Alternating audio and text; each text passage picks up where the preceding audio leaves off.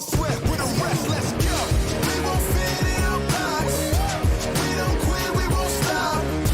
Ride us all to the top. We won't fit in your, we won't fit in your, we won't fit in your box. No, we don't quit, we won't stop. No, ride us all to the top. Whoa.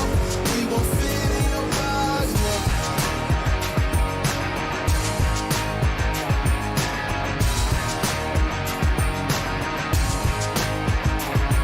Look, I try to tell you we don't fit in your box. Why you try to box me and I got the key to unlock? I know the locksmith, optics, speak of the lots. I'm eating lobster, chopsticks, freaking the boss, you know. I'll never fit in where I go at. Ooh, boss talk like I'm Boaz. Ooh, why fit in when you know you can stand out still? They remember you more when you hand out deals. Let's go. We won't fit in your box. We don't quit, we won't stop. Ride us all to the top. We won't fit in your, we won't fit in your, we won't fit in your box. No, we don't quit, we won't stop. No, ride us all to the top. Whoa. We won't fit in your box. No. Don't box me in. I do my own thing. Spirit is right within. I got my own way. Father is not within. Look at the way that I do my ops again. Oh, better let me loose. You know that I got the juice. Everything I got to do. Words that I speak out my mouth, I gotta move. Oh, oh, we can't fit in your box. You're too cold and you know.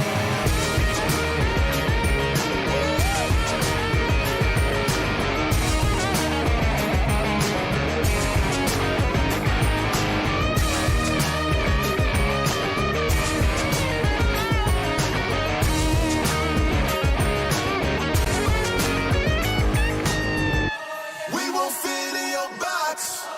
We don't quit, we won't stop. Ride us all to the top.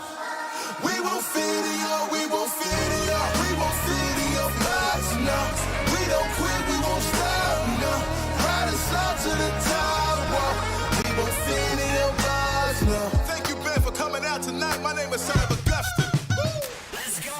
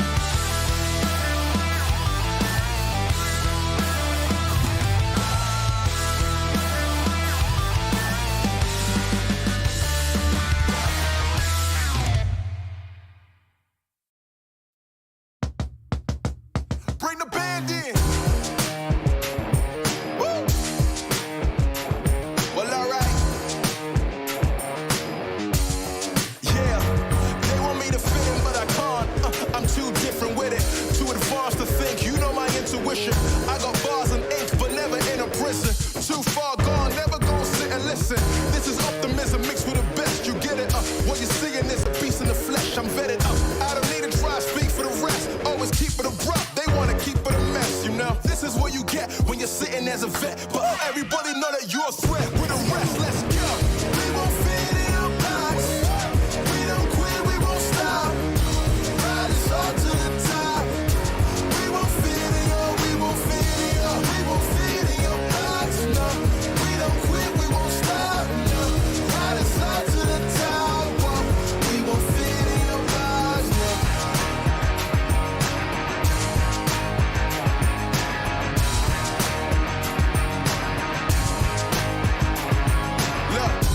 Tell you we don't fit in your box. Why you try to box me in? I got the key to unlock. I know the locksmith, optics. Speaking of lots, I'm eating lobster, chopsticks, freaking the boss. You know, I'll never fit in where I go at. Ooh, boss talk like I'm Boaz. Ooh, why fit in where you know you can stand out still? They remember you more when you hand out deals. Let's go.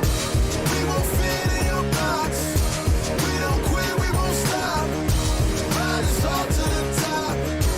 We won't fit in your, we won't fit in your, we won't fit in your box. No, we don't quit, we won't stop. No, ride us all to the top. Whoa. We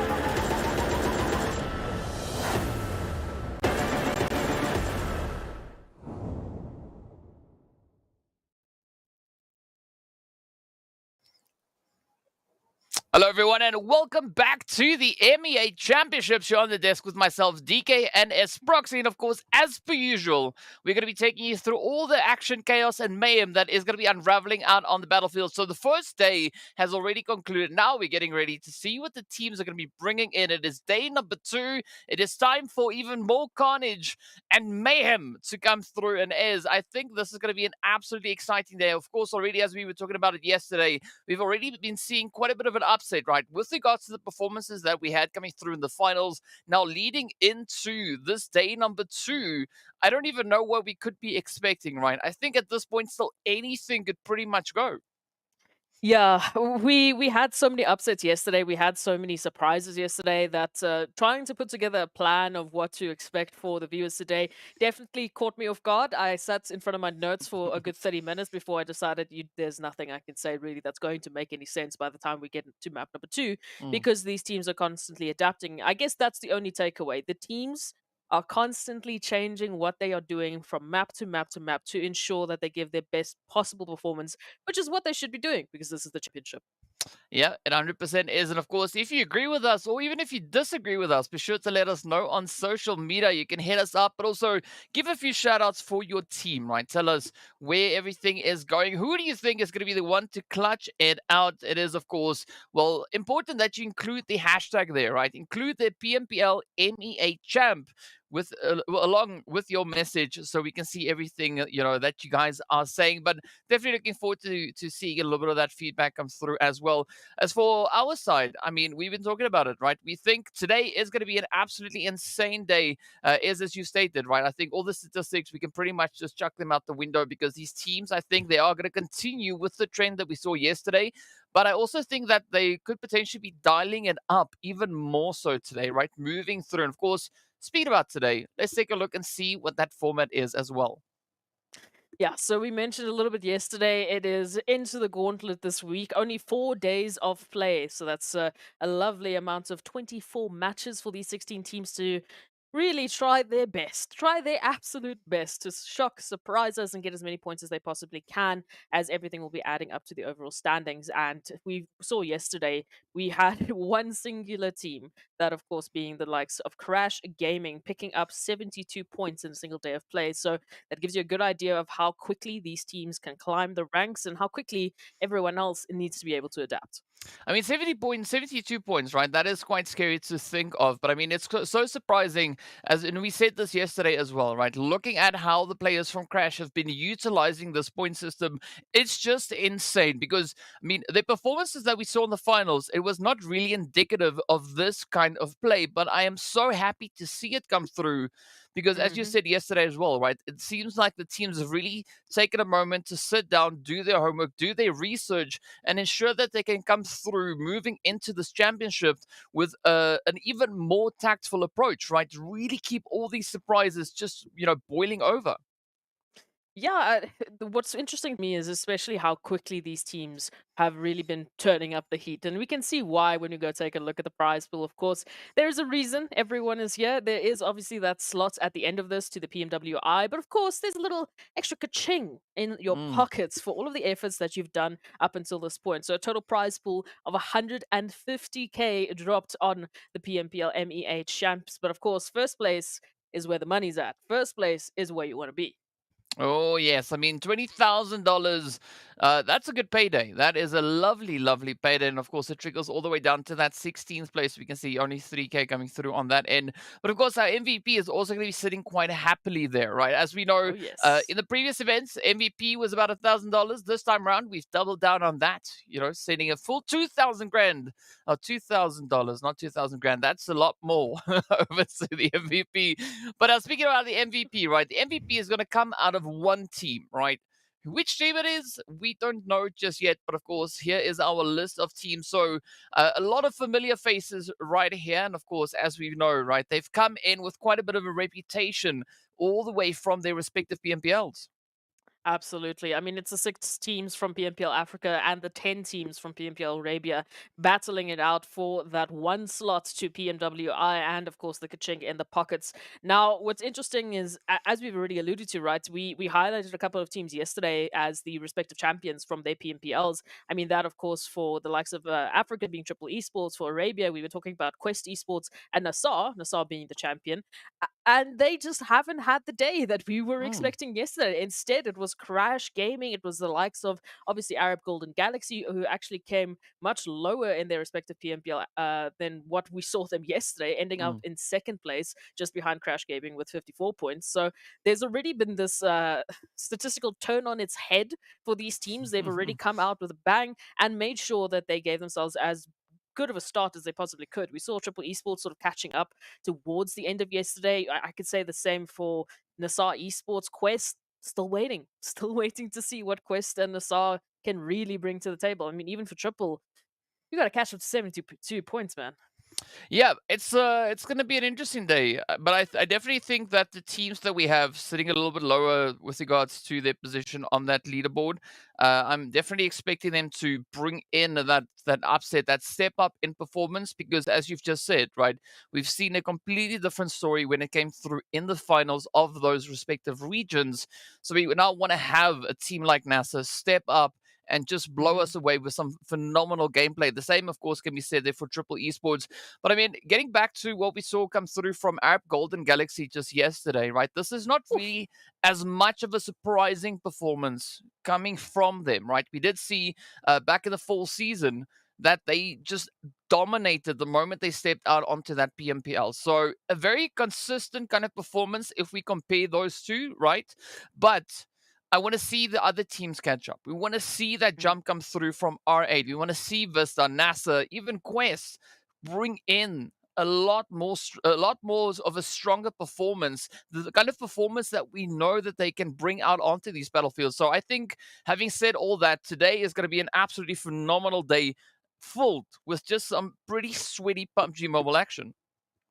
Yeah, it's really going to be very interesting to see how these teams will adapt to what was sort of just laid down on the ground yesterday. It was sort of like a mic drop moment for Crash Gaming. They were like, "Cool, there's the bar. Try and catch up. Let's see if you can."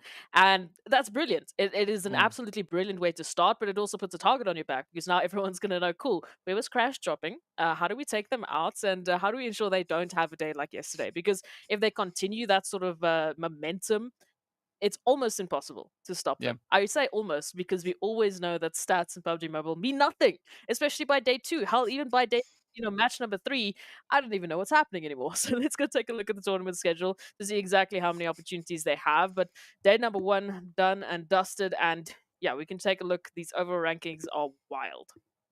Yeah, I agree with you on that one. Of course, as we saw yesterday, right? And you, as you were alluding to just now, Crash coming through with an absolutely insane play. What's also quite scary to think of is that they brought this in with only one winner chicken dinner. I mean, Arab Golden Galaxy, we saw them locking in those first two victories just yesterday, back to back, but that only allowed them a grand total of 54 points. So aside from that slight little bit of a gap between first and second place, the rest of the teams still maintain a very contentious position when it comes to the leaderboard. And especially, I think, anywhere from second all the way to potentially like 12th place or even 16th, all of that can still change today, right? These are the points acquired in just one single day. So expect even more insane performances coming through on the battlefield. Yeah, we just have to look at these numbers, and I almost want to take them with a pinch of salt, but at the same time, we don't really have stats of the PMPL Arabia and PMPL Africa teams going together in the new season. This was our day 1 number stat. This is the sort of baseline that we have to work with. So it does throw everything on its head a little bit. There are some reigning champions that we are used to, like we said, Arab Golden Galaxy.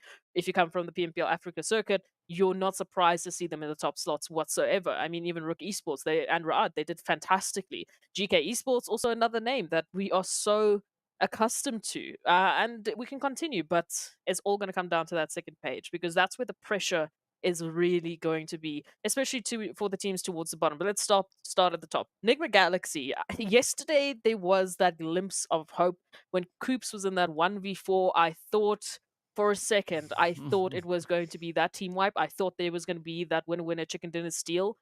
but it didn't quite happen. And then from that point on, there was a little bit of a glimpse of hope, and they falter back and forth. But if they can Mm. start today strong, it's still doable. It's still doable for them to catch up to the top slots.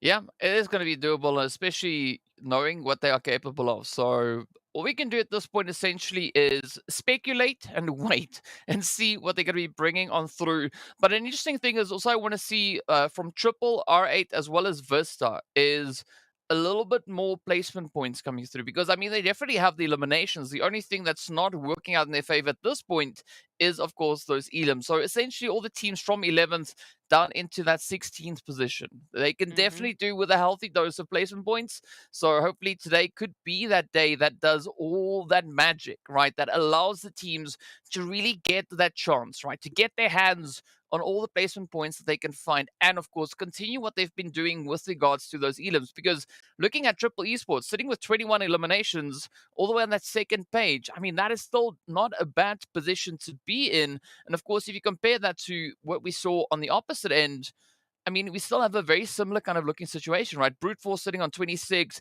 we got GEEKAY sitting on 24. So there is that great opportunity for the teams still on the second page to elevate and catapult themselves back onto that first page.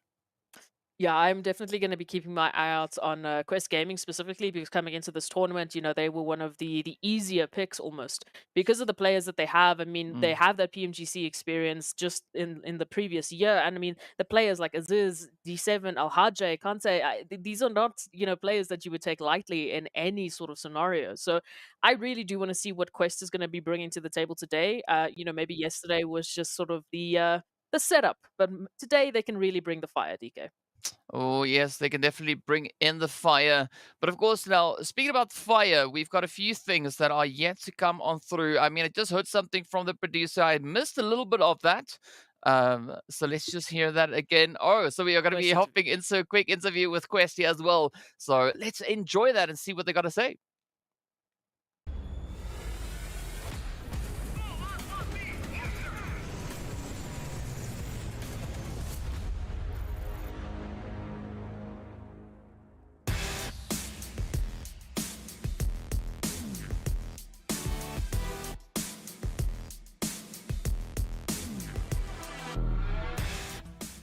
السلام عليكم ورحمة الله وبركاته أعزائي المشاهدين والمتابعين.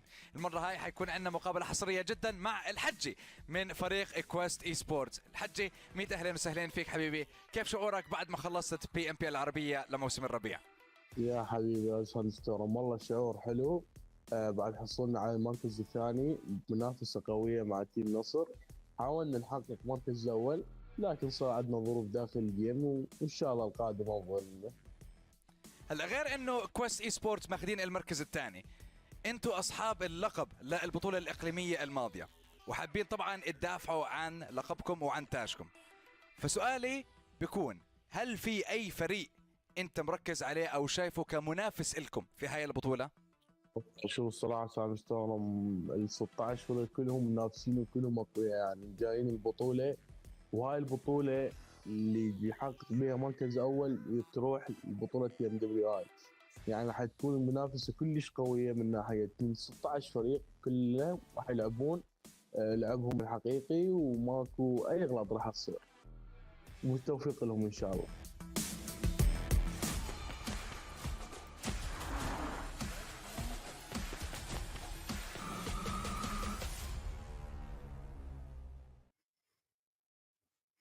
A very humble response coming through from Al Hajj, right? You got to say that. I mean, when asked who's their competition, they said, well, all 16 teams, right? That's it. We're all competition, and that is why we've made it to the championships. I'm quoting that verbatim, right? So I'm adding a few things in there because why not, right? We might as well to see what we can bring through. But of course, it's going to be quite an exciting day, right? We are going to be looking at our map rotation again to see, and of course, remind our viewers as to which maps we are going to be venturing in towards. And as we said yesterday, it's going to remain the same for all 4 days, right? So yesterday it was Erangel, Miramar, Erangel, Sanhok, Erangel, Miramar. Of course, today we have that situation happening once again, and it will remain like this all the way through to day number 4. But I mean, what is great about this is, and we spoke about this a little bit yesterday as well, is having so many Erangels in here does really look quite phenomenal for teams that perform like absolute legends when it comes to the map of Erangel. Yeah, and yesterday I would have said the only team would have been Arab Golden, but they very quickly proved me wrong. We had such a phenomenal performance with such a plethora of teams. I mean, we had GK Esports taking the second last Erangel of the day. Ironically, that number of 19 keeps popping up on Erangels. I don't know if everyone is just aiming to win with 19 points. If it is, then fine, let's keep it going till the end. But it's been a very interesting showing, and yes, the teams that are comfortable on the bread and butter of a wrangle in this level, because I mean everyone knows the map, everyone plays the map every single day. But if you can play in such a phenomenal manner at this level, then this is the perfect championship for you. This is where you're really going to be packing in those points. Oof, yeah, and I mean we've seen, as you said, right, there was a little bit of a trend with that 19 coming through. In fact, we saw it come through 3 times yesterday on, well, it happened on 2 of the Erangels, and of course one of the opportunities, or one Yeah. of the instances was over on Miramar. But yeah, we want to see where these teams are going to be pushing it towards next, right? The highest score that we had yesterday was, of course, that beautiful 20-pointer coming through from the side there of Crash Gaming, which they secured all the way over on Sanhok, right? A lot of that rumbling in the jungle really coming to fruition here. So there's going to be a lot of opportunity for that. And of course, speaking about rumbling, speaking about opportunities, we also want to give a big shout out going out to Monster Energy, our official energy drink partner for the PUBG Mobile Pro League. So mad respect, mad love going out to them. And of course, we are going to be looking forward to seeing who will be unleashing their beast as we are going to be cycling through our 6 matches again today. Now, yesterday I asked you if there was a little bit of a prediction that we could maybe put in, and you said no, we're not going to do it on match number 1, but day number 1 is Okay. done, right? And I mean, as we saw now, there's no point in looking at our stats really, because the teams keep Uh-uh. on surprising us. So if you had to put in a wild prediction, what would your I do prediction be for game the. number 1? Ooh, okay. Um, Game number one, I would say, just on the offsets of what we saw yesterday. Naturally, Crash Gaming and Arab Golden would be two teams that very easily Mm, come to mind because of their consistency and because of their explosive energy. Mm, I'll do you a solid. I'll go with the Broody Fruities. I'll say Brute Force has that opportunity to bring through a surprising performance because they mm. were more often times than not in those top 5 placements. We always saw them, sort of hanging around, sort of getting themselves into a better position. And with the rotations they've been making, it's been very interesting. I'll even add Vision Esports into that one. If not the win, I definitely see a lot more eliminations in their future. Ooh, all right. Now I'm going to take it even further, right? I'm going to go for Triple to be one of the teams to step it up in this coming Please. match, right? So that's one that I'm going to go for, and then the other one's going to be NASR, right? We want to see Please. those PMPL final champs step up, showcase what they can do right here in the championship. So if match number 1 is going to be the opportunity for them to do exactly that, well, let's have it then. Let's see what they're going to be bringing on, as of course we are just inching our way closer and closer to getting into our very first match of the day.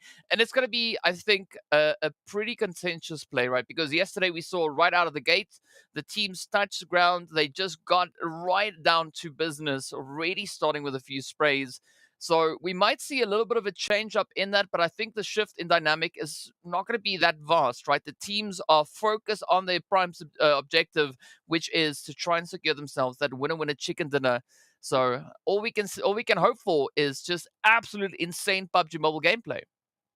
That's the hope. And yeah, I would agree with you. Those 3 teams we highlighted at the end of yesterday, I mean, Quest, NASR, we can throw NIGMA Galaxy in that, Triple Esports, all teams I want to really see more of today. That Mm. that showed us glimmers, that showed us, just we can do this. But then they had that one match where they found each other. So they all stepped up at the same time, but then they took each other out. I was like, no, point to the other teams, please. So if they can start with the first Erangel, just really Mm. locking it down, even if they play it a little bit more calculated, just making sure they've got everything down in the banks, take some placements, get some good foundational eliminations. It really should go a long way to building through some good momentum for today. Mm. But to that point, right, we also have to think about Crash Gaming and Arab Golden Galaxy, how their play from yesterday is going to translate into today. I mentioned it briefly. Such an incredible play, such an incredible start to the week puts a target on your back. Yeah. Arab Golden Galaxy, they had 2 back-to-back winner chicken dinners at the beginning of the day. That's quite a statement to make. And then Crash Gaming was the only team to really catch up and go further, getting those 72 points with a nasty 44 eliminations. So they were very violent, but to a good point.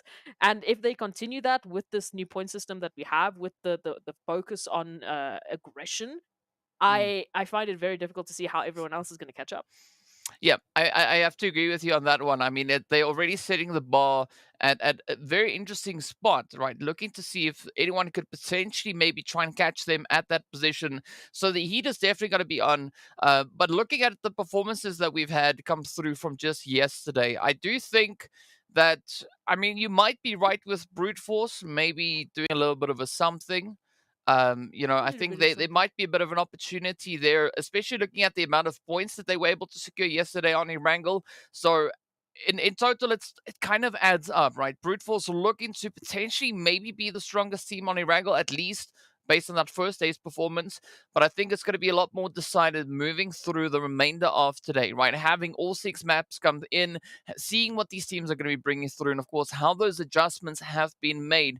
Because one thing I think we can rest assured is that the teams are doing all the information gathering that they can find. Of course, speaking about information gathering, it's now time for us to gather a bit of additional information as we are going to be venturing into our very first match here of the day. So this is where we get to see what that flight path and zone is going to be bringing in. Where would you like to see a potential zone shifting towards? Not the south, please. Please. It's all I want. It's all I've ever wanted on Erangel in this last few weeks. We've seen so much southern zones. We've seen so much of the south portion of Erangel. I'm missing a little bit of that shooting range, Severny, Stolber, Yasnaya, Rozok. I'm missing all of these spots to the northern side of Erangel. So if we could, please, could we go the other way? Or stay here. Just let the zone come here as well. Yeah, I mean, it's an interesting flight path to come through. It does look kind of similar to what we had at the, in the beginning of yesterday. Not exactly to the same, but, it's close enough to a certain extent. But now I'm going to be waiting for that zone to be revealed. I'm potentially hoping for a little bit of a western shift, right, heading in towards like Gatka, towards that western coastline, maybe a bit of that hospital play as well to come through. But essentially, as we know, it's all going to be down to what the RNG is going to be throwing in. Sometimes that is the case, right? With this kind of flight path, we could be looking at a western zone, but all will be revealed. And it also does seem like, at least for the time being, we're not really looking at any major hot drops or anything of the sort coming through. Yes, we do have R8 and Triple dropping right there down in towards South George. But aside from that, seems like the teams are just playing a little bit more of a separated start. Ooh, look at that. It is going to be close to our last Erangel from yesterday. I feel like someone's doing this on purpose. I don't know how, but I feel like you're doing this on purpose. Listen, we finished on that bridge yesterday, right? We got very close to finishing basically on top of a bridge, which would have been wild. But this 50-50 that the teams have constantly been dealing with has been just ridiculous. We had so many bridge camping moments. I can't deal with it. But it's okay. It's okay. I will believe in the mainland supremacy. So hopefully we go back to mainland. Maybe go to the north sometime soon. But for now, the teams will be dealing with quite an eastern shift. So, I mean, there's some very great opportunities there for the likes of Arab Golden, who do favor that Multitude Farm area. NASR over towards Shelter, very comfortable. Vision over towards Lepovka, I think, is going to be a prime positioning for them. We mentioned yesterday their play style of, playing around the edges, playing those gatekeeping opportunities. Coming through from Lepovka, they're going to have a lot of time to themselves to loot up and take things in their strides, potentially going quite ham with the eliminations. I also I realized I never said why I thought Vision were going to be picking up eliminations. You do know in our top 3 players, in terms of eliminations, we have 2 Vision players. Yes. Mon with 17, Bolt with 13. So I believe in the Vision. Yes.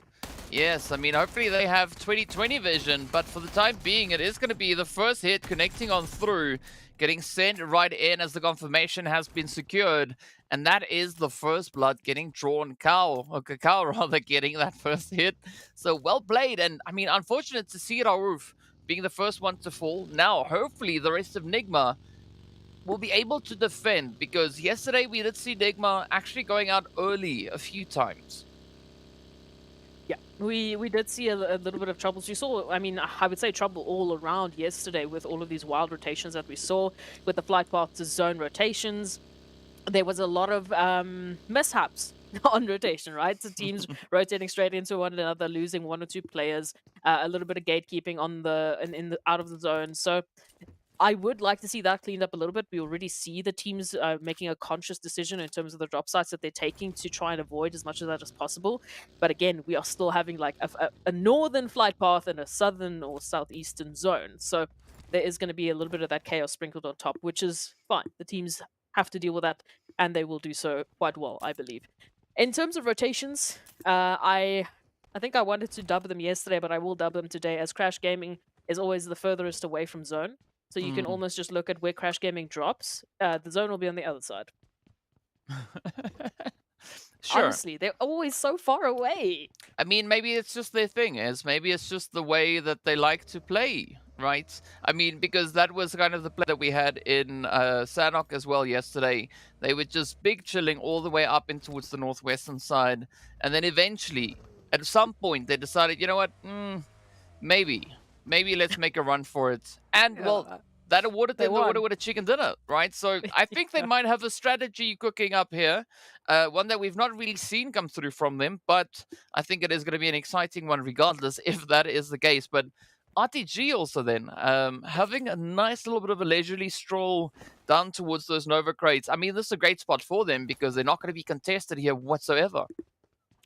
No, they will be pretty much left to their own devices. Again, it's about these conscious decisions that we've mentioned, the teams ensuring that, you know, they are given as much space as they need. And with regards to the military base island, it's no surprise that we normally only see 1 or 2 teams going this way. And RTG seems to be quite consistent in that decision. Arab Golden will be hearing a couple of shots just whizzing on by. So a bit of a warning that there might be some opposition right up ahead on top of those mountains by the side of Malta.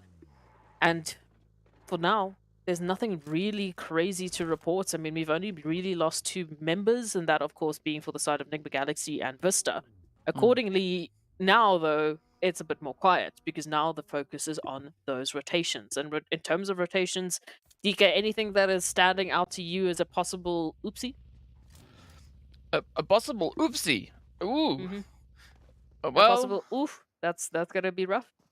No, not really. I mean, the western edge of the current zone, it's going to be tough. It's going to be crazy. It's going to be sweaty, right? Because we got the Ra'ad, R8, Quest, Vista, Triple, GQ, and of course Crash, all yet to rotate through from that western edge. So I hope that you know, like whoever's situated on the edge of zone, potentially NIGMA up in Pachinki, I hope that they've pulled up their socks, because they are going to get heavily contested potentially. Yeah, I mean, other than that western side, it's the same for me. I can't even see anything wild on the edges of zones, which is quite interesting. So much space that's been awarded to these teams, and it's such a stark difference from what we saw just yesterday in match number 1, which is really alluding to a very good amount of homework that's being done after these games, which is great. I love to see it. Towards the center, though, when we take a look at Farm and Milta, we obviously had that little bit of a, you know, tit for tat, just peeking at each other between Arab Golden and NASR. RUKH Esports, in the meantime, has joined them over towards Farm. We can see Vision taking that rotation all the way from Lipovka in, very close to NASR, just for now, keeping an eye on each other. But it will be very interesting if they do stop anything here at this time, because as we know, there's a few more teams coming through to join them. R8, this western side, we mentioned it, Quest in the middle between NIGMA Galaxy and R8. So hopefully they won't be catching themselves in a sandwich. Well, let's find out, right? There's only going to be one way to know. But I like the slightly different style that we are seeing here. I mean, that might also be partially due to the zone doing what it did.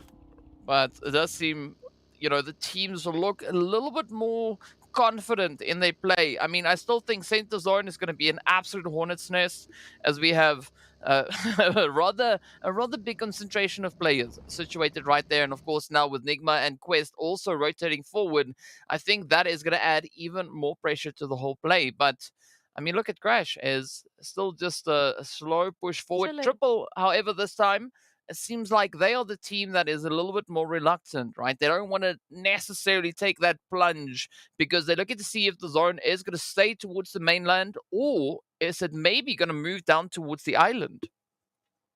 That will be okay. I was gonna say that was gonna be a wrench in the works because we only have one singular team on the island. So RTG will unfortunately be the only team that's like, oh man, now I gotta move.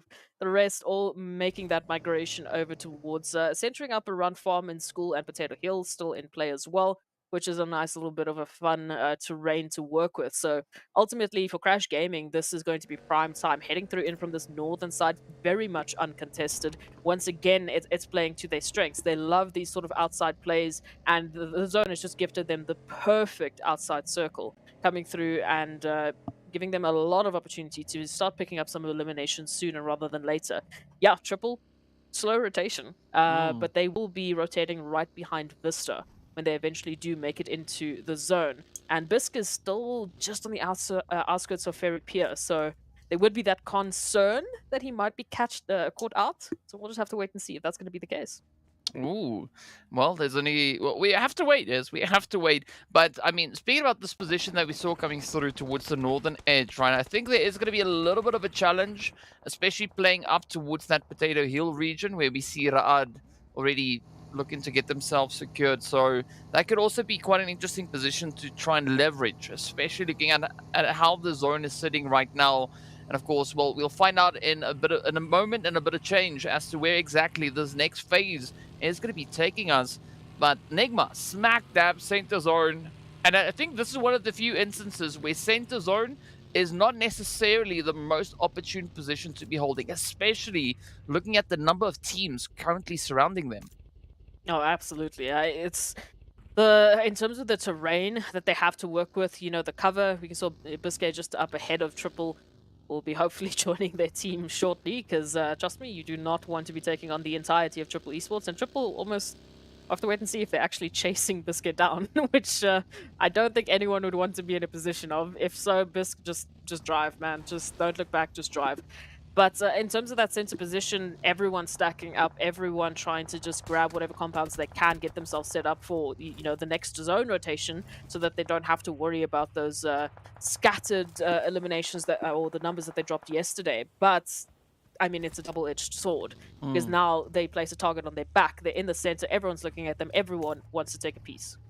Yeah, I mean, but there's only so many pieces to be had, right? There's only 4 pieces, unfortunately. So either someone's going to share or someone's going to sit on the edge, just looking on as all those pieces get enveloped. But speaking about that, though, RTG actually pushing all the way up from that southern edge, just managing to stay ahead of the blue. Ra'ad, though, they're going to be blessed with a beautiful little drop just getting sent towards them. A nice little present, right? In the meanwhile, the zone does move slightly more towards the north. And again, I like this terrain because it is going to be quite challenging, but this is where Ra'ad already find themselves in a beautiful setup, because all they can do now is just move a little bit closer towards that eastern side of Potato Hill, and that will even allow them a line of sight down on towards the world of battle.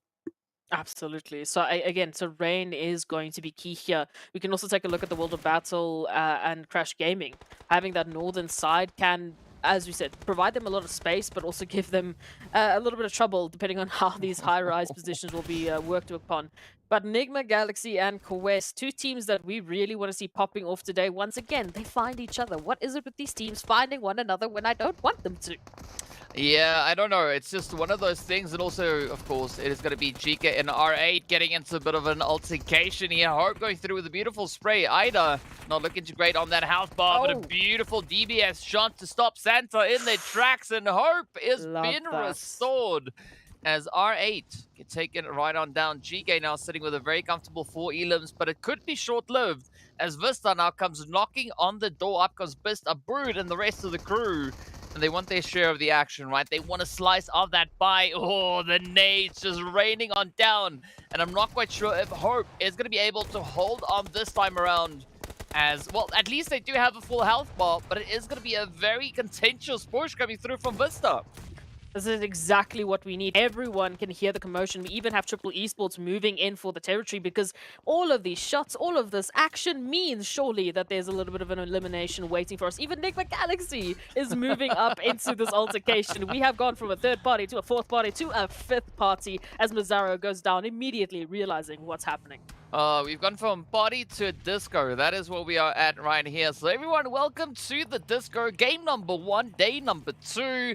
It is absolute insane. A whole lot of carnage erupting on the screen here. Now NIGMA looking to try and leverage a bit of that southern positioning. GEEKAY, I mean, they're not going to fold just yet, right? They're going to hold on to this compound as best they can. But Triple definitely going to try and reach in, bring in a bit of the upset. But Bisk still managing to survive. So we've not yet said goodbye to any additional teams at this point.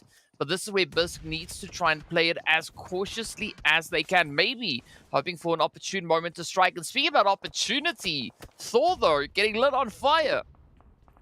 Yeah, it's not quite what you need to be doing in the winter months here by us. We also don't set ourselves on fire, so would not recommend it. But hey, GK Esports need to do what they need to do to get themselves out of the situation. VISTA in a similar bit of trouble. VISTA's just been running from one team to another and now straight into GK Esports, at least with a shotgun in hell. That S12K might give them a little bit of extra damage, but they need to be so wary. Now it all falls onto Hope as well. The last hope here for GK Esports to keep them in, but Quest. Yeah. Oh, yes. Yeah, it is what it is, right? Opportunistic play, that is exactly what we saw coming through. And of course now Quest securing that Elam. But, you know, things are not looking any easier between Triple and NIGMA right here. As Bisk also still looking for a potential way to get out of the situation. The zone has shifted further towards that eastern side. So that does add even more challenge to it. But Chemo looking nice and steady. Bisk, I mean, I don't think they've been this quiet for quite some time, but that is the approach that you need to take at this point in time. I mean, make too much noise, they are going to find you, and that is going to be the end of your run. But now Triple, I mean, I don't know that they are aware of Bisk's position. Ooh, that nade is definitely going to signal that there's something wrong with the situation. And Bisk, I mean, has just been the hero for VISTA Gaming, was one of the last rotations and actually the players to join the rest of his team, and now at least picked up 3 eliminations before ultimately going down. So not a bad effort by VISTA, but now the World of Battle feeling the pressure. Oh, and up comes the hit, the spray, the sweatiness just boiling through. Hey, buddy! Flying in with that buggy, gets the hit, gets the shot, and now the World of Battle reduced down to only 1 remaining hopeful. As you can see Azem holding steady in the little shack here, trying to carry that team's name all the way to the very finish. But of course, Xenox has got a different plan for them as that vehicle goes up in flames. Hazem quickly just popping that smoke, trying to put up as much coverage as they can. But VISTA, or Vision rather, also now creeping into contention, and this is just, I mean, it's just stockpile upon stockpile, right? Everyone, again, trying to capitalize on the available opportunity. There's no choice but to exactly that. So third party central, I thought we were on Sanhok for a second, but no, this is just Erangel. This is just what these teams have been forced into. We can see quite a lot of recovery that needs to be made. NIGMA Galaxy now in a similar hot seat. Lord trying to get that res onto Hamodi, but RUKH Esports not letting up the pressure, sending out any and every piece of utility, just hoping for that one connection to land them a team wipe. At least for now, Hamodi, a little bit of time. Get those health bars up as soon as possible. Meanwhile, Triple Esports finding Ra'ad as well. So we have a multitude of clustered fights happening all over the show. I mean, even Quest is jumping into that fight with Triple. So it's not going to stop anytime soon until we have some silence, until we at least get down to potentially the 16 marker. Yeah, it's a cluster fluster, right? Because I can't use other words. But here we go as Reno now sends out a bit of utility. I mean, that nade landing onto its old boy is not what Triple needs at this point, and I'm not quite sure IC is going to be able to pull that res off. But up comes Ra'ad, moving in at full force. DBS! Oh, tries to get the job done, but unfortunately it's not going to be on the cards. Off goes Triple now, losing quite a bit of a position there. Ra'ad also getting traded. NIGMA getting shipped out. Down to 10 teams we go. It is absolute carnage, absolute mayhem. I mean, as this is even more insane than we saw yesterday. Part of me loves it. Part of me just doesn't. I'm not even going to try. Don't ask me for predictions. I feel like when you ask me for predictions, this is what happens, okay? I'm going to blame you because I have no one else to blame. But yeah, this is just the absolute insanity that is the MEA Championship. Everyone just pushing so heavily for those eliminations. I mean, whatever opportunity they are going to be presented, they have to take at this point in time. And unfortunately, as I've mentioned, the chaos will not be stopping anytime soon. Still plenty of rotations to be made. As we can see, NASR safely within the zone, I say, with a bit of a question mark, because we still need to see what the rest of the teams will be doing about this. We've got Arab Golden just to the side of NASR. We've got RTG, obviously, down south, being the main focus right now.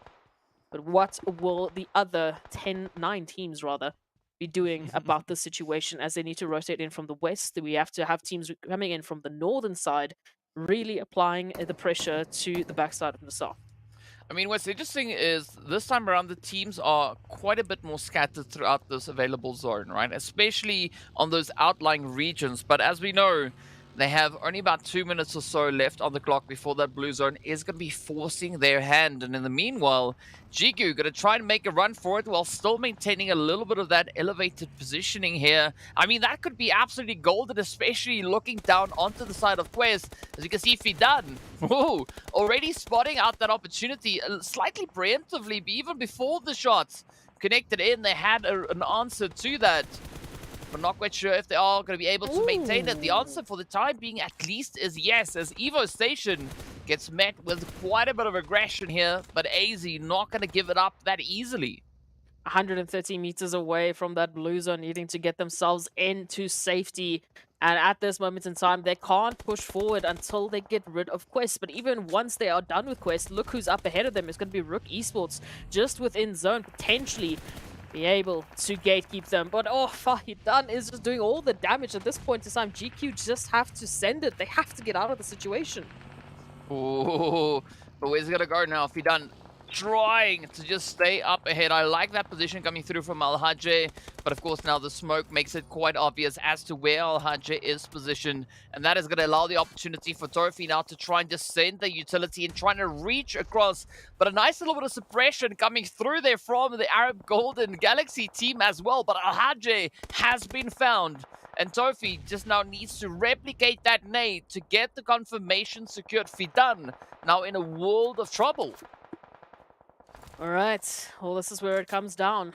GQ Esports still outside of that zone, just narrowly making it in, but Quest Esports still in a world of trouble. It is Fahidan that has to make everything happen because, well, Al-Hajj will be joining the lobby very soon, especially if GQ have anything to say about it. And now, just behind one vehicle to keep them alive in the scenario, even though they've got the blue zone.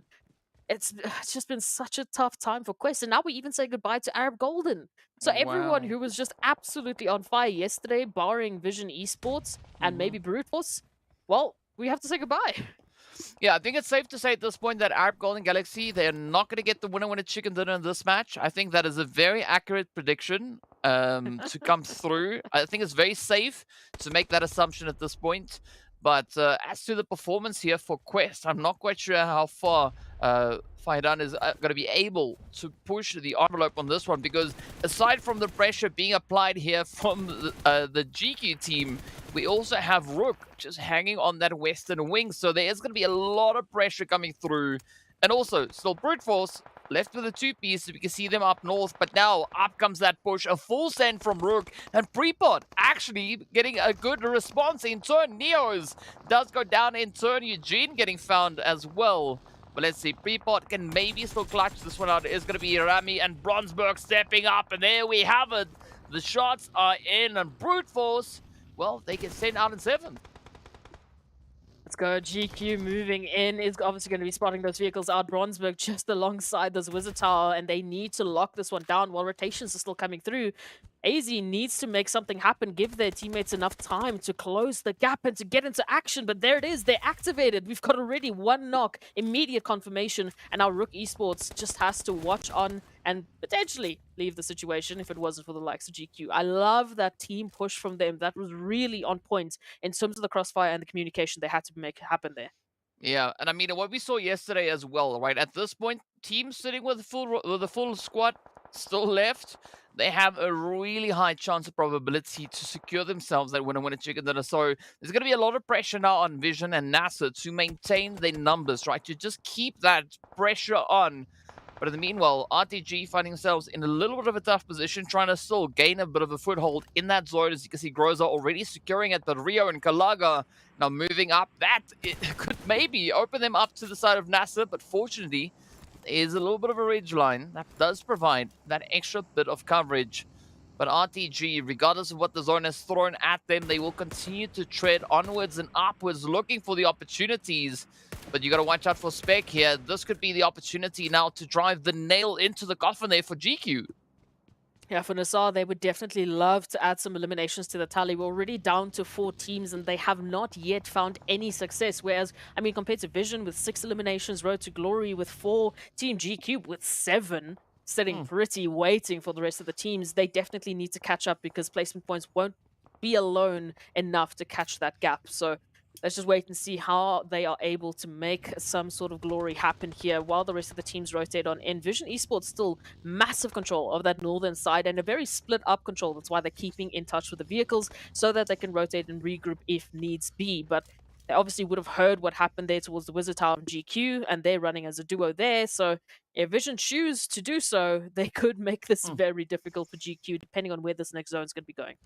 But I gotta say, I like this new vision, right? I like this new vision. I mean, I have this feeling that they might have, visited an optometrist or something, because that the vision is just on point. So it's looking phenomenal. It's looking amazing.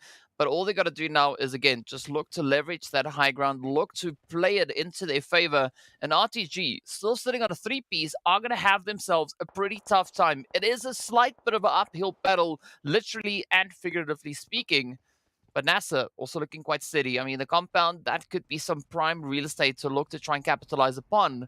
But where will it take them towards? Will it allow them that opportunity to secure that next bit of play that they need? Vision Esports, they are investing quite a lot into holding GQ into this position. We know that zone has shifted off. R2G also are, well, keeping an eye on GQ, just trying to make everything difficult for them. So unfortunately, GQ, they have to fight 2 fights on multiple fronts just to get themselves into the zone.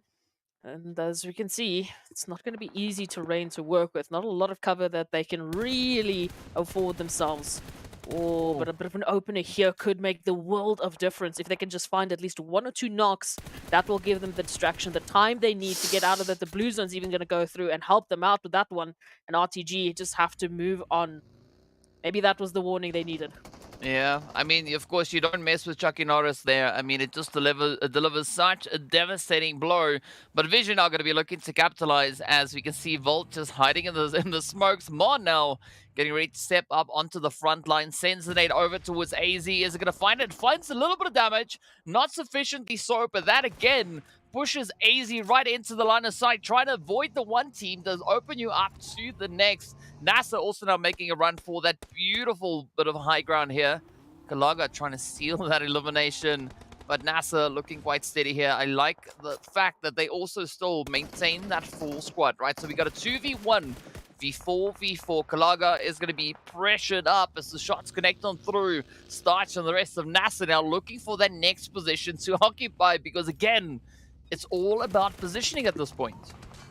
It has to be. Ooh, it's going to be such a difficult opportunity now for any other team. I would say barring Vision and NASR to make something happen here, but Vision have been so active, and you can see now they're taking this wide rotation around the zone. Ooh, the next shift does give them that spacing to work with, but then an additional knock might make things difficult. NASR finally activated, finally looking for that aggression. They need to pack up those eliminations before things get way too difficult. So if they can start it here, if they can start just adding to the tally now, we might be looking at a whole different ball game for NASR. Well, let's see where this one is going to lead towards, as we are looking for the approach here. NASR trying to play on this eastern front. I mean, on still pretty even ground compared to this of Vision. But how's it going to fold, right? Where's it going to take them towards next? Sophie there for the side of GQ also just keeping it nice and quiet, holding as quietly as they can. But RTG still in a very, very challenging position. Groza, Kalaga, 2 very capable players. They're going to have their hands full trying to dodge so much lead getting sent across. And there we go. The first few shots getting fired across. Vision not going to be allowing too much of that opportunity to be presented. RUKH is going to be able to heal themselves out, but it is going to be RTG trying to just rotate their way on in, maybe pulling off a bit of a flank. But first, they need to not only get past the angles held here by Volt, but I think Tofi is also going to present them with quite a bit of a challenging angle. Depending on how long Tofis can actually hide out, because if no one focuses on their position, if no one gives them the light of day and just ignores them, then we could see a serious problem for the surrounding teams. But RTG, and as I say that, Tofis are going to be feeling the brunt of the damage being dealt there by Vision Esports. Now it comes down to NASR and, of course, Vision. RTG relegated to only one, so it's going to be the 4v4 between these two teams. Well, let's see what's going to happen here as the shots now get driven in. Spec trying to play a slight bit of an off angle. It's going to be the final two teams now to fight it out. It is going to be NASR and Vision in contention for that winner chicken dinner. NASR having a slight number advantage here, but of course that race can be brought back in towards Mon. Mon being one of our heavy hitters from yesterday. So let's see how this one is going to play out. Vision already sitting on a very comfortable 10 eliminations. NASR, on the other hand, not a single elim to their name just yet. I mean, they've made it all the way up into the top 2 without a single elimination. It's like they're trying to complete some objective in PUBG, but here we go. Saif taking a little bit of damage, finding the sprays up in towards NASR, and with that, they are down to only one as Sanhok. Now, just keeps a little bit more of a distant position, taking quite a bit of damage. Lath. This could be the closing play. This could be the final nade. But no, the blue zone gets the upper hand, and down they go. The winner with a chicken dinner going straight to the side of Vision Esports. Okay, look. I did say that I was expecting Vision Esports to get more eliminations. I just was not expecting them to get the winner with a chicken dinner in that scenario, because I'm still trying to break down what happened. The Saw just pushed in. There was a little bit of bumper car action. And I don't even want to say it. Yeah, NASR, I don't know what happened there, but that was a bit of a mistake. But ultimately, we have to give it up to Vision Esports for taking the winner chicken dinner. They did so with a phenomenal amount of eliminations. I said it. Vision Esports eliminations. What more do you want? I mean, it was quite exciting to look at, but what was quite strange though is to see NASR making it all the way to the top 2 and not finding a single elimination. I mean, that is just so surprising. But of course, let's take a look at that match report to see who our stars are. It's going to be, well, essentially pretty much Vision dominating the board here, as we can see Lath coming through with the most elims, Volt with the most damage, and Mon securing the longest hit. And then, of course, we got Alhaji in there with that beautiful nade finish. And, of course, Tofi's doing quite a bit of traveling, but that is kind of what we were expecting to see, right? It is Erangel, and of course that zone did move quite a bit away from them, so a lot of mobility coming through, but you got to give it to the side here of Vision. I mean, I'm actually surprised to see them not locking in any of those nade finishes, but a very dominating play. I was absolutely fantastic coming through from Vision Esports. Loving to see that aggression once again making a resurgence. And they highlighted a little bit, especially in the early matches of yesterday, that they had quite an aggressive playstyle that they really could just activate at any point.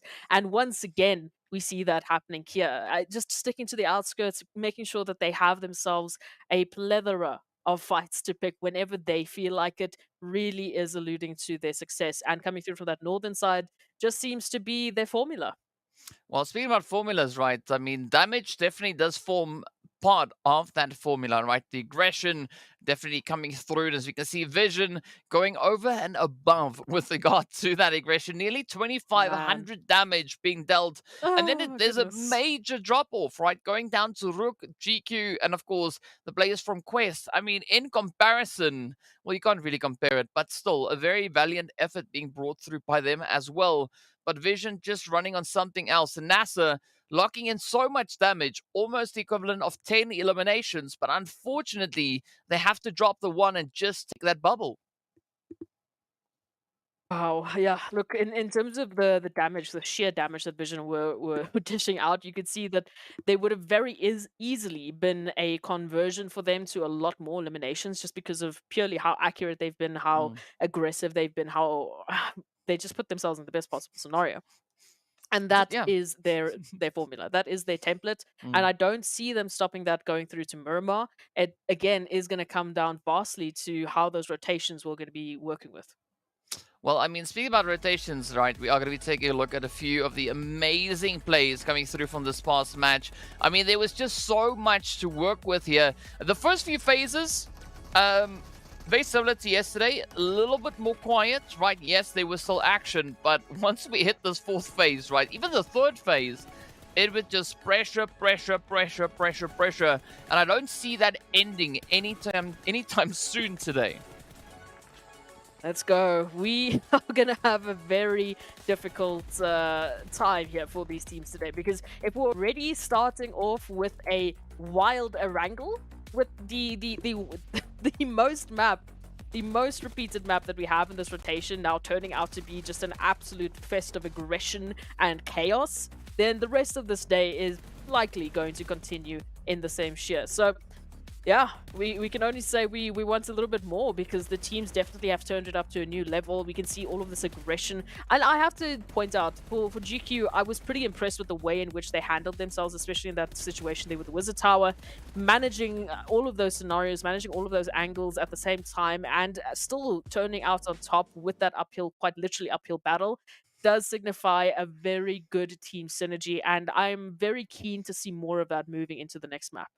Yeah, I have to agree with you on that, because, I mean, yesterday we saw some great consistency come through. And of course, speaking about consistency, let's take a look at that map rankings as well to see exactly how many points the teams were able to secure. And of course, the consistency is there, right? As you can see, 7 eliminations coming through from GQ, 7 elims coming through from the side of RUKH, and of course, that absolutely insane play from Vision Esports, sitting on 13 in total. But I mean, it's a healthy spread of aggression, right? Aside from NASR doing what NASR did, I mean, everyone else still having at least one squad wipe worth of players. This is insane. I mean, we started off yesterday with a very top-heavy Erangel. That was our first interaction. We jumped in, pretty much only one team grabbed those double digits, and that's vastly still a very similar scenario for match number 1 of today, but we are seeing a much healthier spread of eliminations going down that page. I mean, to 7-7-4-5, just the fact that we're averaging above 4, above a whole team's worth of eliminations, as you've said already, is wild to me. That really does show that these teams are here to play. But NASR, yes, do the same thing. Just change the last couple of seconds, and we could be seeing a whole different game. But let's go over to that second page, because I still don't know what to say about that other situation. And moving into this one, Donut Shop DK, we've got the World of Battle and R8 Esports not having the best starts on Erangel. Yeah, I almost thought we called it donut shop, the DK donut shop, and I was like, well, that's weird. But either which way, The DK Donut Shop? Ooh. yeah, whatever, Okay, right? do it. No, please don't, please don't, please don't.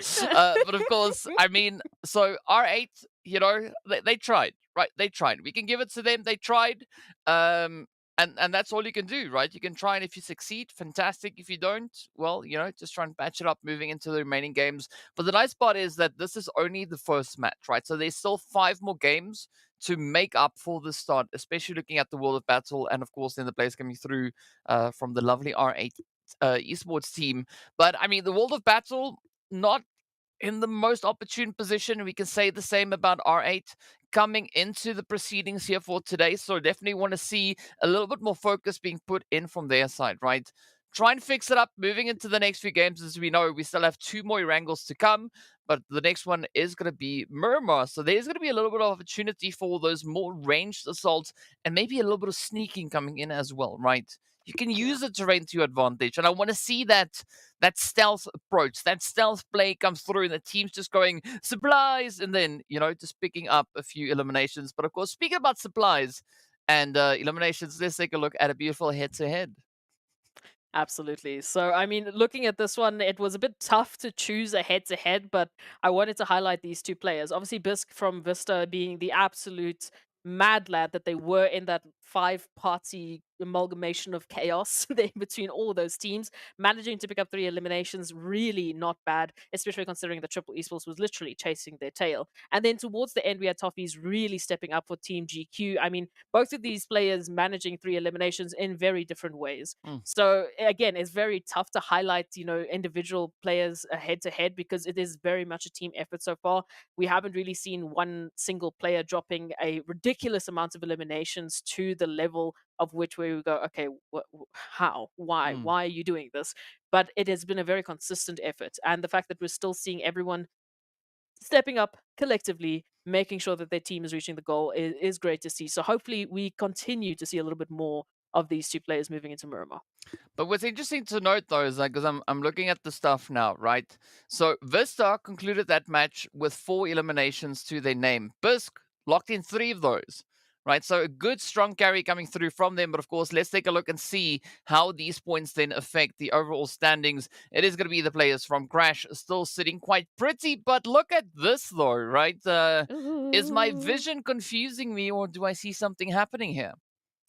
Wow, for once ever, I got a prediction right. But yeah, Vision moving up into 2nd place, being the only other team up with 70+ points alongside Crash Gaming, who had a very difficult Erangel. They picked up a good start with one of those team wipes, then found themselves in a ridgeline out in the open, no cover really to speak of. So then it was just that opportunity for Vision to take over. But we move on down, as we mentioned, highlighted a little bit, Vista Gaming and Team GQ, two very different teams, different results, but in very similar situations. That 9th to 13th place definitely still some time for them to catch up. I mean, considering that our 8th place team, being Ra'ad, has only 33 points, it is not, sorry, not 33. I think it was a little bit more than that, about 40 or so. It's not that far off for them to catch up, but there definitely needs to be a little bit of work put into this Miramar. Yes, we want to see a red play come from Ra'ad, right? But of course, it is going to be time for Miramar. It is going to be the flight path sorting. Yes, it is going to be sorting over on the side. Starting rather over on towards what seems to be the eastern side of the map. Ooh, it's going to essentially hug the coastline, as I think this is going to be a very exciting few spanners being thrown into the works here, because I don't know where the zone could be moving, right? At this point, it could essentially be going any which way. So regardless of where that zone goes, we can rest assured that the teams will have to do quite a bit of traveling to get them secured into that next phase, into that next zone. Going over to PMPL Africa, DK, we were very well treated to a lot of water zones on Miramar of all maps. Did you have something similar in PMPL Arabia? Not really. Maybe like twice, maybe 3 times, but nothing more than that. So maybe it's a little bit of that African spice that we're bringing it in. But yes, with this flight path in PMPL Africa, we would have almost 100% concluded that that would have been a water zone. So here's me hoping just a little bit that we might throw in a little bit of that chaos here. But ultimately, a very, very one-sided flight path. So teams are going to have to take a little bit of a longer rotation to get to their usual drop sites, depending on how the zone pops in. Yeah, could throw a little bit of a spanner in the works. At least we're still hitting the northern side. So there is a little bit of spacing to work with that flight path, but those southern teams are going to have a very fun rotation. Yeah, it's going to be uncomfortable fun, I think, almost. But again, as we saw yesterday, we do have our aces in play. I'm asking very nicely. I just want to see our aces being in play beyond the first phase, right? Maybe like a 2nd, 3rd, 4th, heck, even a 9th phase. I'll take it, right? Just throw us into Oasis, because it's gonna be brutal, right? Because why not? We can see it potentially. Maybe the probability of that probably really close to 0. But in the meanwhile, speak about 0, there's gonna be 0 time to waste as Ra'ad look to get quite aggressive here, spotting out a bit of an opportunity at the expense of brute force, and both teams actually just heading in the direction here of Monte Nuevo. All right, so a very interesting rotation, a little bit of a car chase happening so early on. I'm getting flashbacks to Erangel. Bisk, where are you? Are you safe? Are you all right? Okay. But yep, no, we're seeing a lot more aggression teams trying to get a little bit lucky early on. If they could just hopefully get some early foundations eliminations, that it really does help them. We saw that was a little bit of the crux point for NASR moving into that first Erangels. They didn't really have those foundational eliminations to really bolster themselves on the overall standings because, you know, we've already said this, placements have dwindled. That you can't just solely focus on placements anymore. It just isn't good enough. We need these teams to be more aggressive. So, hey, if the car chase is the way that you're going to do it, do some more of it. Yeah, might as well, right? Might as well just get right down to business. But what I'm curious to see at this point is how Vision are going to fare, right? So, I mean, looking at their performance statistically over on Erangel, based on what we saw just yesterday, they definitely brought in the upset here. But looking at their position now, they are one of the strongest teams when it comes to the performance on Miramar. Of course, that is referring only to the 2 Miramars that we had yesterday. So it's interesting to see how these things could potentially be playing out. But let's see whether or not they could maybe make some magic happen here. But I still want to see Triple. I still want to see Triple look to step it up and push all the way through, right? We want that extra bit of an upset. We want to see the Triple from the PMPL Africa final region come in yet again. Absolutely. Look, this is a very tough battle. I mean, the fact that we've already seen one team catch up to Crash Gaming in such a dramatic fashion. I mean, I'm still looking at it now. Vision Esports at the beginning of that match, they were on 52 points, now sitting on 75. This is ridiculous, honestly. This is just silly at this point. But I'm loving to see that kind of energy, you know, that we still have teams sort of just puffing out their chests and saying like, yeah, we can still do that. We can still drop a 13 elimination bomb and, you know, 23 bomb, which is already our highest score this week so far, just in one single map. We can make that happen still to this point, which takes a lot of confidence, and it's really good to see. But now the challenge is sort of just laid on the table to everyone else. We've got Crash, we've got Vision Esports in the 70s. Who's going to be that next team now to join them? I mean, looking at the positions we currently have, we've obviously got the likes of GQ, we've got the likes of Quest, and we've got the likes of RUKH Esports very well in center in zone. So they're the only teams that really don't have to rotate that all that much. They can just wait for everyone to come to them, and then maybe we can see them turn this into a win. Yeah.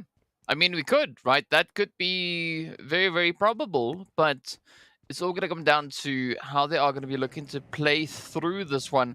I mean, especially looking when we look at the Miramar performances that we saw come through from the respective PMPLs.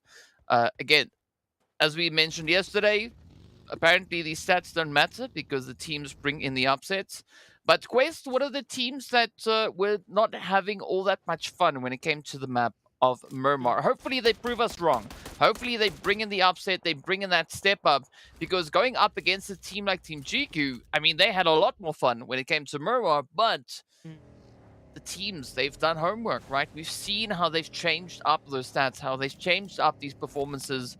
So let's hope that there is a beautiful shining light at the end of the tunnel for the side of the Quest team. I mean, yeah, if we follow suit with stats, I mean, just yesterday, obviously, this was the map that Arab Golden Galaxy took their second winner chicken dinner.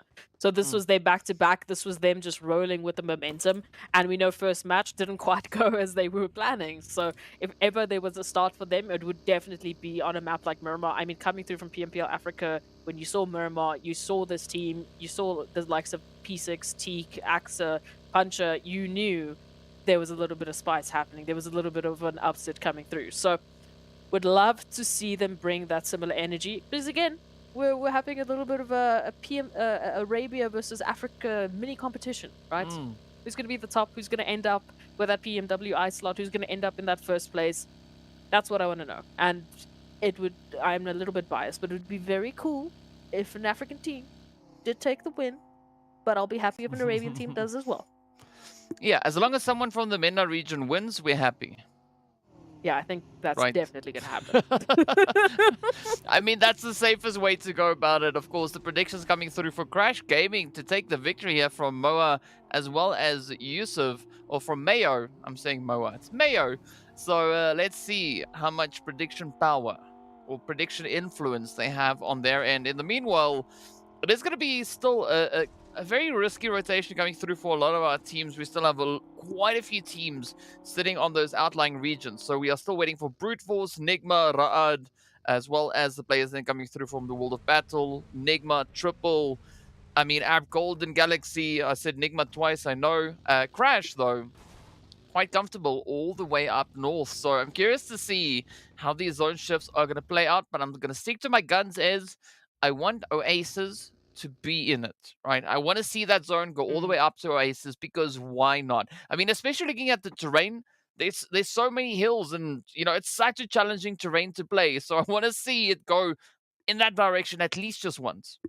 It also immediately starts a race to Oasis because not a single team is finding themselves in that location because why would they? Normally. Let's see. Oh, wow. Well, You should have said you didn't want it to go to Oasis. we can just hope, right? We can just hope. Yeah, I guess. But I mean, this is a nice shift though, because we already see a big chunk of teams being situated within that zone. Right now, it's going to be quite a bit of a contentious play as to who can secure the best position and then defend it. Because, you know, those prime real estate spots, especially looking towards like water treatment and the surrounding hills, I can see a lot of teams already, you know, turning their focus towards those positions. Oh, absolutely. And I mean, most of those positions also absolutely clustered with teams right now. But towards the outskirts, we do have to do a little bit of admin and keep an eye out on some of our teams. We've got RUKH and Arab Golden still out in the blue alongside Brute Force, who still have to make that move in. The World of Battle, NIGMA Galaxy, similar also all the way from that southern side. And then triple over towards the east, just on the outskirts of Al-Azhar, just behind Vision Esports. Those are the teams that have to basically, for now, just focus on moving themselves into the zone while we focus on what's happening here in water treatment. That, of course, being with GQ and NASR just staring each other down for the time being. And this western side of the zone, as we've already said, it's packed. It is so packed with teams, but no one really wants to maybe make that first move based on what happened on Erangel. We had two teams going head-to-head. We turned it into a disco. And then suddenly we had lost like 9 teams in a matter of seconds. So maybe they're a little bit shell-shocked. Yeah, disco, party, right? Let's see if we're going to have any of that come through this time around.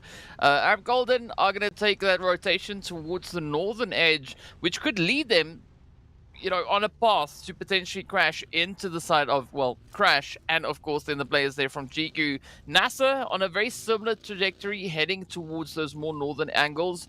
Of course, I mean, we can't say that looking at Spec here, because they're just playing it over on towards that western edge of zone.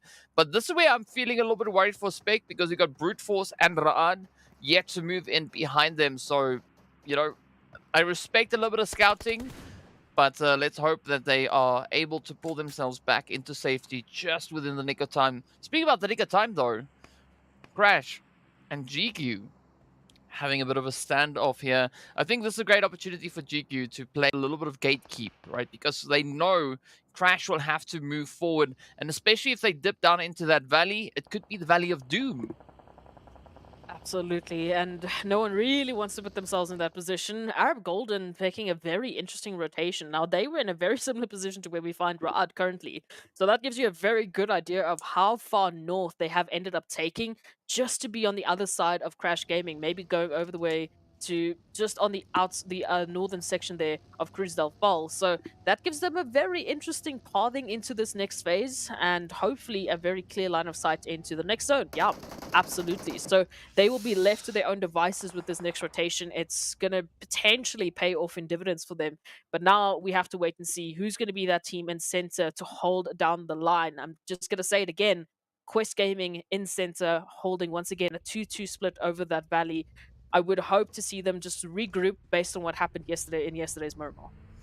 Well, let's see if that is going to be on the cards. I can predict a very sweaty southern play to come through, as we can see just a vast number of teams all secured towards that southern edge. I think the World of Battle might have a little bit of a challenging rotation, trying to secure themselves within the zone. But, I mean, speaking about challenges, RUKH and Brute Force still having to kind of settle their differences out on the outlying regions as Ado gets found. Down they go. Prepod now trying to push in, but there's going to be Fevo meeting them with a good response. not going to let them wander on any further. And this could be that opportunity now for Rad to really apply a lot of pressure onto the side of Brute Force. Zakaria now going to try and dip out, but the focus is there. They're getting lasered with all the shots. Unfortunately, that reload does save Zakaria, at least for the time being, but the consistency coming through from Zuxi with that Mini 14 could be exactly what the doctor ordered. So let's see if Ra'ad will be able to secure the finishing blows here.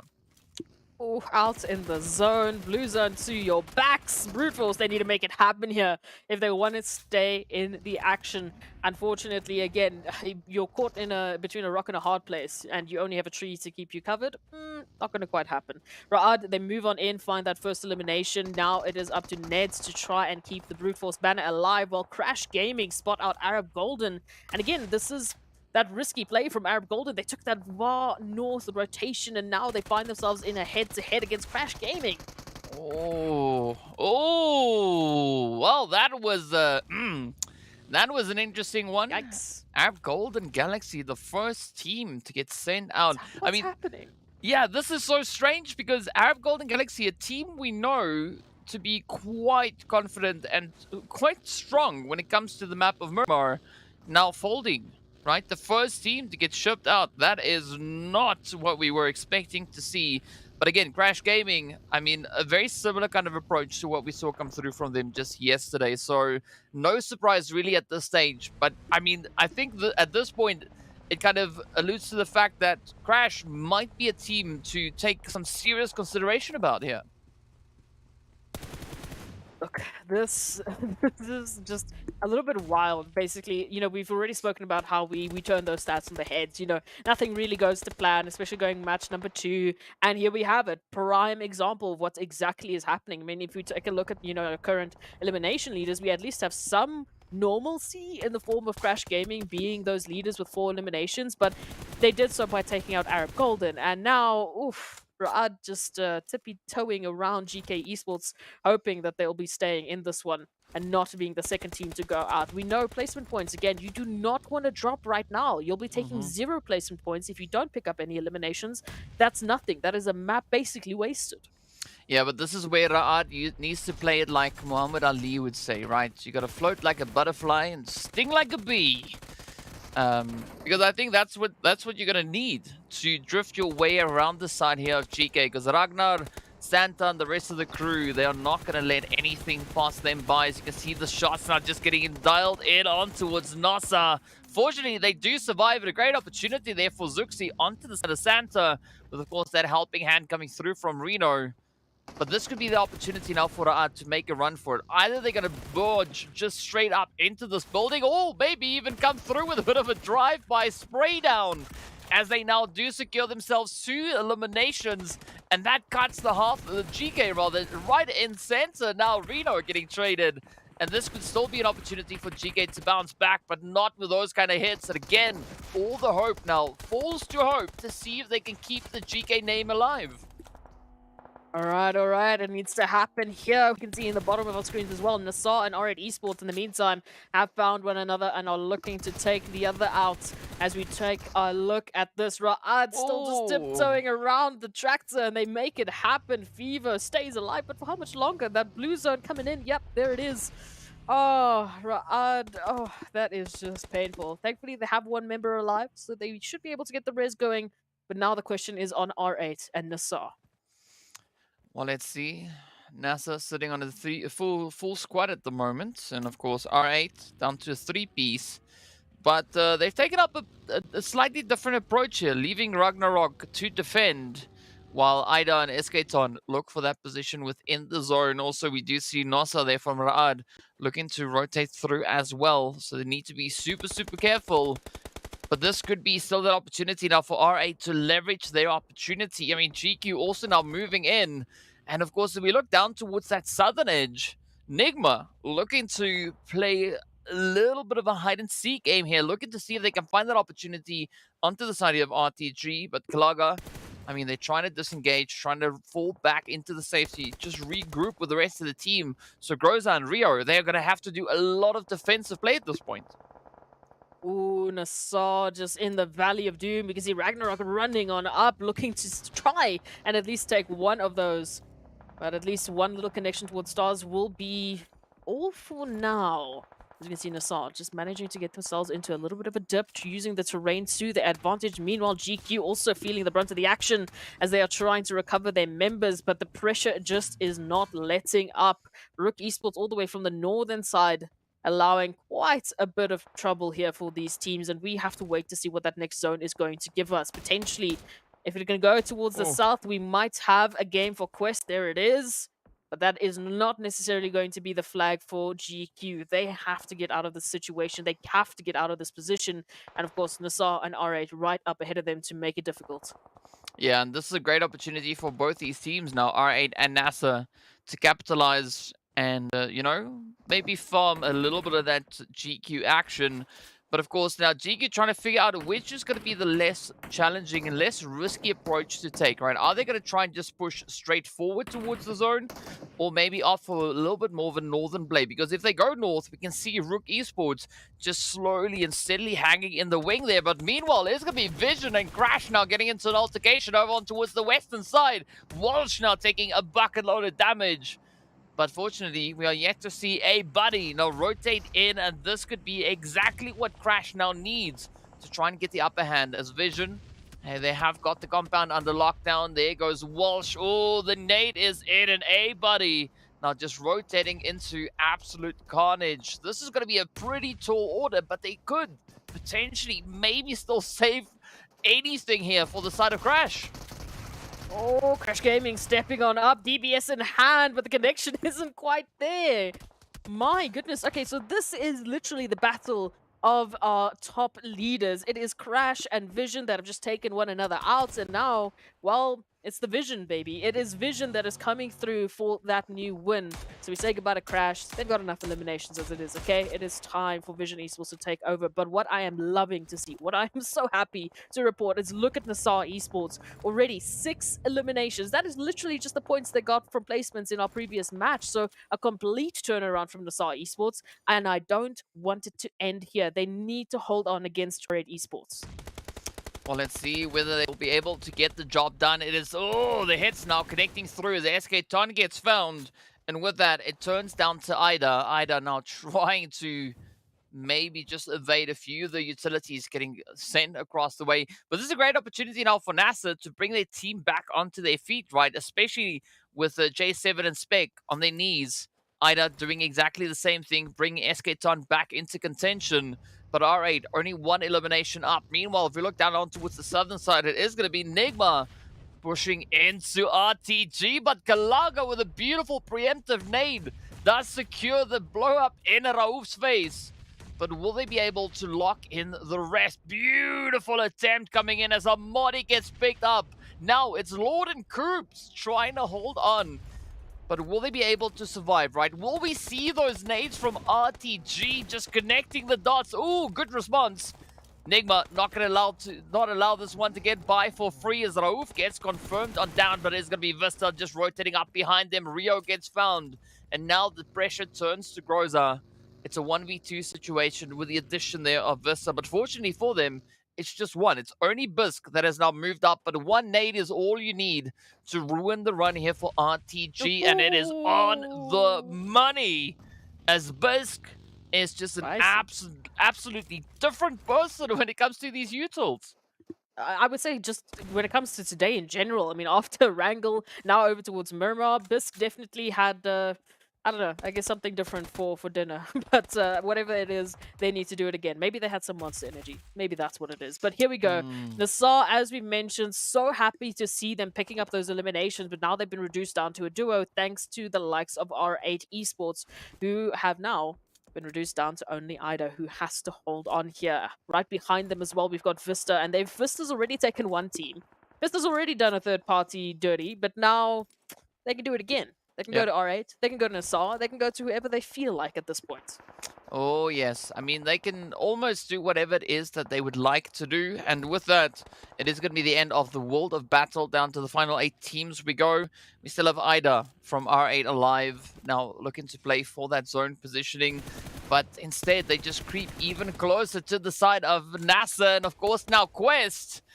This could be the play. Alahaje perched on the roof. Beautiful bit of an advantage to play here. But it doesn't seem like R8 and NASR are going to allow any of that to really come to fruition, as both teams just split up and head in opposite directions. Meanwhile, Vision now trying to pressure a little bit of the opportunity onto the side here of Triples. You can see Old Boy and the rest of the crew now trying to hold on.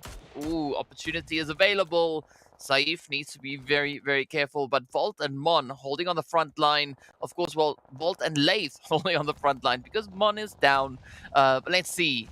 Is this going to be the run for Vision to step up and bring in another insane play? If not now, when, right? Alright, Esports, we're going to say goodbye to them. But now we take a look at this. VISTA up with already seven eliminations. Is that really what I'm reading here? NASR also just gone down with 6. I mean, not a bad match for them whatsoever. Again, would have loved to see the placements really do a little bit better this time around, but it's not too bad. What I'm loving to see as well, we had NASR step up. We're having Quest now still stepping up. 3 eliminations. They're still up with all 4 of their players alongside RUKH Esports and Vision. So that is something to be very excited about. When we take a look at the other teams who are still remaining, they all have a 3-piece each. So if you want to talk about a final showdown, this is by no means going to be easy for anyone. This is as full of a match v match as they can really take a look at it. We still have Triple taking on the likes of Vision now. This is going to be fights on all sides, and I love to see it. The story between Triple and Vision, I think, is also going to be a massive turning point for Triple Esports. If they can overcome the likes of a team like Vision, that really does spell a lot of positivity for the rest of their days. But an interesting thing that I just noticed is that all the teams on the left side of that road have full squads, right? All the teams on the right side of the road on a 3-piece. So there's something happening. I mean, VISTA being the only team that's making me swallow my words kind of slightly on that one, as you know, they've moved up. They still have a full squad available. But I'm curious to see how they... Well, no, wait. They also got a 3-piece. There we go. Yes, so I'm still accurate in saying what I said. So RUKH and Quest still rocking a full squad, as we can see on the edge. And everybody else just holding on to a 3-piece. And as you said, right, this is where it's going to be one pretty contentious play, because we're in the 6th phase. We're about to hit the 7th phase. And, you know, that blue zone is going to be applying the pressure in the next few moments. This is what we want to see. We've been asking for these teams in particular to step on up. We've got NIGMA Galaxy really flying the flag high. And I know there's quite a few fans of NIGMA Galaxy in the chat, especially of Coop. So if this was the match that you were looking for, well, here it is. Here they have that opportunity to make it happen. Unfortunately for the Triple fans, they have to do so against Triple Esports. And Triple already setting up a beautiful line of sight. Now just holding and waiting for that rotation. Again, NIGMA Galaxy out in the blue. Triple just a bit of a step out, but unfortunately, as soon as they do make that approach into zone, well, it's Vision Esports and it's also VISTA now holding the line for NIGMA Galaxy. Yeah, now comes that pressure play, right? It's going to be Coops trying to find the opportunity onto the side of Triple. Old Boy getting spotted. A few of those shots connecting on through Chemo. Thor just keeping it nice and quiet. Nice, low and steady. But Vision also trying to see if they can find maybe a bit of an opportunity here and there, right? Still just keeping a nice steady ground. Not going to be making all too much noise. Waiting to see what the zone will present. But it's going to be Chemo reaching across the way, finding that nade up on towards Hamodi as the confirmation has been secured. But Chemo in turn having to pay the ultimate price as they get lit on fire. And now this is going to be NIGMA potentially looking to rush in, maybe close it out. Coops keeping their distance, but you got to watch out. VISTA going to be lurking in the wing, and that could mean the confirmation coming through onto Lord. Oh, this is going to be difficult. If NIGMA Galaxy or VISTA move into Triple Esports, it's done. They have no way of getting out of this position. They don't even have meds, DK, to heal up that damage that's been dealt. They had 1 med kit to spread among 3 players, and now that's being used because of that 1 molly. But of course, Coops comes in, does a little bit more damage, tells them, hey, your time is numbered. Here comes Vision Esports now looking for a piece of the action. Thor out with that 1 med kit, has to stand up to it all. And Vision we'll see Triple Esports go down, but who is next? Coops now left alone for NIGMA Galaxy out of the blue, still needing to get themselves into zone. VISTA in center, Quest on and RUKH Esports just on the outside. they're doing nothing for the time being. All the focus is what's happening here towards that eastern side. Yeah, they just big chillin', waiting to see what is going to come through. RUKH, I mean, what more can you say, right? Such a steady position to hold.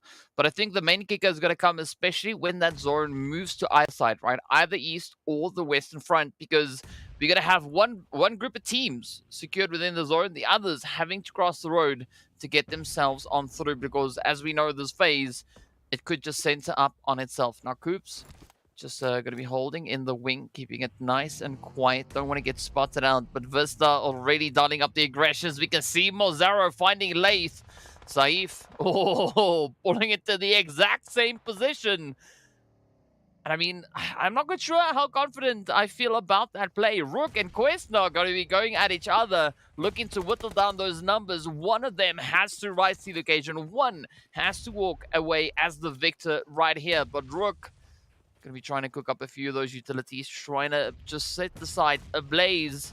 But Quest, I mean, they're doing the same thing, and they can just sense those utilities getting flung over the ridge line as the pressure is starting to build. Rami, beautiful one onto Kante there, and now this is the opportunity for RUKH to just get a full-on flush, but instead, Quest sends out the nades, and now it's all down to Eugene. It went from an absolutely favorable play down to a very problematic position. Eugene, the only player left alive. D7 still sending out nades galore, taking a double, and now looking for the final piece of the puzzle. And it will be RUKH Esports sent back into the lobby as we turn our attention to Quest. We want to see what they will be bringing into this Miramar. Finally, Quest in a top 3 placement alongside Vision Esports and Vista Gaming with 2. Now, the 3 for Vision, and of course, the 4 for Quest Esports will be our final 3 teams duking it out for that winner-winner chicken dinner. Oh, I mean, this is going to be a very exciting play. I mean, Quest, they've been on a mission for a big majority of this match, already sitting on a glorious 7 eliminations to their name. Al-Hajj and the rest of the crew are looking to get themselves patched up, rather, in preparation for this last final-ditch effort. But now Saif moving a little bit further forward, trying to creep in alongside the players here from Vista. Mozaro, out in the open, finds a beautiful trade. Down goes Saif. Again, just looking to alleviate a lot of that pressure. Now, down to Volt it goes. And this is where the whole situation gets turned on its head. Vision down to a one-piece. Vista still holding steady. Bisk, Mozaro could maybe still clutch this one out, but they are going to go up against the entirety of the Quest squad. And now Mozaro getting singled out. The spray is there, and Al-Hajj secures the winner chicken dinner. Quest walking away victorious, and what an absolutely phenomenal performance that was. Man, oh man, oh man. I have been waiting to say this, but absolutely congratulations to Quest Esports for picking up the W. This is what we needed. This is exactly what we needed. Maybe it was just the power of that interview, but ultimately this is finally it. They've brought down the W, and this is much more to the performance that we would expect of a team like Quest Esports. I mean, the caliber of players that they have alone should have been enough, but finally on day number 2, they make it happen. And hey, it's only match number 2, so they still got plenty more matches to make it happen. Well, let's take a look at our top damage as well to see who dealt the heaviest hand. And of course, as you can see, it is a pretty close call between the side there of Vista and Quest, right? Both teams sitting on very similar digits when it comes to those eliminations. And again, the damage so close. I mean, Vista almost hitting 1900, but a very exceptional play coming through from both these teams. And of course, you got to give it to the side of RUKH, Vision, and Ra'ad, right? I mean, 6 elims, all of that coming through from 1300 and 1200 damage. Still a very exceptional performance. And of course, RUKH, I mean, they made so much noise. Unfortunately, not being able to convert a lot of that into elims. That is ridiculous, eh? I mean, that is literally 14 eliminations worth of damage, only resulting in 3. That is a tough time. But let's go and just reset ourselves as we go to a quick short break and get ready for match number 3.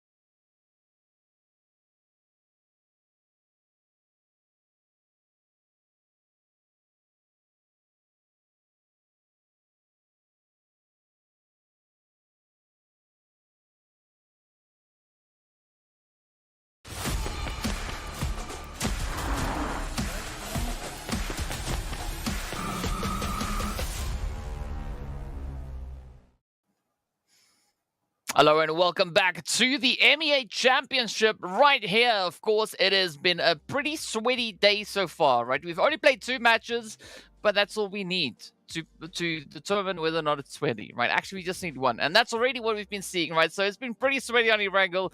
It's been even sweatier moving through on towards Miramar, and of course, these teams are just continuing to step it up. We just saw glorious winner chicken dinner come through from Quest, and an absolutely phenomenal play. I mean, that was their first winner chicken dinner, but let's take a look at the points to see what they did exactly. Of course, it is going to be a phenomenal finish. Glorious 20-pointer, 10 elims alongside that winner chicken dinner. But Vista also then walking away with 11 eliminations in total, awarding them 17 points for this match. My goodly goodness. I mean, this is just insane.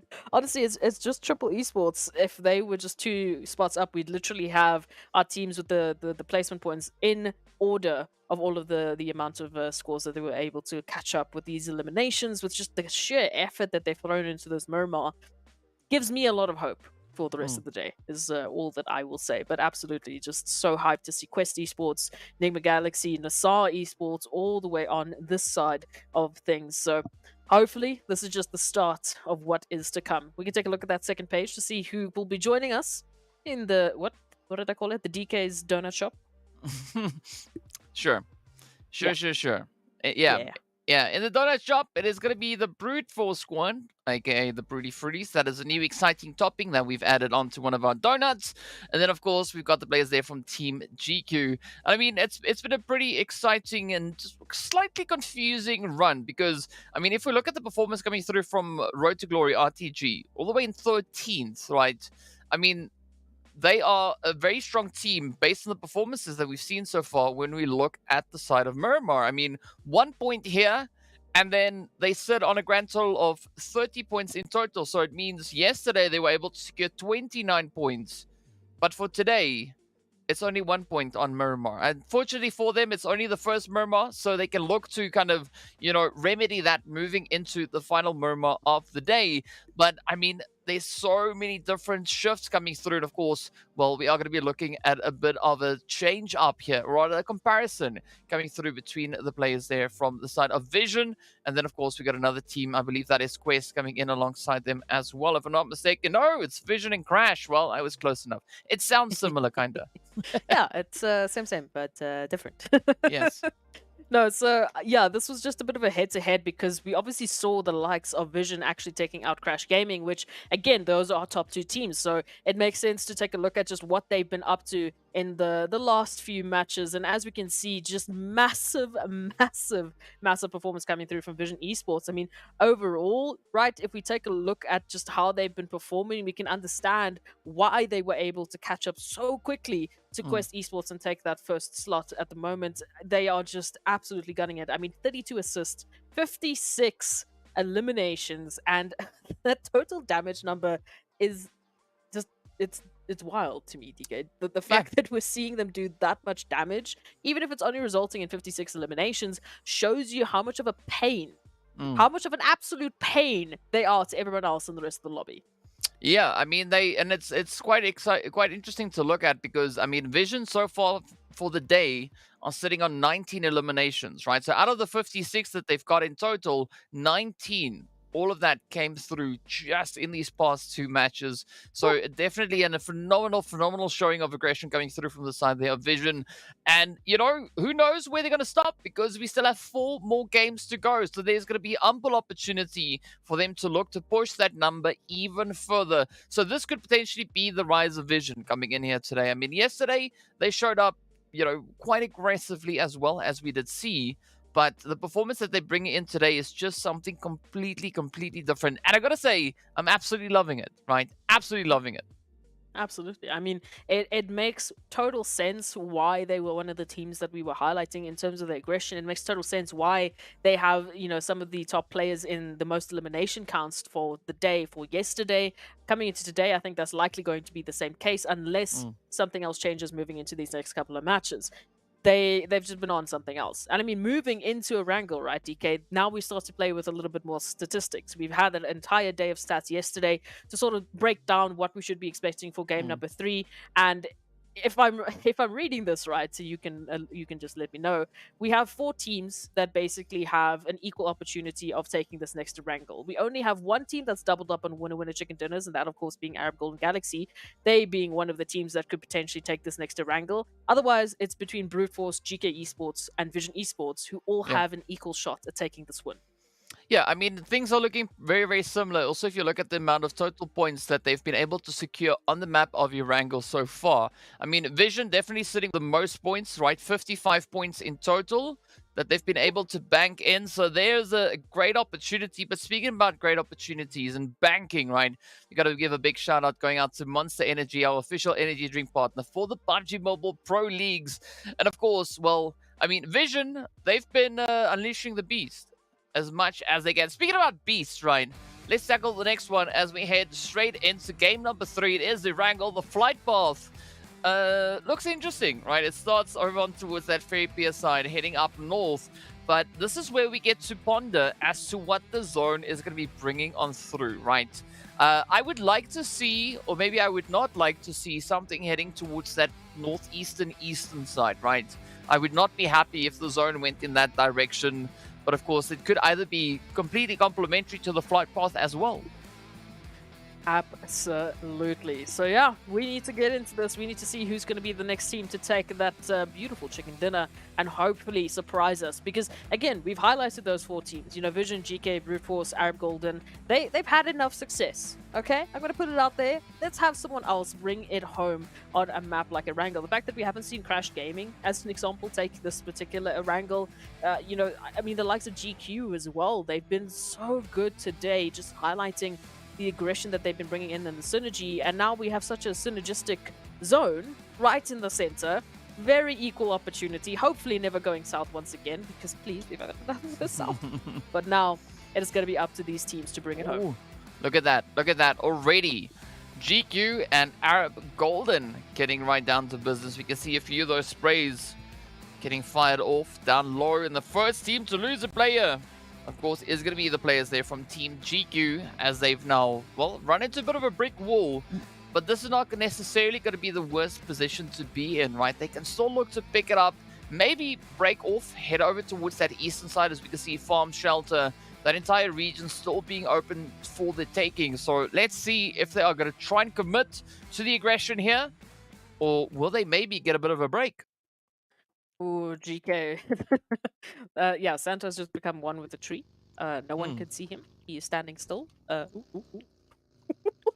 This is the best. This is the best hide and seek challenge I've ever seen in my life. If he gets away with this, honestly, I have no words. Just well done.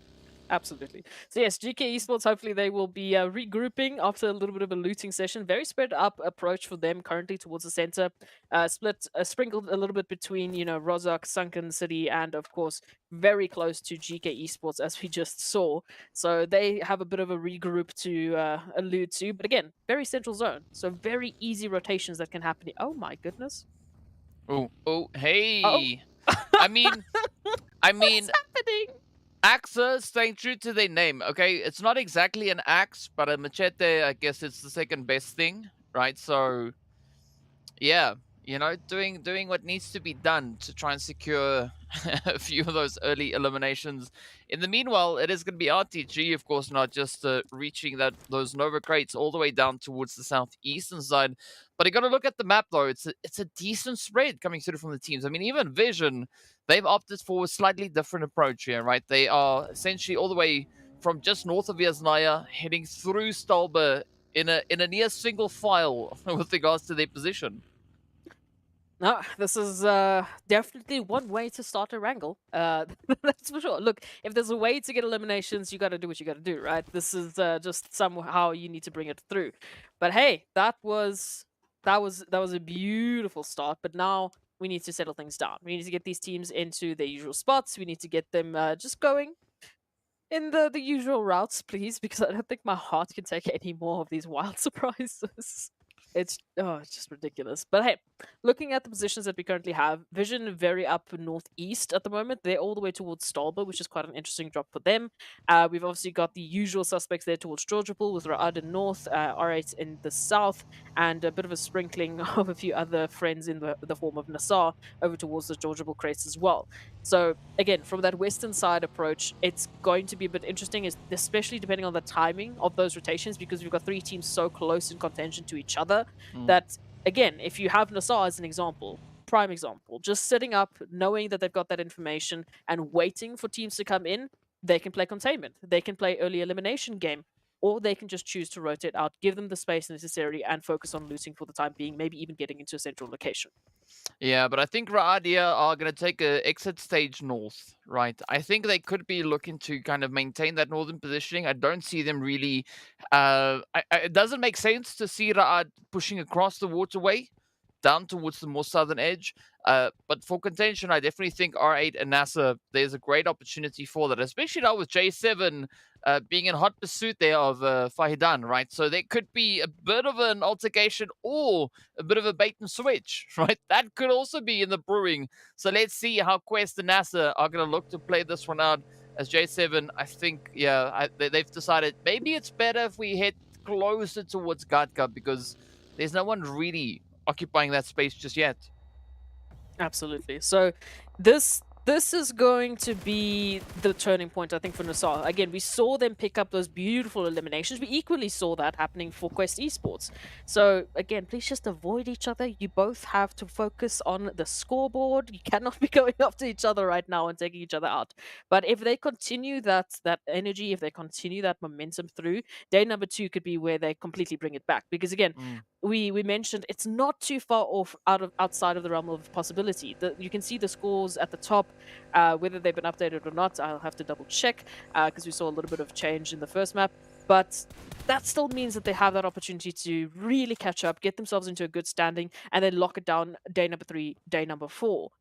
But here, now in the center, it is going to be about timing. It is going to be about how they manage this rotation because they are so well in center. They have so much space to work with. But where are those other teams going to come into? They need to be the ones to lock it down. We've seen time and time again, there's a bit of a 50-50 challenge when teams have that containment, they have those positions, and then sometimes they struggle to lock it down because we've had so many upsets in the last couple of days. Yeah, but I think that is also part of the pressure of the championship is, you have to try and prepare for the unexpected, right? Now, the trouble with that is you don't know what the unexpected is, hence, it being unexpected. But in the meanwhile, a good drive-by coming through there from the side of VISTA, trying to find a quick few cheeky trades. But, speaking about teams and their performances, there's one team in particular I want to see step it up when it comes to Erangel. And that is going to be the side of R8 Esports, right? They've only been able to secure a grand total of 4 points, all of which has come through from elimination. So I want to see them step it up, but the same can go here for Triple. I mean, only 9 points. Again, all of that coming off of eliminations. They've not yet had any luck with regards to those placement points. So I believe that this match will be the opportunity for them to try and kind of rectify that, secure a few more points. But it's all going to come down to how they play these rotations and, of course, those positionings. Oh, absolutely. I mean, I think Erangel has been the prime example of where rotations have gone the worst, honestly. Especially going into that first map, we had so much chaos. We lost like 7 teams in the matter of a couple of seconds just purely based off those zone shifts, right? So this has definitely been the most chaotic map, and it's understandable. Erangel has that history. Erangel has that little bit of extra spice that they add on top just to make teams sweat a little bit more in these matches. But let's take a look at that zone rotation. We're getting a little bit close to the coastline, but at least we're not heading all the way to the south. So it still centers up on some very interesting locations here, DK. Yeah, I mean, woods in the north, woods in the south, and then, of course, just chaos in the middle. That is what we love to see. But this is especially going to be an interesting play coming to this church that we can see towards the northern side there of Pachinki as we have Quest rotating through. NIGMA, they're going to be falling back, looking to maybe strengthen their positioning. But this is a great opportunity now for Triple as they've already been able to situate themselves towards that southern edge. Play a little bit of gatekeep, but they got to be quite wary because as we can see, we got NASR, we got VISTA. Because so many teams just hanging around in that surrounding area. So the pressure is definitely going to be on. But I think that we could see the zone maybe pulling towards those Pochinki fields, right? I think somewhere within that vicinity, or maybe even Potato Hill. This is going to be a very tough one to play. And of course, speaking about tough, we head right into school to see what RUKH and Brute Force are going to be doing. Oh, don't you love it? A little bit of wild action in a compound like school just makes it so difficult, because again, all of these apartments as well that you add on top of it, that high-rise position, the fact that you can literally hold the stairs like this and get set for an onslaught makes all the more chaotic energy just feel so good. But here it is, Brute Force already going to be able to pick up one, but they are likely going to be looking for a bit more. Now RUKH Esports, they take that as the trigger, they back off. Right, keep the number advantage, keep themselves in a good position if they do need to take this fight. Brute Force for now, they're just happy for the one elimination and for the good position of school. Yeah, I mean, it was interesting to see Pusher getting pushed, but you know, it's just that Wayne competition, Happens. right? Sometimes the hunter gets hunted and the pusher gets pushed. So well done to them. But now Neos, if only they knew. If only they knew how close they were to Rami, I think we would see a slightly different gameplay coming through from the side of Neos. But of course, well, with so many teams still hanging around in the vicinity, you got to be, you know, quite careful. You don't want to overextend.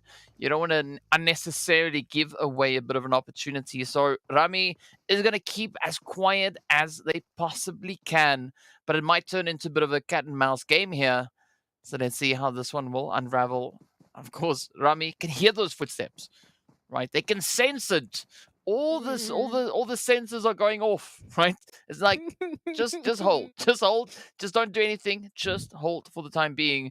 But of course, an interesting position then also being held there by the side of Crash Gaming, all the way down towards that southwestern side.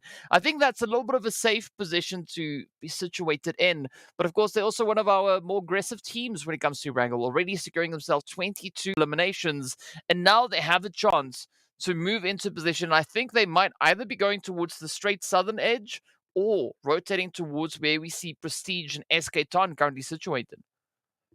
I don't. Yeah, look. Honestly, either option would be working fine in their favor. We've seen once again this just plays to their strengths. This just seems to be the way in which they like to approach maps, which is fine. It does spell a little bit of disaster for the teams towards those edges, but equally so, spelling disaster out here is going to be NIGMA Galaxy and NASR. Once again, I hate that these two, all the teams I want to step up are always the ones who find each other on these maps, but here it is. NIGMA Galaxy, NASR going to be staring each other down as we see VISTA also moving into the vicinity. Arab Golden just up ahead, already taking hit after hit from the World of Battle, and it is an equal onslaught. Yeah, it's a fair trade on either side. But let's see how this one is going to go, though. World of Battle down to 3-piece, and Axon are getting brought back on their feet. Now, Team GEEKAY flying on by Sophie, getting uprooted and just ripped out of that vehicle as a bunch of Kings secures the spray. But now P6 having to try and set up a bit of an opportunity. Meanwhile, it's going to be Vision sneaking in behind the World of Battle. The shots are in. It's Arthur down. Oh, and that is it, right? I mean, that's the end of the opportunity for World of Battle as they get sent back empty-handed. But a great showing yet again coming through from Vision. Our most aggressive team so far on Erangel. I mean, this is just insane. I don't know where they found it, but they just got to keep it. Look, there's a lot that needs to happen for these teams, but for Arab Golden, it is finally that shine that they brought into yesterday's matches. Now, once again, picking up a great amount of eliminations on a map like Erangel, potentially the start of something else. Again, back to this bit of a three-way that we saw just starting to develop between VISTA, NIGMA, and NASR. It's going to be a bit of a stalemate, a war of attrition if you want to take a look at it, as neither team wants to go out in this scenario. Neither team wants to move from this position either until we have confirmation of that next zone. So for now, they just sit and they wait, maybe doing a bit of a cheeky peek, as we can see from Hamodi, just doing some damage. But RUKH, oh no, RUKH! They sent a player up to try and give some backup, and here it is, Rami, Hide and Seek Pro, now up for the action. Yeah, as you were about to say, look at what's happening. And, well, of course, it is going to be Rami just driving it in. I was waiting for you to finish that sentence, but you stopped puns yourself. are your job. Well Puns are your done. job. Well done. Ado holding up on the roof. Of course, getting enveloped by the blue as the pressure comes through. Rami. Oh, this could be that spot. But now Ado, yeah, again, you know, these sensors, it's just something else. I mean, I would have been the unlucky person to get caught out by the play right there. But what's also quite interesting to look at is that blue zone is just so close to them. Fortunately, it's still early stages, so they can actually afford to tank a little bit of damage. Not that kind of damage, Ado. Blue damage, as you know, these utilities are looking pretty toasty. But Ado are going to try and play it as best they can, right? All the hopes and dreams for Brute Force in this Erangel is going to rely solely on that performance. And look at GQ also just dashing right past the side there of NASR, looking for that entry point, that opportunity, but they have to contest against the side of Vision.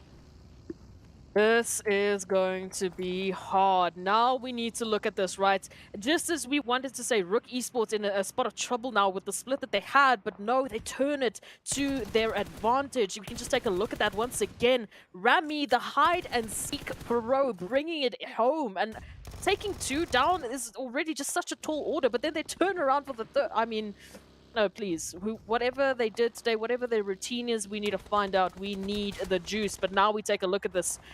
We still got a few more teams developing here towards that southern edge, trying to look for some action. Vision Esports also, they've moved in. As we were talking about that rotation from the eastern side, they've gone straight to the center, looking for a piece of the action. Well, I mean, center could potentially be a beautiful setup, at least looking at how the zone is currently situated. Meanwhile, we say goodbye to Brute Force, getting shipped out with 1 elimination to their name.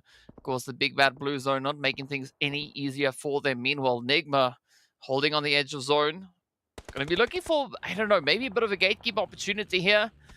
But Arab Golden Galaxy not going to allow too much of that opportunity to come to them, as they are looking to rotate elsewhere. But the carnage, the chaos, the mayhem now ensues in Pachinki as GQ get met with a very heavy hand. Off they go, getting shipped out empty-handed. Triple down to Old Boy. And now they got to play that cautious game because the rest of the squad much, much further away. And this is the opportunity now for a team like RTG to capitalize and lock in those eliminations.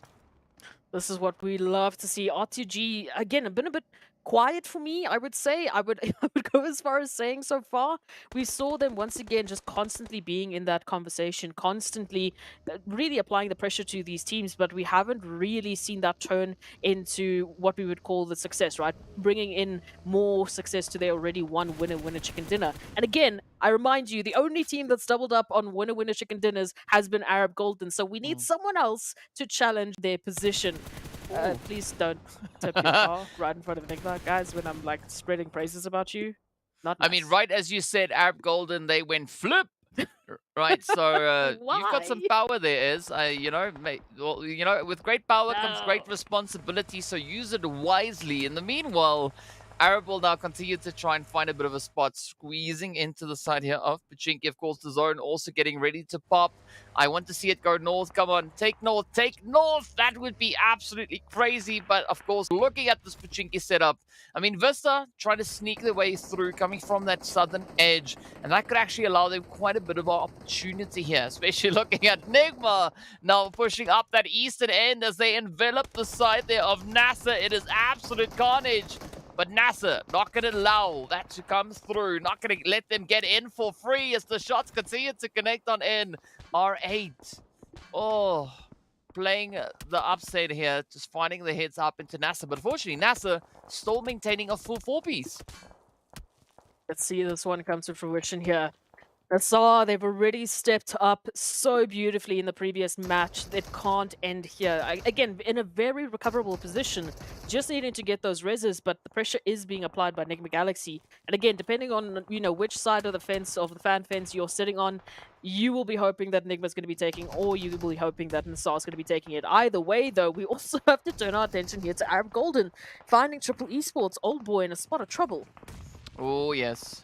Oh, yes. But of course now, Puncher going to be looking to find a bit of an opportunity, a bit of a play here, a bit of an angle, but the rush is in. That is going to be Old Boy. Unfortunately, getting taken on down as P6 just rushes straight forward into that one. But Thor and the rest of the squad can still maybe pick up a few pieces along the way. Meanwhile, there is going to be NIGMA getting backed up in 13th position. And of course, I was asking for that Northern Zone shift, and that is exactly what we got given. Meanwhile, GEEKAY also feeling a little of that pressure coming through, but look down towards the southern edge. VISTA sneaking up. They're going to come rotating right in behind the side of Arab Golden, and this is going to add to the chaos. But now, again, the church positioning, this is absolutely essential for the side of Crash. I mean, that elevation playing so much into their favor. So much indeed. Bringing in a whole world of pain. Arab Golden now staring it down. Honestly, if they could see the outlines of right ahead of them, they would understand what a chaotic building they have joined in. VISTA jumping into the action. Mollies all the way around. Utility being dropped just to give them some breathing room here so they can try and dissect what is happening. But ultimately, it is about the game of denying information, and Chemo just holding on by a thread as Bisq moves in. A little bit of a reach here to get those meds up, but ultimately the action has to continue. Chemo and Thor here to hold on for Triple Esports. Well, Arab Golden go down. Wow, well, the pressure continues to build. Now, VISTA looking for a bit of a play here. It is going to be Chemo. Fortunately, getting missed by the utility. RTG also just hanging in the wing, but down goes Bisq. Again, it turns to Mozero to try and keep the hope, the dreams alive. Fortunately, they do have, a few teammates around them, so if they can bring them back on their feet, VISTA could maybe still bounce back from this one. But Triple working so hard to defend. RUKH, in the meanwhile, will get sent out as it is a 10th place finish. 5 elims. Crash still holding on to a phenomenal position here. We can see Jafar and Kevin on the front line. NASR getting traded, as we just saw, over towards that eastern side. Vision encroaching onto the side there of RUKH. But a lot of the pressure still maintains towards the southern edge. Up comes Kalaga. This nade could be golden. It's going to be a bird getting taken on down. The nade is loose. Will it find it? No. Thor just narrowly escaping that explosion. Oh, Triple Esports have been on literally just trying to tight walk around a thread at this point in time. They have been on a two-piece for so long, and VISTA finally get that confirmation. So unfortunately, we say goodbye to Triple Esports out in 8th with only 2 eliminations. Not the performance that we would want from them, but it's okay. They come back to fight another day. Now, let's turn this attention. Road to Glory. Keeping a good eye on what VISTA have been turning in. Quest, they've been slowly but surely just playing the third-party angle. Now and then just picking up at least a little bit of a semblance of an elimination, but it's ultimately getting stolen by RTG. And again, all of this action, all of this beautiful glory happening outside the zone. These teams, they need to focus on rotation. They need to focus on getting themselves into safety, because now we can take a look at it. Obviously, Crash Gaming in a prime position to stop every single one of them. Yeah, they're definitely in a beautiful setup here, but of course the nades coming through. It is going to be Groza being brought to their knees. Kalaga having to get themselves patched up. Mozero, ooh, unfortunately not going to be able to survive that blue zone.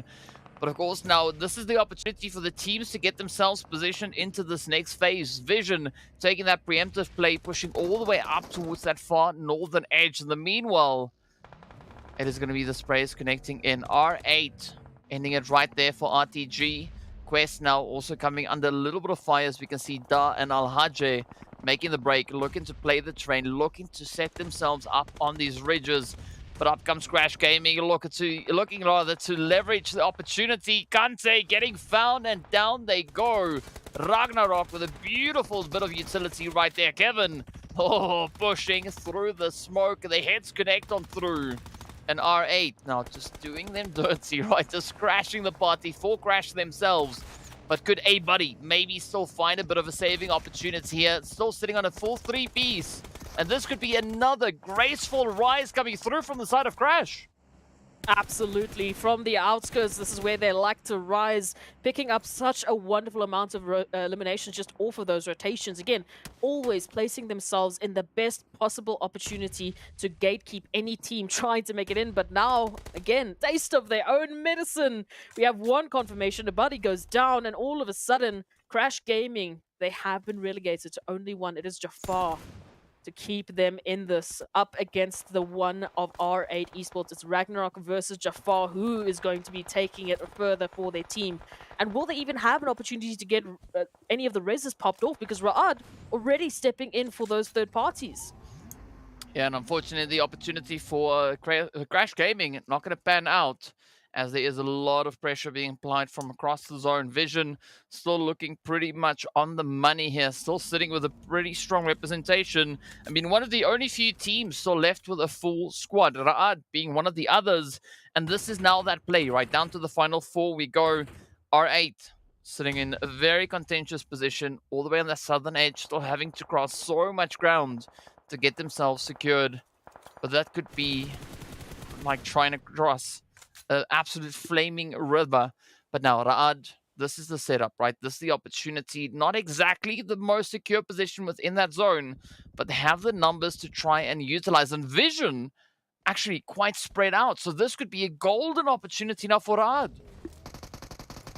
Move it in, R8 Esports jumping to the action. Crash Gaming, they have literally just been taking fights after fights, and finally someone has an answer to their aggression, other than Vision Gaming, of course, who's just rotated up into the zone, sitting pretty with such space. Right now, they hold pretty much majority of this next zone, and it's only Ra'ad that even has a foothold in the zone whatsoever, and they will be only working with this Eastern's edge. Now R8 Esports, again, great confirmation, great recovery from them to at least take 2 into this next fight, but they still have to rotate through from that southern position. I like how Vision have themselves set out, that 2-1-1 split, really applying the pressure to R8, already finding one knock. Ra'ad jumping into the action as well might mean that we could say goodbye to R8 Esports, but we have to wait and see how this unfolds. Yeah, it's going to be a very tough play, but R8 have already been doing so much work. Already sitting on 9 eliminations, and now SK Don getting found. The shots come through. That is Vision now, just eliminating them right then and there. RUKH holding steady, but of course that zone is not going to be in their favor. They've been spotted. They've been identified. Now trying to just snake their way using one hard cover they have available to them, and with that, RUKH will not make it any further. Now it is going to be Ra'ad and Vision fighting for that winner chicken dinner. Zuxi getting knocked and traded nearly instantly. And the rest of Ra'ad all just grouping up in one single position. This is not the kind of position that you want to try and play at this point. But Leith now going to try and step it up, trading on through. Looking to see if they can maybe flank their way into a very contentious position. But up comes Volt.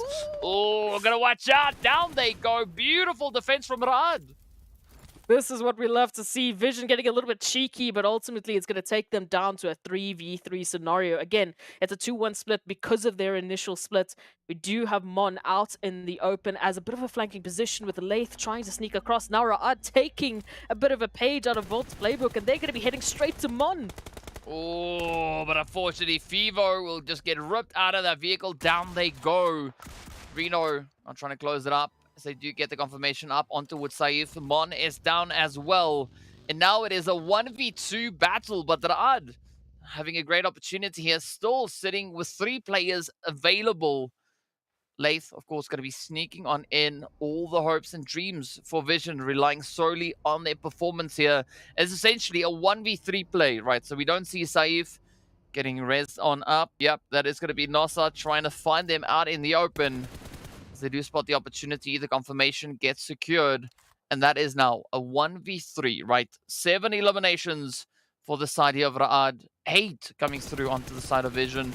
Leith now trying to capitalize, spots a bit of an opportunity, but up comes Fivo as they are distracted. Reno coming through with a buggy, the opportunity is rife, and down they go. The hits get delivered. Ra'ad picking up the winner chicken dinner. And of course, their first victory in the championship. Finally. Look, I was hoping for a little bit of a double up on the winner chicken dinner stats, but it's okay. We like to add a few new champions to the list. So yes, Ra'ad jumping in. It's a bit of a question mark how that actually happened. Again, there's been some confusing plays today. Very confusing plays. When you have that advantage, when you have the numbers advantage, positional advantage, and then upsets happen, but that's what that's the glory of the MEA championships. So let's go take a look at that match report to really start delving into some of those stats. Well, here we go. Let the delving begin. Of course, it is going to be a very strong representation coming through from Vision yet again. I mean, they've just been finding some absolutely phenomenal momentum when it comes to the map of Erangel, right? As we can see, Saif with an absolutely insane amount of distance travel as well as that long range hit. But Kevin doing the work, right? Securing a decent chunk of damage coming through on that one as well. But you got to give it to Fivo. Beautiful utility play coming through. 2 eliminations getting picked up off of grenades. It's what we like to see. Honestly, everyone has been stepping up, especially individually. We've been seeing a lot of players just jumping to a whole different level. Again, I have to go back to that whole situation with Triple Esports and Chemo just running from one fight to another, from one building to another, somehow staying alive, at least until such things happen. But let's go take a look at the match rankings and see how the breakdown worked. We saw a lot of teams picking up massive eliminations. We can see that obviously reflected in these wonderful scores. 4 teams with double digits, of course, it ending with Crash Gaming on 10. No surprise really to see Crash or Vision Esports really making this appearance just based on their performance yesterday and today. But to see RUKH and R8 Esports in particular making that appearance and making it a double-digit effort is fantastic. Yeah, and I mean, it was about time to see this kind of performance come through from both of them, right? It's just about time, and things started to go click, especially looking at RUKH. So well done to them, but of course you got to commend, the performance coming through there from R8, looking absolutely exceptional. I mean, Vista and Quest, they tried, right? 7 eliminations coming through from the side there of Vista. Quest walking away with 4, but they sit on a grand total points of 7 in total. And then, of course, RUKH, Arab Goldens, we saw coming through with their points there as well. But we have a few more customers now taking a quick pit stop over at our glorious donut shop. Of course, it is going to be GEEKAY, NIGMA, GQ, as well as the World of Battle. I mean, this is an interesting one because especially looking at the World of Battle, I mean, they need points. Right, they are in dire need of points. So having this kind of play, especially coming through on match 3, it's not really what we want to have at this point, right? So it's going to be a pretty tough play for them moving through the final 3 matches of today, right? They have to pick up that consistency because if they continue on like this, I mean, they're going to have a pretty tough time, especially moving into these later days. Look, competition is tough. We've already seen that with the fact that, as we take a look at the highlights, whereas our PMPL champions from their respective regions have been having a tough time getting into the swing of things here at the MEA Champs, which is exactly to allude to the fact that the teams are just stepping up. They're just better. They have done their homework. They have done the training. They have done whatever they could to get themselves into a whole new standard of play, which is, again, so healthy for the scene. It shows that competitive level, and it shows that these players have so much more to give us. I tell you, it's the optometrist, right? That's it. Right? Vision, optometry, it just works out absolutely amazing. Yes, I'm yet to see them hit a 2020. That would be quite exciting. But you got to commend them, though. I mean, Vision just doing so much work. Unfortunately, as we saw, yes, it didn't exactly go in their favor in this game, but I mean, if we look at their track record that they've been able to establish over the first day and, of course, the first half of today, absolutely insane. But speaking about insane, we are going to be taking a quick break, so be sure to stay tuned. We'll see you right back afterwards.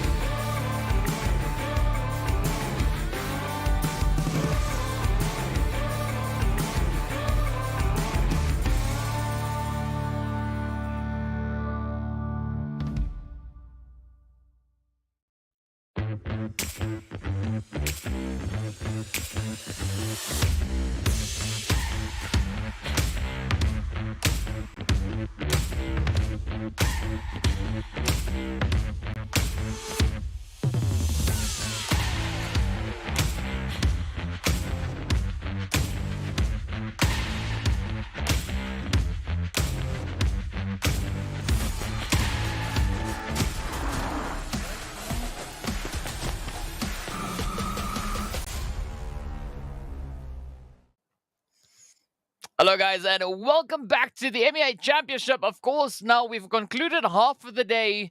We still have the other half of action and Chaos and Mayhem and whatever else to go, right? So we've got one of each of our 3 maps yet to come on through.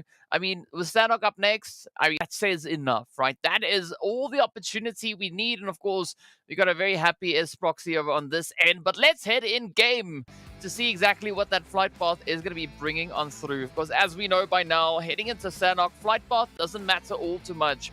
It is, however, more important to take a look at that zone to see where the teams are going to be dropping down. Speaking about teams, I'm going to be looking at 2.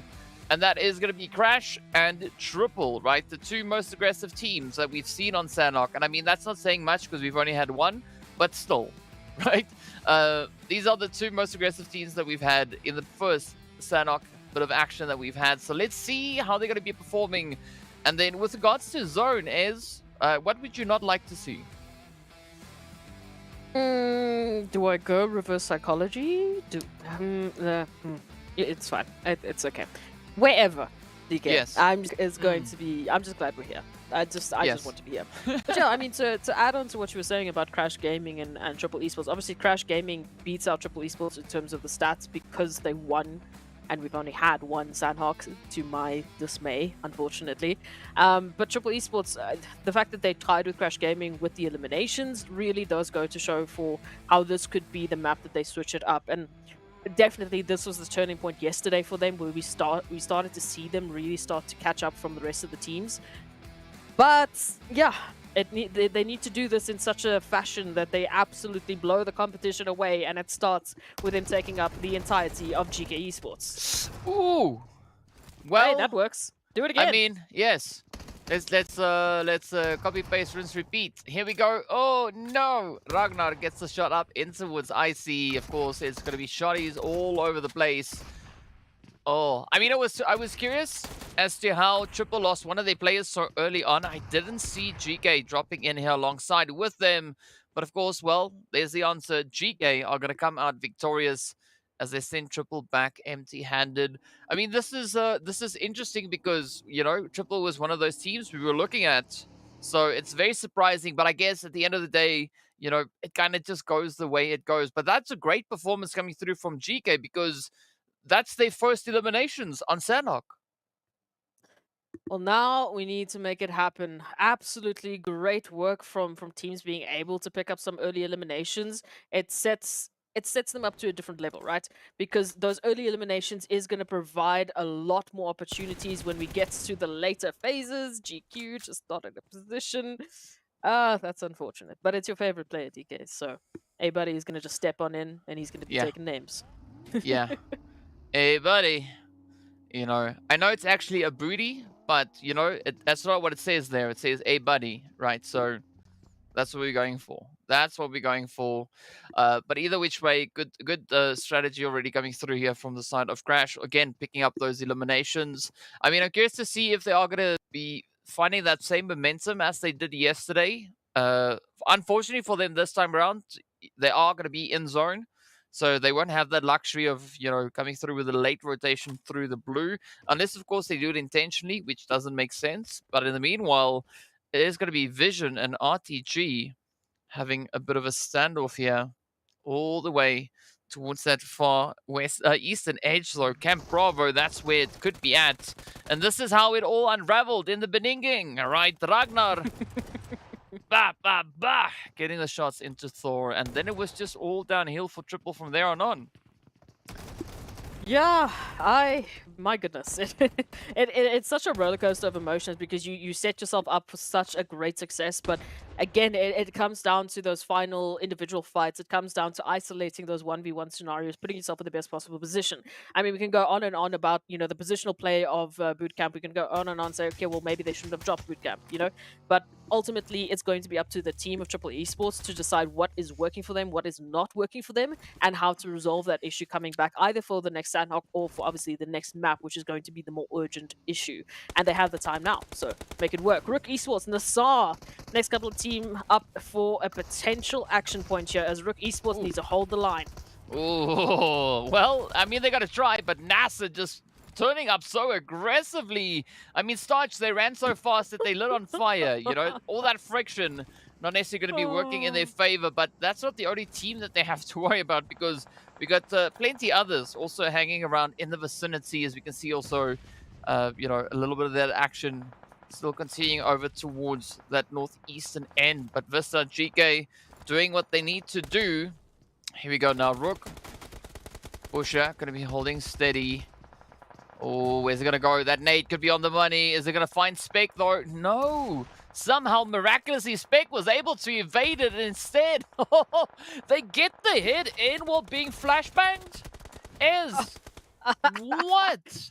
Next level, man. Next level. That's why we're here. We want to see that happen. But yes, this is insane. I mean, we've been here for just a little bit, just a little while, and we've already experienced one team going out. We've experienced a plethora of eliminations now going the way potentially of either RUKH Esports or anyone else who wants to jump into the party, because this is, after all, Sanhok. But ultimately, at least NASR has confirmed those 2 eliminations. They've given enough warning to RUKH Esports to back off, give them the space to take these reses. Again, as for the rest of the teams, now it is a case of, do you take this third party or do you focus on rotations? Ultimately, I really hope the teams just calm things down a little bit, because we need more players towards the end. Well, let's see. Let's see. I mean, that's essentially all we can do at this point, is just wait and see how everything is going to pan out. I mean, maybe there could be a bit of an opportunity to come through here, but I mean, with a very centralized zone, there's not much that one can do, right? All you can do is just hope that you find yourself in a beautiful position. NASR already piling up so aggressively, but RUKH not completely getting dealt with. So let's see, maybe they can find a bit of that continuation. And of course, you know, looking at the zone being pretty close towards the trifecta, that explains why we see so many teams, or rather so much focus being put on that positioning, right? GQ moving in, Ab Golden moving in, VISTA sneaking up towards those bootcamp hills. So there's a lot of spice about to be delivered. As it needs to be. This is Sanhok at the end of the day. That's why I get so excited when we get onto Sanhok. But yeah, the action has just not stopped. Non-stop aggression that we've seen so far on nearly every single map. I mean, Erangel was no exception whatsoever.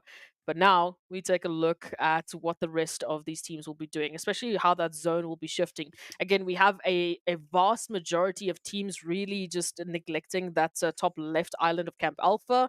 So if it shifts there, which it does, that does mean that there's a lot of space and compounds still up for grabs, which also results in a bit of a wild rotation from that eastern side, especially looking towards what the World of Battle will be doing, with either Brute Force or Quest making their approach. Well, let's see. I mean, there's still a lot of opportunity, even with that southern zone. Well, not southern zone, northwestern zone coming through. But again, right, Cash? They dip it out in the blue. I mean, I said before that, you know, the only way they're going to get into the blue is if they do so intentionally, and that is exactly what we see come through on that end. But, I mean, who knows how this one is going to pan out. Meanwhile, NIGMA, they've got a pretty safe rotation, at least heading towards that northwestern island. All right, now we got to take a look at this one. Oof, I'm very concerned about the World of Battle. Well, not concerned for the World of Battle, but more concerned of what the World of Battle will be bringing to the table for all of these other teams planning to make their rotations in already. Oh, RUKH Esports feeling the brunt of the actions. Brute Force makes an approach. Brute Force taken down to only a sliver of HP, but at least they have the numbers still to recover. But here it is, Quest Esports already chiming in, getting a few confirmations and making these rotations almost impossible. Yeah, but this is a good position being held here by the World of Battle. I mean, holding that position towards the bridge, and of course then having the accompanying angles brought through by the side of Quest, right? Brute Force, they're going to have such a tough time pushing across. But I think the safer play here would be to maybe go into the drink. Like we can see Prepot now getting ready to try an attempt on that end. Meanwhile, Vista, they're going to be rotating right in alongside Arab Golden, looking for a bit of an opportunity. Bisk on the front line could spot out the play. Fortunately for them, P6 is much, much further away, but Teak right there looking for the opportunity. I mean, they've sensed a bit of movement coming in. As you can see, P6, I don't know if that is a preemptive play or maybe they know something that we don't, but quite a bit of separation now for Arab Golden Galaxy. Yeah, look, again, it's going to come down to the information. It could have also just been a timing thing that happened as they were making that rotation, actually happen. And then Vista just moved in, took the compound. They were like, oh, well, what are we supposed to do now? Because P6 also is in the perfect line of sight for GQ. So depending on what happened earlier, we don't really know. It's only Arab Golden that can speak to that. But now they have to play with what they've been given. A 3-1 split with Vista pushing from that southern side. We've got GQ towards the northern side. And of course, P6 keeping an eye on that rotation. But for now, it will be up to the trio here of Teak, Axa, and Puncher to keep the dream alive and to ensure that they do not go down to Vista. Yeah, I mean, this could either be a big brain strat coming through from Arab Golden or it could just be something else. But now Vista having to try and find a way to figure out this position as Axis sends out the nade. It's going to be on the money, bringing Vista down to a potential 2-piece. Now Kakao holding that front line. Beautiful 2-2 rush coming through as Arab Golden. They know what's at stake. They know that they can't do it solo. And with that, I mean, it's even just more devastation as Aboud that looks for a bit of an exit. And of course, Arab Golden going to come in a hot pursuit. And with that zone shift, it will allow them to actually focus on this current positioning. I do feel bad for Vista Gaming, but I like the energy that I'm seeing from Arab Golden, right? Because this is very reminiscent of what we saw in PMPL Africa, and we know the results of PMPL Africa. We know how well they did there. So to continue that here, again, I can't get over how these teams can still keep their confidence, how they just seem so nerve-free, basically, in these situations. I mean, even Puncher now going for the solo 1v1 finish up, but the backup is at least there, because that nearly turned into a bit of a problem. Yeah, I mean, it was close, right? That was maybe a little bit too close for Comfort. But now, of course, it is going to be RUKH looking to jump in on the opportunity here. Already a slightly loosened up Arab Golden squad up ahead. As we can see, Puncher not looking too great with regards to that health bar. But now, RUKH, great opportunity. Just going to require a few of those utilities to get sent across. But I like the fact that P6 regrouped, right? Drew back to the fortification of the team here. And Axa, Teak. Oh, this could be the nade. Let's see, is NASR going to find it though? Teak again, sensing it come through. But now, we do see the players there from GQ also moving into position, right? Looking to get themselves set up towards that northern edge. So that is going to limit the rotation or the options for rotations coming through here from Arab Golden should they survive the onslaught of RUKH. And this is another push for RUKH. All of their members here are at the compound, so this is their trigger. This is their opportunity to activate. It's a 1-for-1 trade with a double up thanks to Arab Golden. Teak has moved in for the rescue, taking both Reno and Fivo. A follow-up nade will give him that spacing. Arab Golden have turned this into a potential opportunity to pick up more eliminations, but time is of the essence. They cannot allow RUKH to actually get these reses. Well, and so far, so good, right? Teak pushing up does at least prevent the first initial res to come through. Oh, now looking to play cleanup as yet another RUKH member falls. It's now all down to Zuxi to try and stay alive, to keep themselves out of the oven. But there we go. The shots are in, and that is going to be RUKH right out of here. Out with 2 eliminations up. How am I supposed to break that down? But wow, Arab Golden, they turned that 3v4, naturally resulting in a 2v4, into a W, and still they are holding on to these compounds. I don't understand it, but I'm loving what I'm seeing. GQ have been extremely quiet. They've just been allowing Arab Golden to do whatever they really want, and now we wait for that zone rotation. Crash Gaming obviously being very active, taking these wonderful high rises. And again, if the zone continues to stay in this position, Crash Gaming have secured themselves a massive, massive opportunity to, just continue the rain of fire on towards NIGMA Galaxy. And again, if we continue to stagger up this mountain, it's going to be Crash Gaming coming out on top, quite literally. Yeah, no pun intended whatsoever. But in the meanwhile, Sometimes. Zakaria, no prestige. Down they go. I mean, a good back and forth coming through between R8 and Brute Force on this one. But Prepod now on the open, very exposed. Yep, easy tap. That is all that's needed. And of course, R8 getting a little bit of that karma getting sent right back to them.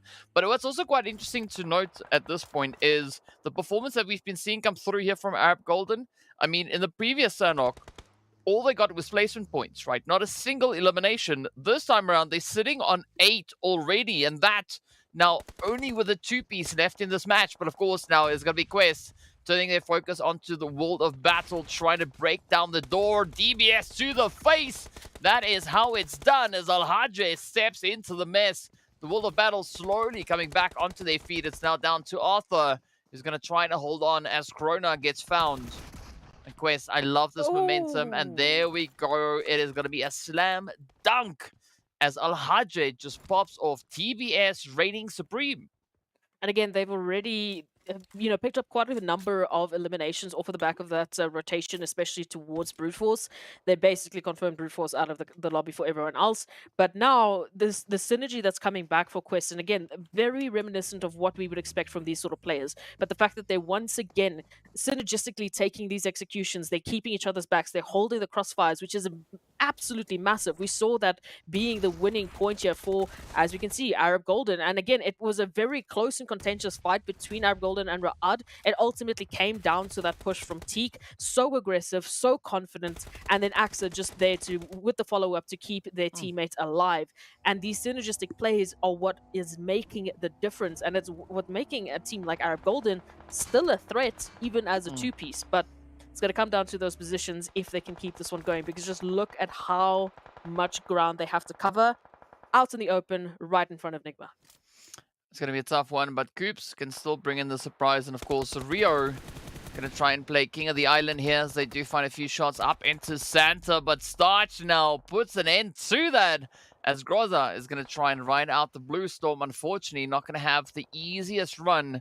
Starch, in the meanwhile, just doing their due diligence, of course, seeing a potential play coming through as GEEKAY now just break ground. Oh, but the hits come through. Groza getting a little bit of that repayment for their fallen teammate. And NASR not as clear as they once thought they were. But here we go as J7 goes down and Groza. No, the blue zone Chuck Norris swings through, and that's the end. Quest and R8 also still continuing on with their rampage. As you can see, Al-Hajj and Kante now trying to hold it up, but Al-Hajj, they get spotted. And now it all turns to Kante. Let's see whether or not Kante can maybe still clutch this one out. The ridge opportunity is still available. It's going to be Ida and RUKH holding on the front line. Beautiful bit of spray coming through as Kante starts pushing in, but the response is there, and Ida puts a stop to it. Good attempt, though, coming through from Quest. Yeah, I was very conflicted in that whole engagement because I didn't really know who I wanted to win. But ultimately, it's going to come down to NASR and prime positioning. Now we turn our attention here to NASR and NIGMA, who once again find one another. And NIGMA, off of the back of just taking out Arab Golden, securing themselves the southern position, obviously for that rotation. But here come NASR to break their plans. Yes, they are up currently with 7 eliminations. They do not want their story to end here. Sorry, with 7 teams still available. But now NASR up now for the eliminations. NIGMA rolling in. And quite literally rolling over NASR. Well, they're getting close to those 7 eliminations. Yeah, I mean, they're looking to pick up some momentum, right? And of course, what better way to get it done other than using the buggies and the vehicles available to you.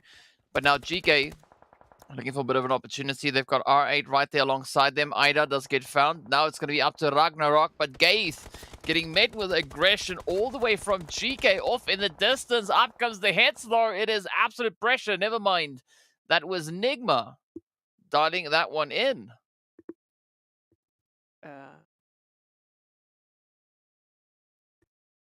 All right. Yeah. Yeah. There we go. I Oopsie. mean, it's suspense. It's crazy. It's intense. Of course, now we just saw the zone shifting up as well. So it does seem like there's a little bit of a gremlin coming into the works. But we can try and keep you up to date with what we have going on. R8 did, of course, get a knock come through on towards Ragnarok. And now it's going to be Lord trying to push a bit of a shot through. And with that, the confirmation is in. Ragnar is down. So GEEKAY having to settle for, well, that lobby, right? They are down for the count. So let's see how this one is going to go. We, of course, still left with about 5 teams left. Crash still holding on with a full squad, still maintaining that Western positioning. And what's interesting about this is they still have a bit of an elevation to play for. So I'm curious to see how they're going to try and utilize that one out as the blue zone is going to start closing on in. It's going to force the hand forward as R8 NIGMA yet to push on forward. But of course, Vision, they have a little bit of a compound position all the way towards the northern edge of zone. Yeah, so unfortunately, we're just going to have to keep you updated from the map feed. As it currently stands, though, Crash Gaming still have the better numbers. So holding on with only a 4-piece, not too bad, especially coming through from that western side. They have no one that's really providing any sort of opposition for them to rotate in. However, as they want to make that rotation, Vision have a clear line of sight onto their position. We also have GQ, again, from the south, who's been so quiet. Clear line of sight on towards where Crash Gaming currently find themselves. So I think the only bit of a deciding factor is going to be R8 if they choose to take that aggression towards Vision, choose to do something about it. And of course, Lord, who's just sort of trickling out into the coastline. Yeah, Lord now unfortunately getting picked up as the shots come through. That is going to be the end of the road. But of course, we are going to be taking a very quick break. So hopefully we'll return with more of the match action.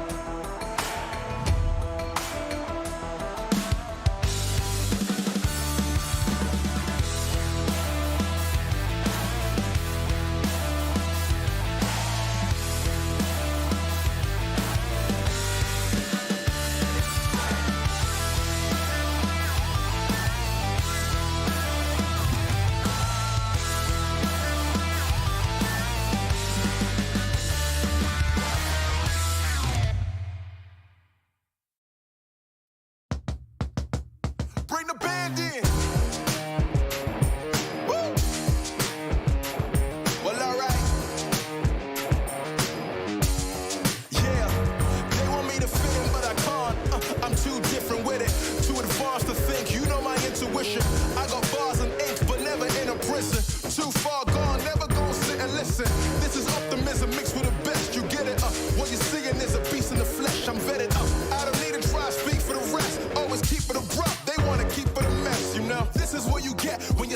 as a vet, but everybody know that you're a threat. With the rest, let's go. We won't fit in your box. We don't quit, we won't stop. Ride us all to the top. We won't fit in your, we won't fit in your, we won't fit in your box. No, we don't quit, we won't stop. No, ride us all to the top. Whoa. We won't fit in your box. No.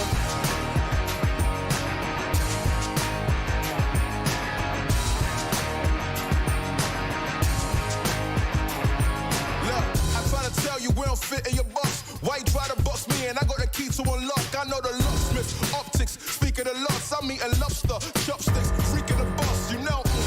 I'll never fit in where I go at. Ooh, boss talk like I'm Boaz. Ooh, why fit in when you know you can stand out still? They remember you more when you hand out deals. Let's go. We won't fit in your box. We don't quit, we won't stop. Ride us all to the top. We won't fit in your, we won't fit in your, we won't fit in your box. No, we don't quit, we won't stop. No, ride us all to the top. Whoa. We won't fit in your box. No. Don't box me in. I do my own thing. Spirit is right within. I got my own way. Violent is not within. Look at the way that I do my ops again. Oh, better let me loose. You know that I got the juice. Everything I got to do. Words that I speak out my mouth, I gotta move. Oh, oh, we can't fit in your box. You're too cold and you know.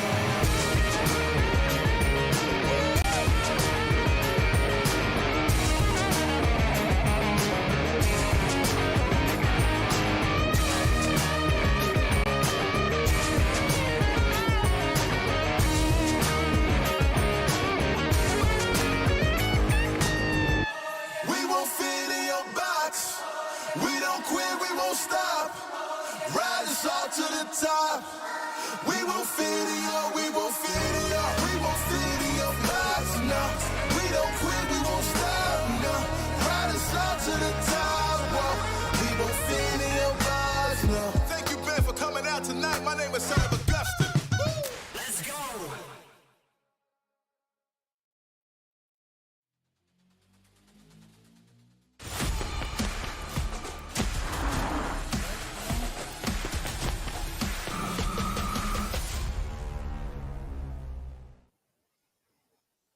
Hello, guys, and welcome back to the MEA Championship. We were dealing with a few gremlins along the way as the action was just heating up so much. But let's take a look at a few of the highlights from this past match. Of course, now it was an absolutely insane performance. You know, Sanhok, you're just delivering once again. But of course, there was a slight little piece that we couldn't exactly see. I did see a few people in chat already knowing exactly what happened, because I'm pretty sure they were checking on the Arabic broadcast as well. But either which way, we are going to be taking a look at it here as we progress further on forward. I mean, again, right, just such a showing of aggression coming through as the teams, I mean, they were just lighting it up like it was no one's business. Absolutely. I mean, this point with NIGMA was already just a highlight moment for me. The fact that they rolled over NASR like that, you could see they were ready for some much needed elimination points. But here's those final points that we started to just skip out on. GEEKAY Esports, they had a bit of a tough run moving on in. Lord, honestly, I don't know how they survived as long as they did, but it did really come down to, of course, Crash Gaming, Vision, GQ. We had those final three teams trying to duke out for the top slot.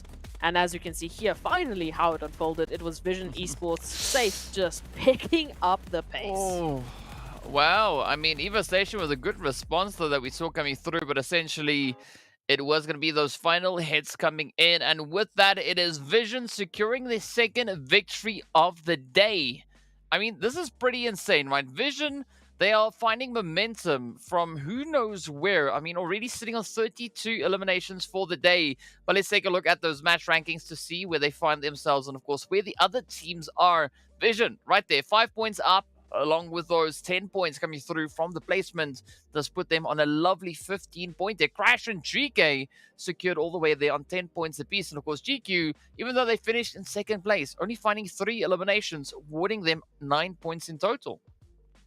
I mean, it's not so bad, if I do say so myself. But yeah, no, it was an incredible game there from Vision Esports to pick that one up. What I like to see is the fact that we are finally seeing Sanhok's beauty laid out right ahead of us. The spread of eliminations is what differentiates Sanhok to any other map for me. Again, because obviously there's a massive focus on third parties, there's a massive focus on close quarter combat, there's a massive focus on whatever noise you make is going to be heard by several teams that are looking to take a piece of you. And this is exactly what this Erangel was, with the Sanhok was, sorry. Wow, Erangel. GEEKAY Esports, Arab Golden, picking up those 8 eliminations, very much needed points for them. We go over to the second page, naturally, because of how many eliminations we had our top teams pick up. We have the World of Battle, RUKH Esports, and Triple Esports, who had that hot drop in bootcamp, not quite having the success, even though they were so close. I mean, Triple Esports picked up those initial 2, and then it was just the follow-up that they couldn't quite close down. But it was close. The damage was definitely there. It was just the final set of angles, the final sets of 1v1s that they needed to lock down a little bit cleaner. Yeah, I mean, but this is a little bit of an unfortunate play coming through for the side there of Triple, and I mean, even the side of RTG. Sure, they finished in 10th place with 2 points up, right? But we've seen some movement come through, especially looking at today's performances, right? With that Triple, they've moved down 3 slots for the day. RTG, they've moved down 4 slots, so there's quite a bit of movement happening. But I think let's take a look at the overall rankings to see what the situation is, right? To see how game number 4 impacted these performances. Of course, it is going to be Vision still sitting very, very comfortable right there at the top with a 16-point lead. But of course, then moving from Crash down to the Arab Golden team, we see a 29-point drop-off. So there's definitely quite a bit of an aggressive performance coming through from our top 2 placing teams at this point. But as we move down the board, you know, things start to even out a little bit more, right? It gets much, much closer.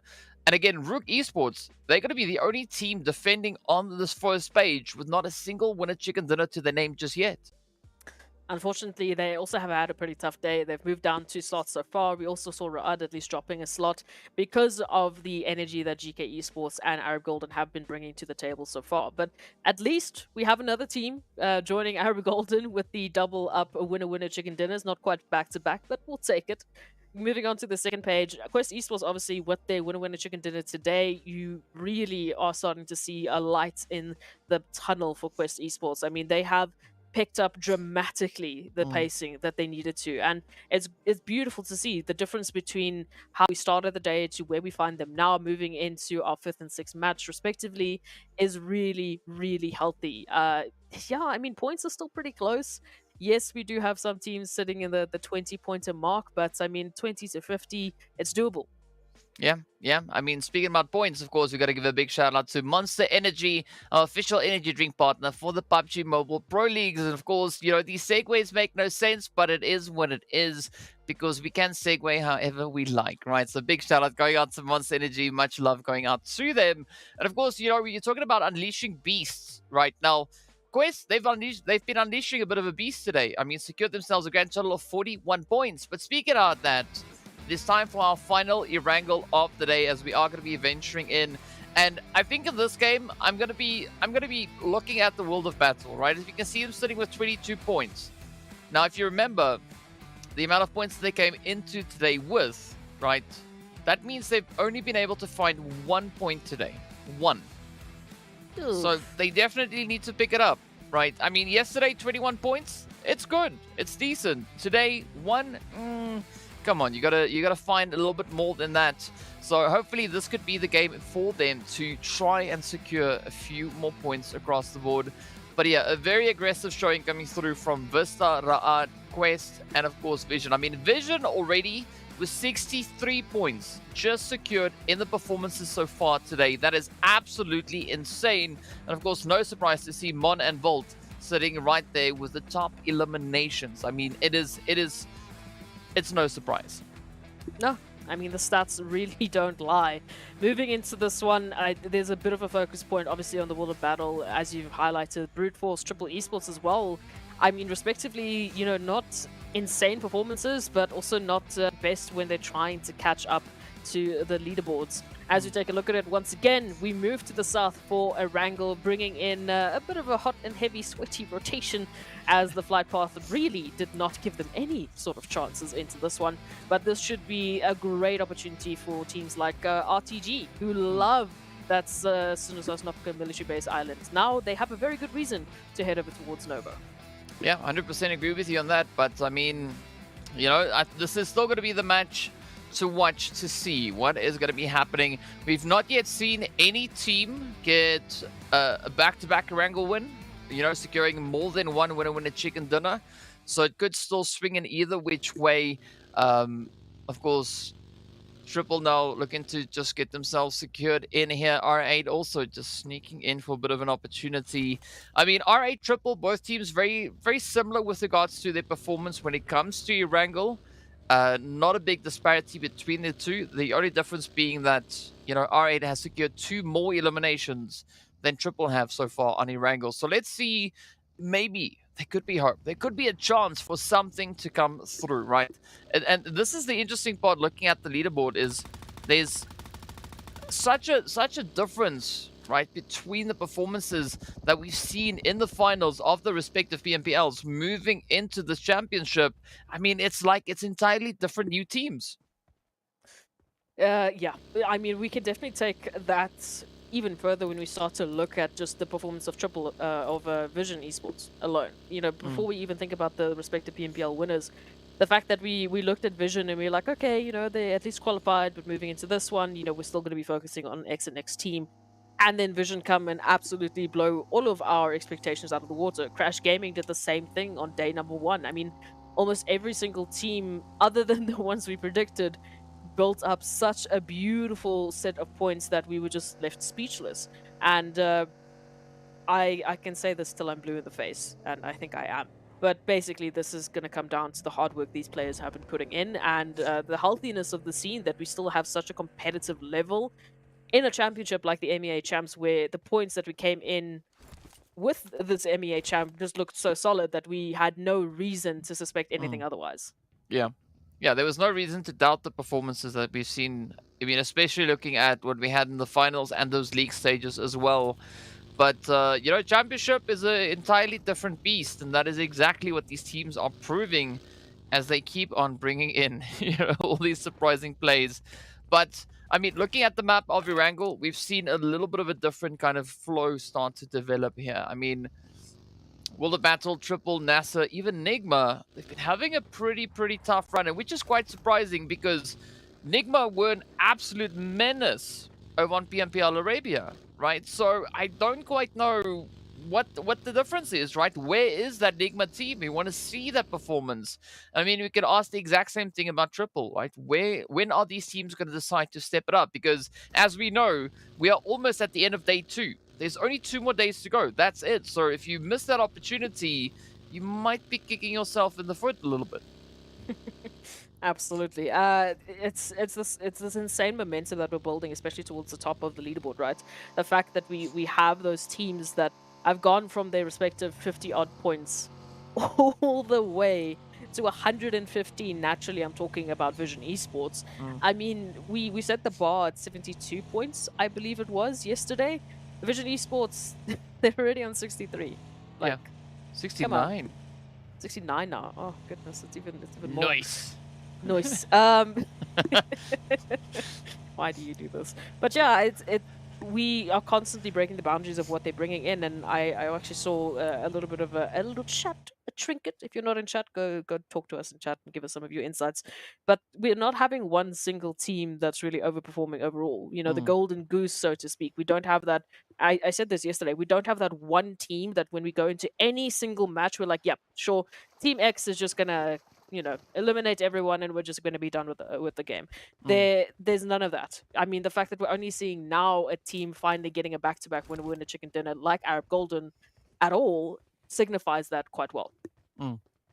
Yeah, and I mean, but it was also on 2 different maps, right? So two maps that we know historically they are quite proficient on, but I mean, as you've said, right, this is just it's just a wild guessing game for us at this point. But I mean, we won't have to guess too much longer as we do see Quest starting to encircle World a Brood here. So it could be an interesting play, but we're seeing a very slow progression towards the zone, right? A big majority of the teams are all still holding their outlying regions. So GQ still exactly where they dropped, R8 still there, RUKH now starting to rotate up.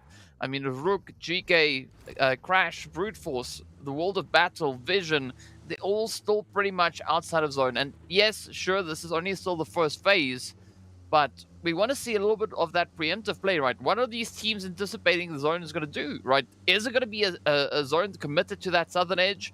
Is it going to be focusing towards the western bridge, right? There's so many factors that come into play, and I want to see what these teams are thinking. I would love to just take a crack at the mindset of these players, because there's a lot of times where, again, they will do something in game that from an objective point of view doesn't quite make sense, but it's because we don't necessarily have the information that they do on the ground, on the field, as you want to say it. And that leads to some very interesting points. A lot of the stuff we don't always get to look at. We miss a little bit because, well, we have 16 teams we have to look at. We don't get to see everything. And yeah, just the prowess at which these teams and the speed at which these teams have developed, I think is something that I will forever stay in awe of. Because I remember when we saw that first MEA champ, when we first saw Africa join Arabia and go head to head, it was a completely different story. Now everyone is on equal terms, just like Mazzaro is equally going to the lobby. Yeah, I think that I think the learning curve was quite intense, but the teams have, doubled down. They've stepped up to the challenge, and they are performing absolutely gloriously, right? I mean, we did see a few chats come into a few messages come into the chat where they say, "Oh, this region is stronger than that region." I mean, prove it, right? Because currently it seems like they are relatively even matched. Even take into consideration that we've got 10 teams from the Arabia region and 6 coming through from Africa. So, there's already a great opportunity for both regions to learn from each other and see what they can maybe adapt and bring in. Because, as we know, only one team is going to be moving into the PMWI. Only one team. So there's a lot of opportunity here for teams to bring in that betterment, bring in that improvement. And, of course, we can see one of the NIGMA players now just, camping. Were they camping on the bridge? No. Well, it just looked like that for a brief moment. But it does seem like they are going to be pushing across. And, I mean, it's only now at this point, seeing that the zone is now centered towards that western coastline, this is where things could get quite interesting. Because looking at the terrain, especially on this side of the island, I mean, it's a whole different ballgame. Ooh, the southern side of Erangel has just been bringing wrenches into the works consistently for the teams. I highlighted this, I think, in PMPL Africa, where I felt like they weren't going to get used to the northern sides of Miramar because we were always just in the south in the water. Now it's the exact same thing for Erangel. I feel like when we finally rotate to the north, they're going to be like, what is this Severny? What is the shooting range you speak of? I have not seen this in many, many matches. But the teams, at this point, they should be well versed in what happens here towards this military base island. They've had so much practice already, and now we are just adding onto it with the MEA champs. I mean, with the positioning that we're seeing, R8 Esports, of course, still on towards the main island. They're going to be taking a bit of a pit stop, naturally, because RUKH Esports just up ahead of them is going to be locking this bridge down. We've got Triple Esports who are actually making, I hope, a bit of a boatation, although I see them just out in the water. I think Vahita is bringing the boat at least, so they should be getting to the island a little bit faster than just by swimming. So that means they have an option to either take a look at NIGMA Galaxy, NASR, or Arab Golden's position if they want to take the rotation there. Well, I mean, there's only going to be one way to figure this one out, right? So it's all going to come down to how the teams played. And of course, as we look over towards the Eastern Bridge, it is going to be Brute Force, the World of Battle, with the addition of potentially GEEKAY and GQ moving in behind them. But down on the island itself, it is going to be a pretty sweaty play. Well, it's not the island, it's just north of it. But it is going to be R8 and RUKH getting into a little bit of R&R right here, right? Reno, Nosa on the defensive line, trying to keep the players from R8 at bay. Some pretty good utility placements coming through here. As you can see, Ida and Prestige taking a little bit of damage. But will we now see RUKH pick up the next few opportunities, these next few plays? Because this is going to be an important play, especially for the side here of RUKH. I mean, their figures on Erangel not looking too great, but they have the chance now to improve those standings. and bring in a much stronger performance when it comes to Erangel. So far, so good. As the jump shots come through, Zuxi just absolutely ablaze, hitting shot after shot. But now they got to mend that health bar, and with that, NASR gets spotted out. Oh, it is absolute carnage. Yep, here we go. RUKH not going to survive that as R8 get the better of them. GQ, hello, knock knock, here we are, just rolling into the world of battle. My goodness, what a card trick, but now, can they pull a rabbit out of their hat because Arthur's still up and Adam trying to keep the name alive for the world of battle. They will find the second. Now, on the other side of things, the world of battle needs to have those rotations in, but alas, I don't think it's on the cards. Yeah, the only place they're going to be rotating now is back to the lobby as they get sent out with one elimination up. So far, both the teams that have been shipped out do so with 1 point to their name. So, you know, not all hope is lost, but let's see what that zone is going to bring. Is about, I'd say, probably 40% of the zone, maybe more, is just water. So it's going to be a very constricting position to try and hold. In the meanwhile, GEEKAY, yeah, they're going to stick to the main island, maybe opting for that western bridge.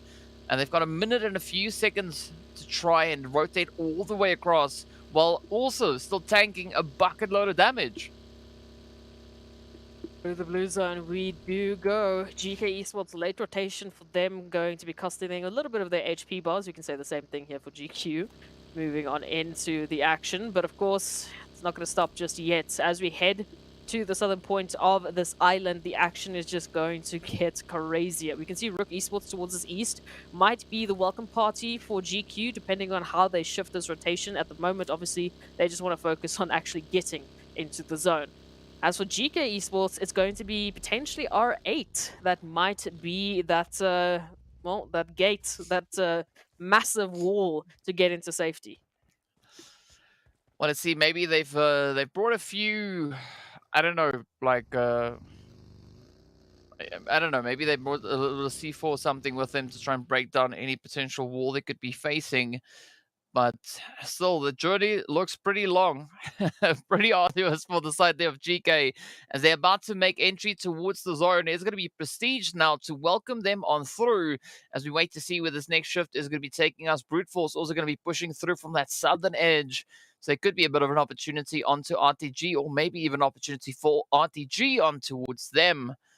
But the zone is going to pop, and it is going to take us even further down. NIGMA now being smack dab center zone triple in a bit of a trying position. It does seem like they are holding onto the cliff edges there, but it's going to be a very, very tricky play now to secure any potential positions within the zone. Yeah, RUKH also rotated towards that coastal line just to keep an eye out for any rotations from the coast, which is absolutely what they need to do, especially given where Crash Gaming might have to rotate in. We just take a little bit of a reminder of that R8 situation that we saw earlier. Again, these little clustered battles are just proving the chaos on Erangel. We are seeing so many players drop with these rotations, and at the end of the day, the teams have to take these opportunities to get eliminations sooner rather than later. Yeah, no, that's the way they need to try and capitalize. But of course, now speaking about capitalization, right, there is going to be still a bit of an opportunity here for R8 to push across the bridge. They do have GQ to worry about, so that is why they are not fully committing to this push just yet. But Evo Station has been spotted and dealt with, so that does alleviate a little bit of the pressure for them. Meanwhile, GEEKAY trying to swim themselves all the way back into safety. And this could be a beautiful fishing session, especially looking at GEEKAY, because, I mean, they've got Crash as well as VISTA all just huddle up ahead of them. So, a great opportunity to lock in a few of those elims. But, of course, we turn our focus back towards the east as we look at this western bridge. GEEKAY are trying to dominate as they do find their knock. Is going to be Prestige and Ida needing to hold it steady. But at this stage, the blue zone is not going to be friendly to anybody. How did this turn the way that it did? Again, we have to remind you, GQ was the late rotation. They were the ones looking at R8 Esports as almost the gate to safety. Now they've turned it around, not only towards R8 Esports, but also potentially on towards RUKH, picking up eliminations, loving the energy that they're just cracking out here. They have lost one in that rotation. And it's not going to be an easy fight for them into the zone just yet. RUKH still going to be holding that line of sight. Prestige And Ida out here in the blue trying to make a rotation to safety. It looks like GQ will be giving them that space to make it happen. Over towards that waterline, as you were mentioning, Crash Gaming, GK, VISTA, take your pick towards that coastal line. There are so many opportunities. I would say also for GK, the fact that they're already on the coast, already on land, just waiting for either Crash or VISTA to take a bit of breath so they can take them out. But the scary thing also is that we still have 14 teams remaining, right? And we've now sent it up slowly on towards this western point of the zone. But Arab Golden now trying to find a bit of an opportunity here, holding onto that elevation, trying to see if they can maybe capitalize. And it is going to be a very tough play as we have RTG knocking on the door, pushing on through. Meanwhile, Vision running themselves into a little bit of a troubling play as they get packed up in 14s. And now center zone opens up. We can see NIGMA still holding onto those compounds. VISTA also in a bit of trouble out in the drink. Crash facing a very similar fate. But the edge of zone, right here with Arab Golden and RTG yet to be decided. As Arab Golden, I mean, as I said, they have this elevation to try and utilize. But will they find those, the necessary angles? Because if you leave it to RTG, they're just going to wrap around and do exactly what they're doing now. Send in that utility barrage. Absolutely, really applying the pressure here to Arab Golden. And it's time that they're wasting on this engagement when they could rather be finding a better position in zone, because I can tell you now that zone is going to be tough, just like it's going to be tough here for GQ, nearly going down to R8, but they managed to keep it up, only dropping one in the process. Meanwhile, we've got NASR very close and personal. Could be jumping into the action here with NIGMA Galaxy taking that rotation in as well. Towards that western side, there's going to be a little bit of a peek from everybody. But again, Triple has been quiet. Triple has just been waiting for the opportunity to jump and potentially take out GQ or NASR or anyone that's in their line of sight. Yeah, I think definitely at this point, Triple would be a team to be a little bit worried about, right? Especially with them being so quiet. They're just lurking in the wing. So they could be, they could be cooking up something. Something is going to happen. We don't know what just yet. But in the meanwhile, we are going to be looking on as Arab Golden now turn their focus solely down towards RTG. The shots connecting on through. Rio in a little bit of trouble. Very low on that health bar. Is going to be Riva now just looking to potentially maybe dip out of dodge. But up comes the hits, the sprays, down it goes the shot though. Teak getting traded. And now it's going to be Punch and P6 trying to defend. Are they going to be able to find their teammates? They have to act quickly because RUKH Esports are also getting ready to move on through. RTG trying to get themselves back onto a 3-piece, and this is going to be that trade opportunity. Unfortunately, the nade does not exactly find its point. But again, right, RTG trying to find that consistent approach, find that angle to push from, as they are yet to find phenomenal success. We know Arab Golden already securing themselves a winner chicken dinner when it comes to Erangel, but will we see that potential play now from RTG? Ooh, needs to follow up with the damage dealt, but also operational issues here for Arab Golden as they need to recover from this situation. Damage has been dealt. And in terms of the utilities, I mean, you can just take a look at it. Rio, not a single med in sight, not a single utility, only a smoke to work with, and things aren't looking too healthy on the side of Arab Golden either. So there's only so much that they can invest in this little bit of a war of attrition before they need to give it up and rather focus on the goal. The goal naturally being to take it higher, to take it to a winning opportunity. But of course, GEEKAY Esports now from that coastal line, somehow, some way, they have made it to land. They have stepped on to the sands, only to be greeted here by NIGMA Galaxy, just pelting them with lead. Let's see how it goes. Ooh, Ragnar, come on, trying to get the hit. It is going to be Kevin taking quite a few shots there. Quite a bit of damage getting dealt. But now the entirety of Crash hoping, that Kevin can survive it. Somehow, miraculously, Ragnar managing to connect the shots all the way from out of that smoke. Now, Coops also being presented with a bit of an opportunity here. They can find the play onto the side of GEEKAY. You see GEEKAY now just trying to lick their wounds, trying to get themselves back into contention. But NIGMA, they've got this position under lockdown. All they can do now is just leverage that and find those easy trades. Now, hope Ragnar not gonna be looking to make it all too easy. But of course, the zone, not an aggressive shift. The blue is gonna start shifting up momentarily. But here we go. Also, Quest taking a bit of a swing onto Arab Golden. pain, pain, pain, pain, pain. That is all that RUKH is dishing out in bucket loads. As we take a look at that RUKH Esports, they've moved a little bit closer from that engagement against Erangel and given themselves that spacing, but now they find themselves in such an awkward split. They're in a 1-1 split. One towards Quest, one towards Erangel. What do you do except hide and hope that Quest does not see you? But, well, I got news for you, Pusher. They know where you are. Yeah, the pusher will get pushed, as we saw the puncher getting punched a little bit earlier. Not really, but let's go for it. Either which way, Quest trying to keep it nice and steady. Still going to be holding on to a full 4-piece. Only 3 teams currently sitting on a 3-piece on either end. Oh, but now it's going to be Ragnar looking to push up. Down goes Hope potentially as well, as it's down to the wire. Freak, this could be the chance, right? Hope now needing to keep it nice and steady, looking for a bit of an opportunity, but the shots just come blazing on through. RTG getting sent out in 8th place, and this is a great opportunity now. Oh, GEEKAY will have to settle for 7th. Quest still going to be looking to play the opportunity on towards RUKH Esports, holding on to that 2-piece.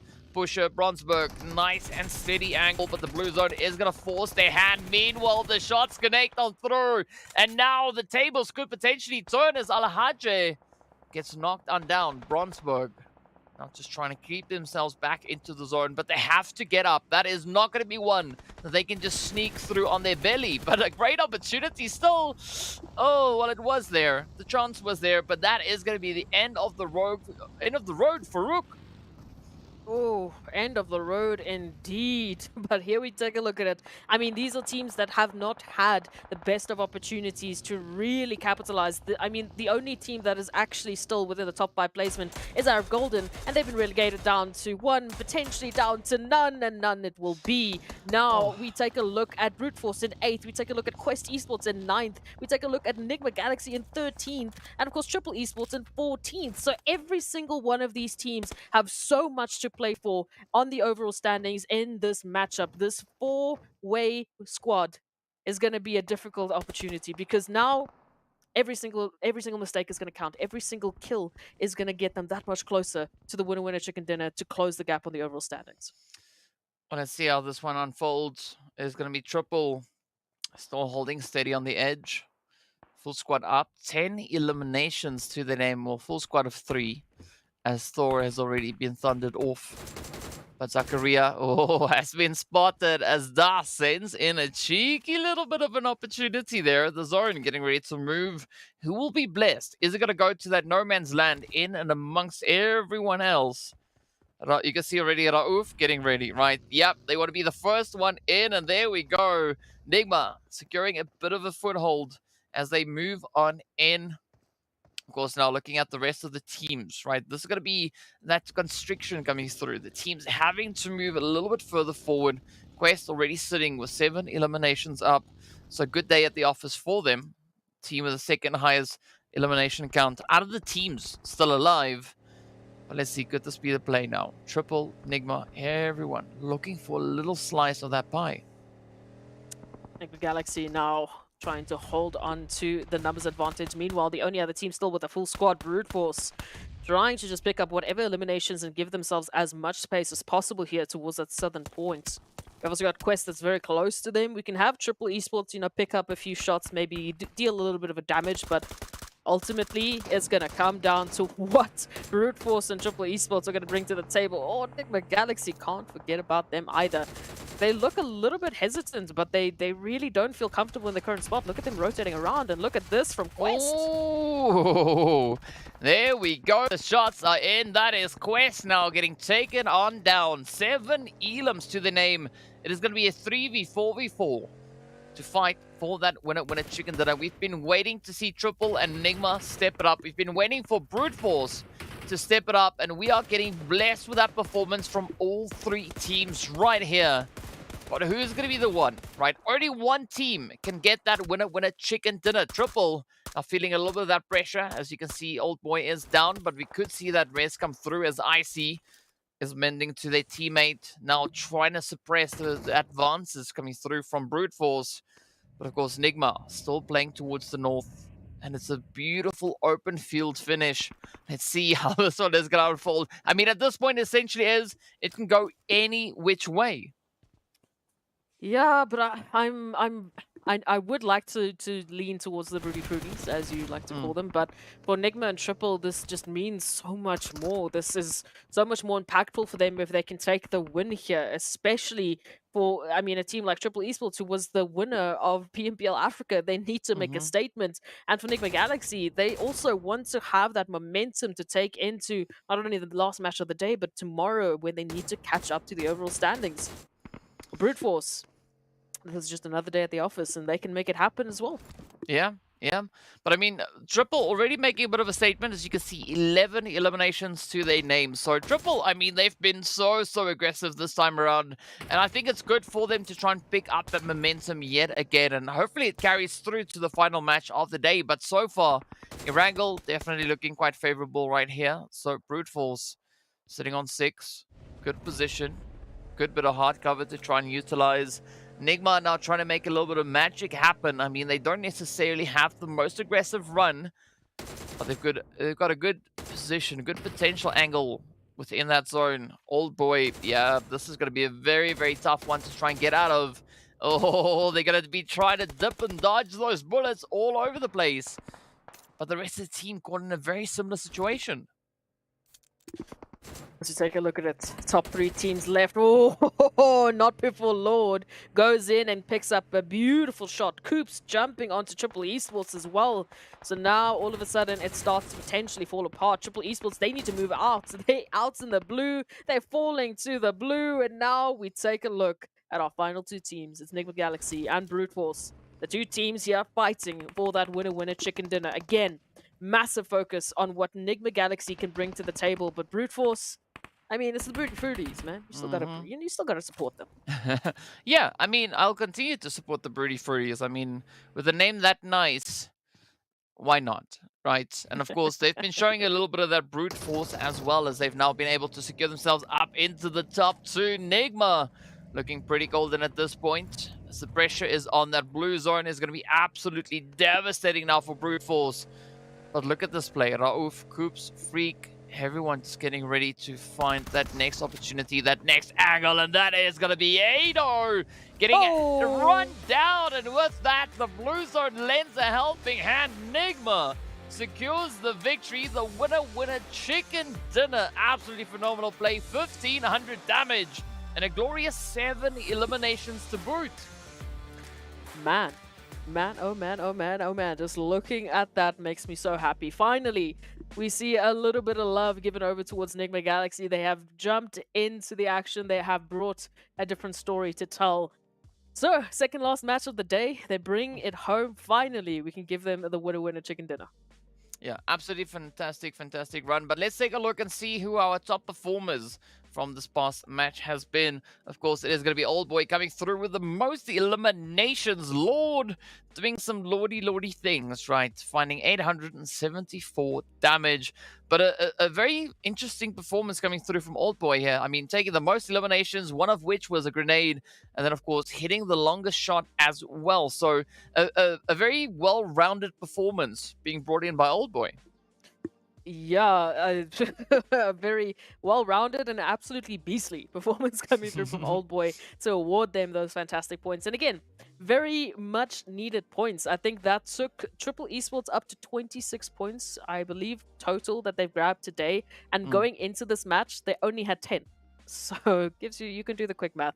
Fantastic game from them. But let's go take a look at the match rankings. Again, it was such a difficult map for these teams, because every single one of the teams in that top 5 placement had so much rooting on that win. Yeah, I mean, like, this was an absolutely essential play, but I mean, a very satisfying one coming through nonetheless, right? I mean, Quest also locking in that consistency, but I think this was just an opportunity to restore a little bit of that hope for Triple and NIGMA. I mean, because as we saw, they were having a pretty tough play, having a pretty tough position to try and work with. And this Erangel, it was that opportunity. Sure, I mean, Triple, 3rd place, it's not the same as a winner chicken dinner, but it still boosts the team morale, right? It gives them that opportunity to just remind themselves as to how awesome they are, right? Because I mean, we've got 16 awesome teams right here, and all of them should be even. And of course, well, some of them have to take no points. That's just the way the cookie crumbles. They were hungry, you know, they wanted some donuts. That's completely understandable. Donuts are delicious, so they just went and grabbed themselves a few donuts to work with and get themselves ready and set for the last Miramar of the day. But for Vision Esports, they have enough points. Okay, it's fine. They have enough points. I think it's about time we start spreading it to the rest of the team. So that's exactly what happened here. That little bit of an upset is what we like to see. You know, we don't have that one team that's dominating. Yeah. Or over dominating every single match. We have that constant ebb and flow that's coming through, and this match was a prime example of that. The fact that we said goodbye to our top 5 teams almost in an instant really gave you the indication that this was going to be something different, and we can go remind ourselves by taking a look at those highlights to see how it panned out. Yeah, I mean, it might not be a match-to-match domination, but we are seeing like a, you know, every second or third match, maybe, right, depending on, you know, what that zone and everything does. But again, you know, moving towards this western side of the island, it's just absolutely brutal. So, you know, mad respect going out to these teams, just looking so cool and confident, working through all this carnage. It was absolutely amazing to watch. And of course, unfortunately, Kevin, well, they'll have to settle for a little bit of that beach real estate as we saw them finish up there. But I mean, again, right, the zone just doing its thing, and these teams not shying away from the challenge. I mean, at any point, right, Triple or even NIGMA could have said, you know what, we don't know. But they just kept the focus on, they just kept the pressure there. And I mean, Triple, though, still walking away with 11 eliminations. That's absolutely amazing for them. It's the best performance we've seen from Triple so far. It's absolutely refreshing to see that performance from Triple as well. Again, you could see here just towards the end, it unfortunately came down to a rotational issue that didn't really award them anything past this point. You can say the exact same for Brute Force. I mean, NIGMA Galaxy, they swooped on in, found the one, and then the blue zone just came to finish off the remaining 2, so they didn't even get an opportunity to get those final 2 points. It happens. But yeah, rotation. The goal of that match was just the rotations. Yeah, speaking about rotations, let's rotate over into Triple to get a little bit of a breakdown, look at a few stats as well to see how they've been doing.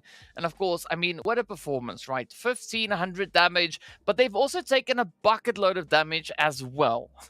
Yeah, my goodness. I mean, just as much as they're dishing out, they are basically receiving. So equal opportunists is what we like to call them. But still, 11 eliminations, we have to highlight this because, again, it's one of the higher elimination counts that we've seen so far. And it's from a team like Triple, who's been struggling for the last couple of matches. So it's incredibly good to see them. For all of the Triple fans, they must be absolutely elated at these facts, at these numbers, because this potentially is the rise of Triple once again. But that means it can't stop here. Please, you know, one great game is not going to make up for the rest of the teams absolutely gunning it, especially in the next couple of matches. Well, speaking about the next couple of matches, we are going to be taking a very quick break, so be sure to stick around and we'll be right back with the final match of the day.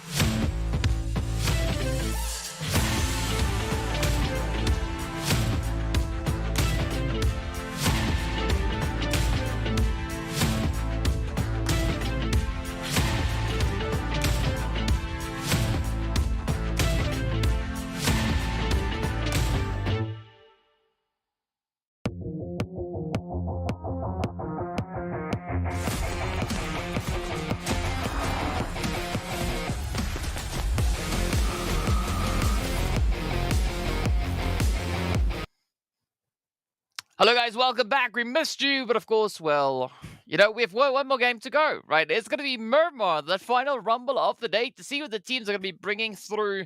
Now, we've been seeing quite a bit of excitement come in, right, with regards to the daily movement of particular teams, right? Now, that last performance that we saw coming through from NIGMA as well as from Triple, at least on the daily performance, right? I mean, NIGMA, they moved up 8 slots in that one match, right? It's not reflective of the overall rankings, right? We'll get to that in a bit. But of course, Triple, they've also jumped 6 slots all the way up into the 8 for the day. But looking at the overall rankings, I mean, as things look pretty exciting. Brute Force, they jumped up 3 slots. Yeah, no, it's absolutely great to see. And I mean, as you said it, you know, in terms of those overall rankings, how they are reflected, NIGMA Galaxy on the overalls jumped up 3, Triple Esports jumped up 2. You know, there's been a little bit of trouble as well for the likes of VISTA Gaming on the overall rankings. They've dropped 4 placements, so that's looking a little bit tough. But what's interesting, as we talk about the number 4, our top 4 teams have not moved. Yeah. They have stayed solidly in place on the overall rankings. They've just been increasing those points and getting themselves to triple digits. And you highlighted, you know, on the break as well, the fact that Vision and Quest Esports, I mean, not a team that I thought I'd be saying this about, but I'm so happy I am, have both gotten themselves 32 eliminations just today. It's insane. It's insane, right? So these two teams, they've been working exceptionally hard. So, you know, I love what they are cooking. I want to see more of that. And oh my goodness! Hey, it's about time. Yeah, we've been waiting for this. Yeah, I mean, you were talking about water at some point, right? I think there's a little bit of a delayed reaction coming through, but there we go. I mean, we saw similar zone to this coming through into the PMPL Arabia finals as well. So I'm quite curious to see how the teams are going to look to play this one. Well, if they I guess either way, they've got experience. If you came from PMPL Africa or you came from PMPL Arabia, this is familiar to you. What's really interesting, though, is that it forces Vision into a position that they normally are not. It puts them in the center of the zone because they're all the way to that edge line, you know, into their usual drop site, of course, of Impala. But all of a sudden now, they are the center zone team. They are the team that is going to be put under pressure. So this is going to be fun. If we do head all the way to that island, I will be a very, very happy person because that's just going to bring chaos. But even if we stick to that edge line, I mean, the sheer cliff drop that we see over towards those positions are so incredibly difficult to just navigate. I mean, to set yourself up for a win in that position, in that terrain, is almost impossible. Almost. Yeah, but you know what's also pretty impossible? Is the shift to the islands. So who knows? Maybe today could be a day of impossibilities coming to fruition. Nice. Yeah, it would. It'd be also quite exciting. But yeah, let's see how this one. It's not impossible. It is. Yeah, possible. it's not. Yeah, we've already seen it very, very limited times, right? I think I've only seen it once, and Yeah, aside from pretty much. competitive, I've only experienced it once in casual play. So that says a lot. So it's not a very regular occurrence. It is quite rare, but if it happens, it is absolutely insanely funny and chaotic at the same time.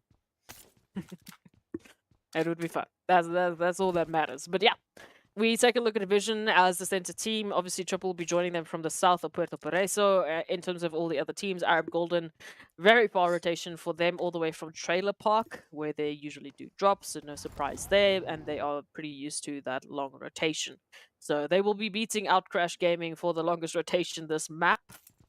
And yeah, I mean, just in terms of taking stock of what we've seen today, we mentioned briefly, you know, a few of those changes for Triple Esports and NIGMA Galaxy respectively, but there's been like semblances of hope for a lot of the teams. Like I'm especially interested to see what R8 Esports have been doing, because they've also in the daily stats just picked up at least 2 slots.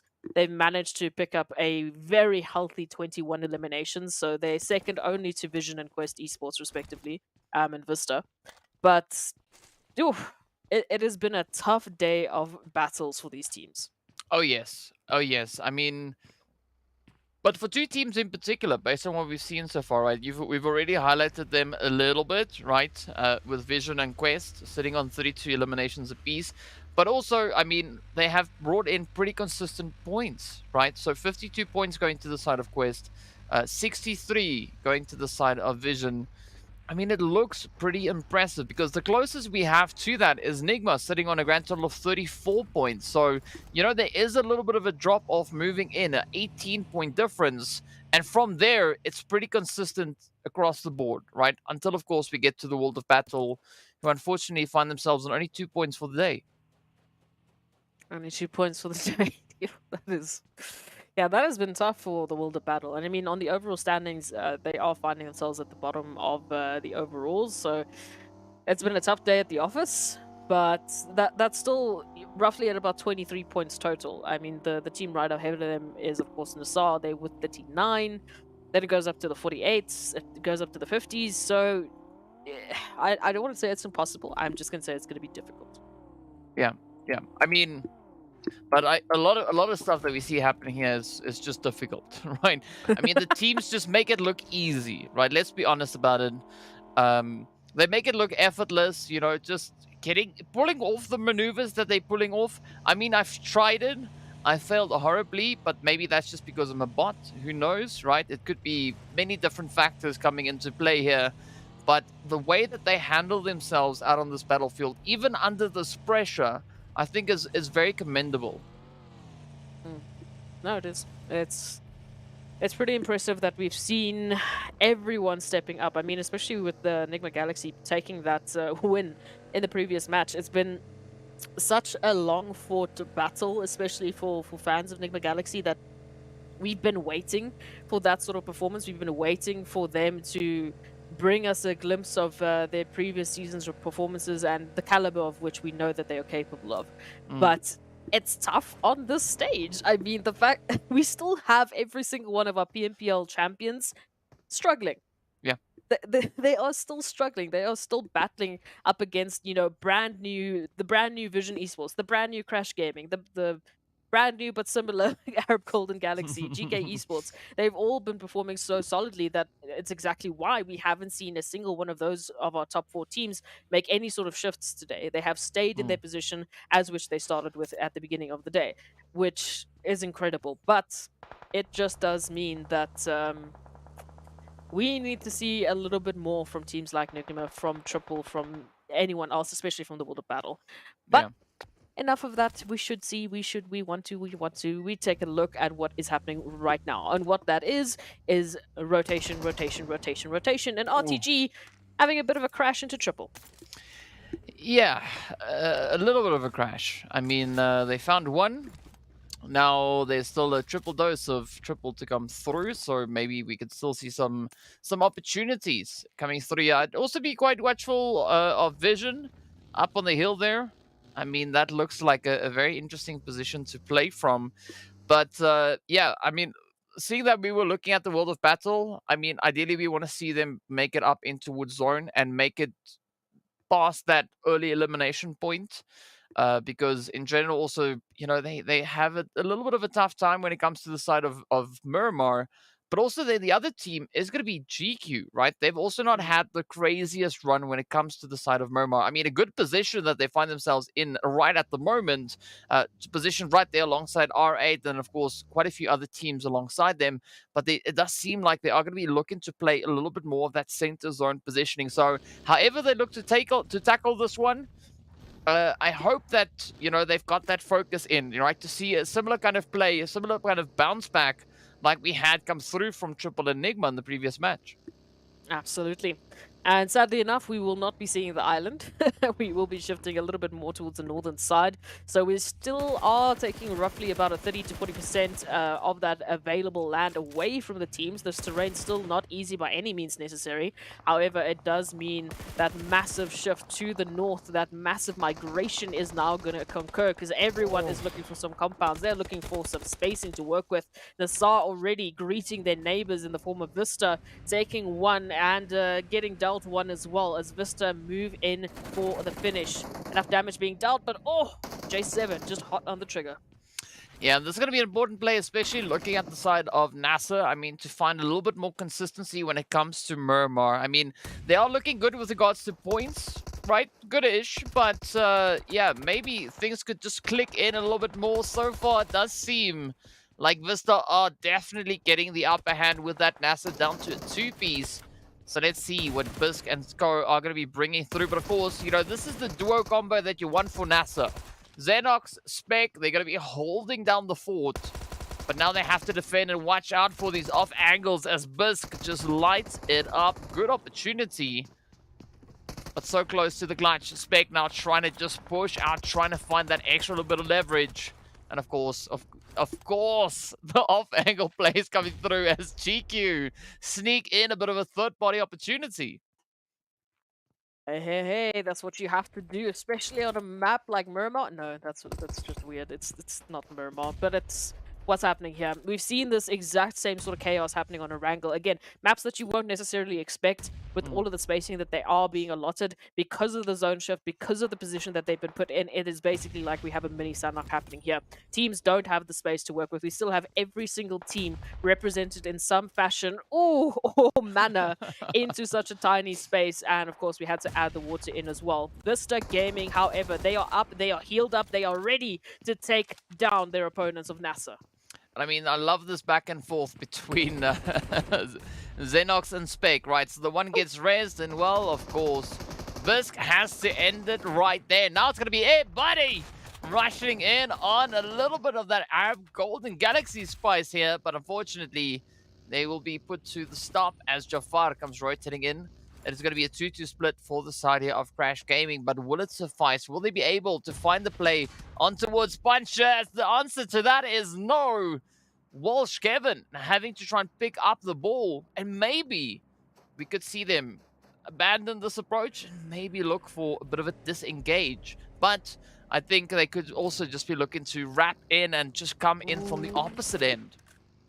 Arab Golden now going to be feeling some of the pressure. Crash Gaming looking to take back some of their glory from yesterday's performances as they need to catch up to Vision Esports, and that might start here by them taking out Arab Golden. We know for Arab Golden, they are currently in 3rd place. They are fighting up against our 2nd place team, so it's a bit more of a focus for them to make this one count.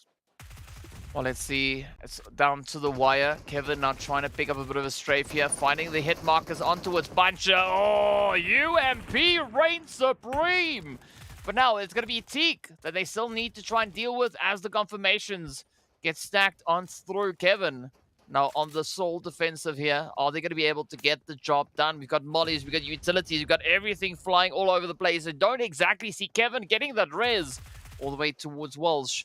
But maybe they could strafe their way into victory here, getting the beautiful clutch play. Oh, the answer, though, is going to be no, as they will be ended right there. But a valiant effort being put forth there by Crash Gaming. Of course, with that, down to 13 teams we go. Ooh. And Brute Force. Ooh, that's not a good one. No. So the rest of Brute Force will be saying thank you, but no thank you.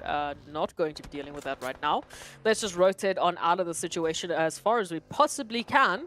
because RTG are bringing in a whole different level of aim. But unfortunately, as we've mentioned before, this terrain, it is not conducive to these last-minute rotations. Trying to set yourself up in this chaos now for a win on this terrain, not going to be easy. There are only, like, I would say 3 set locations where you could count yourself as in a better position. Otherwise, yeah, just take a dip into the water because nowhere else is really safe. Yeah, you guys got to do what you need to do at this point, but a nice little bit of a spread going through with the team's positioning, right? A big concentration of teams over towards the southwestern side. Now AZ could maybe get spotted as the blue zone comes through, does force the hand here for RUKH, but NASR not going to settle with not having the angle. Instead, they're going to look to try and play it, but AZ already preemptively coming through with a spray. That vehicle just needs to go up in flames, and that is going to be the end, though. But look at the Zooks. He gets found, and down they go. It is going to be RUKH absolutely just ripped from Miramar. What did I just witness? Okay, Rod. How? But okay, it's fine. Whatever. We move on. We say goodbye to RUKH. We say goodbye to a plethora of teams as we need to take a look at our top 12. Now, holding on again to this terrain, I am liking the position that RUKH Esports are holding. I think GEEKAY Esports also have that opportunity to really put a bit of a pressure point on any rotating team, especially NIGMA Galaxy. Unfortunately, R8 Esports, Arab Golden, that entire trio of teams there towards the northern side need to decide between themselves who's going to be the team moving on into the rest of this matchup. Whereas to the south, of course, it is VISTA and the World Up Battle. We know for the World Up Battle, this is massive. Just picking up anything at this point in time sets them up in terms of momentum for tomorrow. They are currently the team at the bottom. They are currently the team most in need, not only of points, but momentum. So it comes down to this one. Take it nice and slow, break it down. Hopefully, they set themselves up strong for tomorrow. Yeah, I mean, so far so good, right? World of Battle, I mean, they're looking pretty good. They've made it up at least into the top 12. But all they now need to do is just, you know, keep that consistency going. Because I think at the end of the day, that is going to be the key factor for, you know, a successful run. I mean, they've got a great opportunity to also just rotate forward up in towards that zone, look to claim a little bit of ground. I mean, there's quite a few positions to choose from, right? No more compounds really to speak much of, but either which way, you can still utilize the living heck out of the terrain. Speaking of which, that is exactly what Vision is trying to do here. So you can see RTG caught in a bit of a vulnerable position. Ooh, Dado gets found out as GQ continues with the onslaught, but now Quest turning all their focus onto the side of the World of Battle, and this whole situation just keeps on getting turned on its head. Now, the World of Battle not really having any sort of spacing to try and dissect the situation. Quest going to be sending a few more nades, trying to just get that confirmation. Unfortunately, they're doing more damage to their teammate than they are to the World of Battle, but GQ will step in and put them out of their misery. Now, the World of Battle just needing to take any time they are allotted to set themselves back up. Quest, they need to focus on recovery, right? The rest of the teams need to focus on rotation. I mean, Vision, similarly, this is what I was talking about. For once, they are the team in center. Look where they go out. In 12th position with, am I correct in saying not a single elimination? I did not see eliminations, but that's what it is. So immediately as you turn around that position, as you take them out of that outskirts play, out of that late rotational play, they start to struggle. And this might be a sign for the other teams. It might be a sign because of that all of this aggression and this crazy terrain, but it is what has happened on our last Miramar. Yeah, well, I mean, Vision, yeah, they didn't exactly get sent out with nothing. I mean, they do walk away with at least 3 eliminations, so, Yeah, not bad. you know, they did a little bit of some over here and over there. But I mean, this is a great run coming through for the World of Battle, though. I mean, they are in 11th place, so not exactly in placement point territory. So they still need to keep their wits about them, right? They still need to try and just outlast a little while longer. Meanwhile, it's not going to be the same thing coming through there for Koa, as the zone does get the better of them. But with that, of course, we drop down to our final 10 remaining teams. Brute Force not yet having any points. Same can be said there for RUKH as well as R8. But we are just about to approach placement point territory. So there's going to be a lot at stake here, especially now looking at where the zone has shifted. And again, the water stays in play. Whoop, here we go. Arab Golden, a bit of a rotation for them. Again, I mentioned that trio of R8, RUKH, and Arab needing to decide how this one was going to turn out. And this is it. I mean, Arab Golden, they were finding themselves in such a tough battle here with Crash Gaming, but they managed to keep their wits about them. And now they're sitting pretty towards the northern side of the coastal line. So a little bit of hard work there to get rid of Crash Gaming is going to give them quite a good amount of opportunities. You can see they're already reaching into Broody Fruity, or the Brute Force team, as we are supposed to be saying. 100% correct. No, Broody Fruity, that's right on Yeah, point. no, it's their new name. Anyway, ignore what's on the screen. It's a lie. Kidding. But now the World of Battle and Quest rotations to the south, right alongside this road line. You can see GEEKAY Esports and GQ once again finding one another and once again in a position to put all of these rotating teams out for the count. I mean, vehicle rotation at this point is a little bit risky, but I mean, so far so good. Oh, but absolute insane play coming through from Ragnar as they just pick up the trades, and that is the World of Battle rotating themselves right into the lobby. 4 eliminations up. So good play, nonetheless. Good attempt being brought forth there, but now it is going to be GEEKAY looking to show a little bit of dominance as they look to leverage the angles onto GQ. But GEEKAY, and of course, well, only GEEKAY is going to be holding in the wing. The rest of the team down on their knees, and I mean, this could be their ticket. Can be indeed. The golden ticket is right around the corner, but who's going to be grabbing it first? RTG. A little bit of a quieter day for them, but they've already picked up 4 eliminations just in this Miramar. Now looking ahead to GEEKAY Esports. It's going to be tough for them to take this aggression to GEEKAY, depending on how many smokes they have available to make that rotation in, or if they're just going to be sending it. I don't see any vehicles in check just yet, but they could just be on the outskirts of that coastline. But of course, NIGMA Galaxy with that rotation closer to this position. I wouldn't do anything just yet. We need to still see how the zone is going to be shifting, but at least they can, for now, deal some damage. Just doing a bit of peeking and prodding. Yeah, and I mean, speaking about peek and prodding, right? One team we haven't seen all too much of just yet is going to be the side of R8, right? They're holding towards the northwestern side, waiting for the zone to be decided. And then we could potentially see a bit of a play coming through. RUKH also very similar kind of positioning that we have here. I mean, they've also not yet found a single elimination. I mean, all the other teams aside from Neos, therefore Brute Force, have secured eliminations. I mean, we see Team GQ sitting on 8 elims. We were asking for Team GQ to step up the performance when it comes to this map, and that is exactly what they've been doing so far, of course.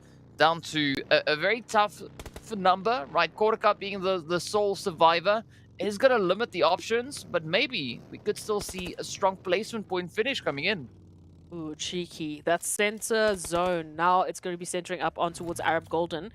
Does mean Puncher might just want to regroup with their team because they do not want to be the focal point of these next few rotations. Still 9 teams left into this position, so you do not want to be the focus point, as we've seen before.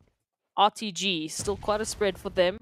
Trying to break down what's happening here. Keep an eye out on NIGMA, keep an eye out on GEEKAY. At least RUKH has been found by Groza, so that's a little bit more spacing to work with. Also an immediate turnaround there by GQ. We say goodbye to them thanks to Quest, but now here is some movement from GEEKAY. They take the fight to RTG. Oh, come on, keep it coming, RTG though, having a slight bit of an advantage, right? They've dipped their toes in the zone, and now they could actually maybe look to leverage that, but of course Santa gonna come through, just hoing it up top, looking to see if they can turn the tables around. Speaking about tables, NIGMA, off they go, getting sent out for eliminations to their name. A pretty tough run, and of course a very challenging zone to work with, but RTG looking to capitalize as Santa now moves a little bit closer, just looking to reinforce the team. As you can see, Ragnar and Hope readying up those nades. Santa on the money with the nade though, finds Kalaga. 1 down, 3 more to go. Could this be that opportunity now for the side of GEEKAY to pick up another strong finish? Oh, the absolute send that is RTG into the side of GEEKAY Esports to make the statement, to get the final hit onto Santa will be the confirmation. As we say goodbye to GEEKAY Esports, it does provide an opportunity for R8 to roll into the punches. RTG towards the southern point of the terrain. Arab Golden reaching in to also get a piece of the action to RTG. Well, they just need to focus on recovery and setting themselves up for this engagement now with R8 that they do not really have much time to prepare for. Well, let's see how it goes. Of course, now RTG still trying to find the rhythm, find the flow. I'm lying because they've already secured themselves 8 eliminations. R8, though, on the opposite side, sitting on only 1 to account for. SK-Ton being brought to their knees is going to be solely reliant on SK-Ton now to bring in, or rather IDA to bring in that res. Prestige moving in for that fortification. But I'm curious to see how R8 are going to play this one. I mean, we saw this play from them previously on a bit of that Erangel action, right? They've already been, Miramar action rather, being able to secure themselves a winner with a chicken dinner. So there's no reason for them not to feel confident at this point, right? They still have that full squad up, and they could definitely look to leverage that in their favor.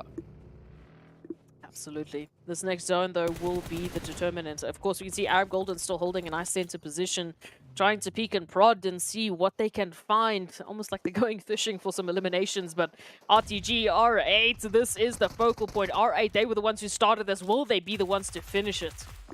Oh, it could be. It could be. Already 3 elims up.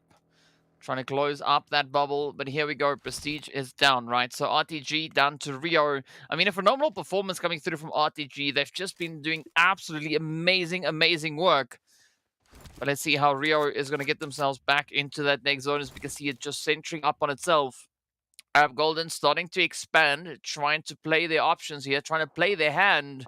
And RUKH also still looking pretty contentious. Again, not a single elimination to their name, but they have the numbers to work with. So it's all going to come down to how they make this last play work. Of course, well, we're about to hit that 8th phase, or at least the zone is going to start closing up for the 7th phase. And this is now that opportunity, right? Down to 6 teams, only 14 players alive. Just looking at the spread that RTG are taking, I mean, in terms of that Western focus, they definitely have almost every single angle covered, but it will be as a solo. So again, as an example, SK-Ton in this position, yes, at least they're only up against a solo of Vihadan, but if they get caught out, there is no backup just for the time being. So I'm glad that they're taking that regroup, making this from a 1-1-1-1 split to at least a 2-2. Will be able to get themselves back and regrouped, because at this point it's anyone's game. We still have massive positioning from RUKH Esports to consider as well, and R8 definitely cannot be giving away any freebies.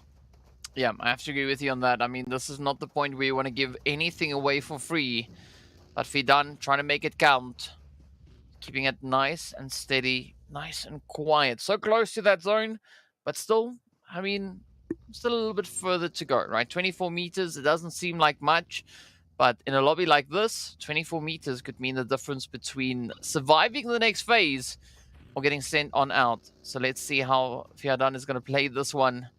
Oh, they are going to get tested. The blue zone is going to start nipping at their heels. Out comes the spray, though. Ida just dodging lead all over the place, and that has now given them the cue to start lighting it up. And there we go. Ragnarok secures the finish. Now, down to the final 4 we go. It is going to be a 4v4v4, right? That's essentially what we've got left.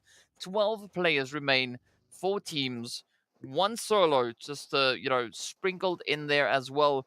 But I'm pretty sure Neos is not going to be able to survive the damage coming through from that blue zone. But let's see how it goes. Arab Golden, though, good sneaky spot, just held over towards the southern edge.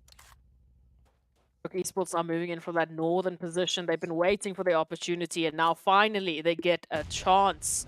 Arab Golden sending a few nades, just a few welcoming presents, because they've been holding onto the center position for so long. They do not want to be giving it up anytime soon. R8 Esports, of course, still that western front that they are applying.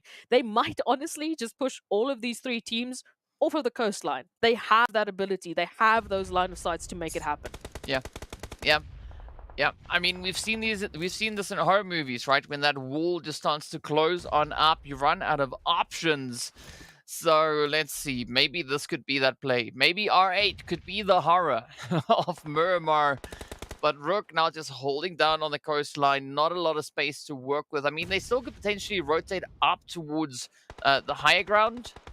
But AXA can try and maybe put a bit of a stop to that. And I mean, this is the exciting part of this terrain. Is like there's still so many different potentialities that could come through from this. But let's see. I mean, it's still a bit of a back and forth, you know, utilities getting sent all over the place. But I'm surprised to see R8 keeping it steady, just holding, locking in on that 2-2 split, waiting to see what the rest of the lobby is going to bring on through. That's now going to be RUKH trying to create a bit of an opening here as they do find some success down on towards the players there from Arab Golden. Oh, but up comes the nade. That is Puncher getting smacked. Down they go. Teak. And of course, AXA having to hold steady as Eugene could also bring in a bit of an upset.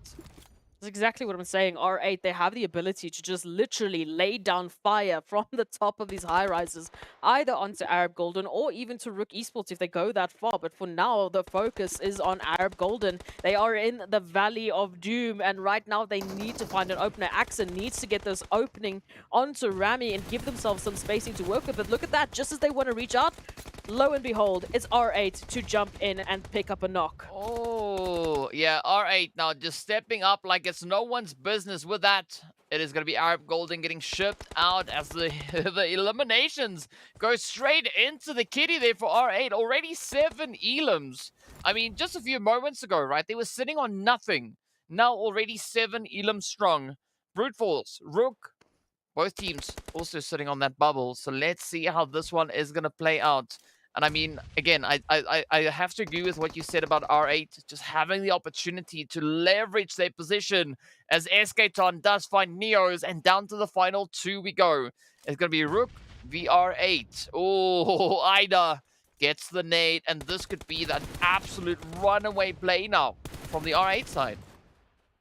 This could be it, but of course they still have to go up against the likes of RUKH Esports, who have seemingly been looking like they are on an awakening, but this is their time to get eliminations. They have been pretty quiet. That was their first elim, and that will be from the side of R8. Now they need to make it happen, down to only 2. Can they bring the winner chicken dinner home? It is going to be no, thanks to Ida.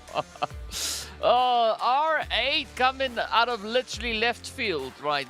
Sneaking their way into the zone, and just with an absolutely overpowering performance, 12 eliminations and 1900 damage to add on top of that winner chicken dinner. Absolutely phenomenal play coming through from R8. Spicy.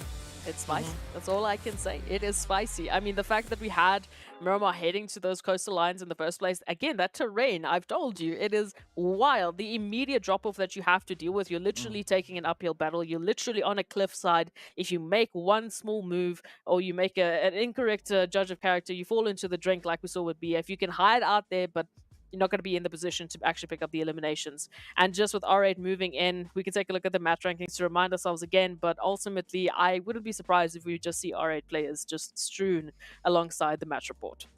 Yes, but unfortunately, we are looking at the match rankings, right? So it's just spelled slightly differently. But of course, R8 walking away with a glorious 22 pointers there. I believe this might be the biggest chicken that we've seen so far in this championship. So mad respect going out there to R8, 12 eliminations strong. Arab Golden and RTG, though, finishing on the double digits themselves as well. So absolutely brilliant effort. But, I mean, RUKH, they took second, right? Only walking away with that 1 elimination, putting them on 7 points in total. So you want to say this was a very, very challenging zone? I think you would be 100% accurate. I mean, even Brute Force, right? Getting taken out in 3rd place, not a single elimination to boot. Yeah, look, it was tough. I mean, even if we highlight RUKH Esports, right, who came second, only 1 elimination, and it was within those final few seconds. So it's going to be a tough one. But yeah, DK, I think it wasn't the biggest chicken. I think we've had a 14 elimination winner chicken dinner today. So they're getting close. Yeah. Oh, it was Vision with 23. So yeah. It was, thank you to the producer for highlighting that for us. He do the math better than we can. But we do have to say hello to Raad and Triple Esports for joining us in the donut shop, as they unfortunately didn't have the best of games. And it was weird. Again, when Raad went out, it completely took me by left field. I wasn't expecting to say goodbye to them so early on. Triple Esports have had this weird energy. They start off some games really strong. They give us a whole different kind of performance, and then literally in the next map they drop out first. So I'm not too sure what the cause for that is. It could be, if we go and analyze, it could be in terms of drops, it could be locations, it could be rotations. Hopefully they go and they do the homework though and see what really is happening. Well, of course, another thing that we could look at exactly what is happening is going to be a breakdown here between Golden and RTG. Of course, quite a vast difference with regards to damage, right? 2,000 damage getting brought in there by RTG and 1,000 from the side of Arab Golden Galaxy. But, I mean, Arab Golden able to milk 6 eliminations out of only 1,000 damage. Yikes. Yeah, it's been tough. So what's pretty interesting about this one, as we took a look at some of the previous matches, we could see that there was this like very close and contentious fight between the teams, and in that head-to-head, obviously both of these teams picked up 10 points, right? They were twinning it out, and now this head-to-head showcases how differently that actually unfolded. Again, RTG, with the rotations that they had, with the spacing that they got to work with, it allots them a lot more opportunities for eliminations. Arab Golden had to literally go from fight to fight to fight, especially coming through from that northern side and ending up in center. You are the target of so many teams. They were in the Valley of Doom, and unfortunately eliminations as they got sent back to the lobby. It's inevitable, right? It happens at the end of the day, and you know that is what makes it so exciting. It can still swing in either which way, but of course, speaking about excitement, let's take a look at the overall scores to see how this has then impacted that overall performance. It is, of course, still going to be Vision holding on to pole position. In fact, our top 5 didn't change at all, not a single shift. But what we did see is RTG and R8 climbing up 3 spots and 4 spots respectively. So mad respect to them, but we also have a 4-way tie, right? 4 teams sitting on 72 points apiece. I can't believe this. We had Vision Esports ending up on 72 points yesterday as the #1 team, and then we just go and replicate that 4 times because we can. Oh, it's hilarious. But we can go take a look at something else other than this 4-way tie. It's insane. Actually, it's just actually insane. I mean, it's also 72 points in eliminations for Vision. Exactly. So it's just this constant replication of the number 72. Just like we were constantly replicating 19, now we're constantly replicating 72. But it's good to see the momentum shift as well. You can see there's a different point of focus, as we just highlighted RTG and Arab Golden as an example. RTG with 43 eliminations. Absolutely wild compared to some of the other teams around them. But yeah, second page, this is where things start to get a little bit interesting. Like we said, 72 is the golden number, it seems. Yeah. So Quest Esports only 3 away from making that happen. And yeah, it's hilarious that the World of Battle is literally just 72 inversed as well. Yeah. So Yeah. I see patterns all over the show. Yeah, I mean, it is quite a patternless leaderboard that we are looking at right here. But I mean, looking at the positionings on the second page, there's not a vast gap with regards to points, right? We've got a 5 point, 1 point, 6, 6, 3, 8, and then of course a 13-point drop towards that 16th position. But looking at the eliminations, I mean, the World of Battle, not that far away with regards to aggression, right? It just comes down to the consistency with regards to placement, right? Making it up into placement point territory. So only 3 placement points out of 12 matches. It's a bit of a problem, right? We need to see a little bit more focus being brought in onto that. But of course, speaking about focus, let's focus in on our MVP for the day. Well, apparently we need to guess first. Right, so without cheating, let's try and figure this one out. Who can it be? I have honestly no idea. I would imagine it's someone from Vision Esports, because just purely based on the eliminations that they got. Mon. Yeah, Mon could be a very good contender, but also Quest Esports, they also got a ridiculous amount of eliminations. So it's someone from Vision or Quest, maybe? Okay. Hey! I got it. Al-Hajj sneaking on in. I mean, absolutely phenomenal play. I mean, well, we can't even be surprised because, I mean, it is Al-Hajj at the end of the day, right? So, oh yeah, a player we know being very capable of showing this level of aggression. And what a phenomenal play. But, I mean, it just looks so great. This is about a third of the contribution of the amount of eliminations for the Quest team today. A third of that pretty much coming through from RUKH. So mad respect going out to him.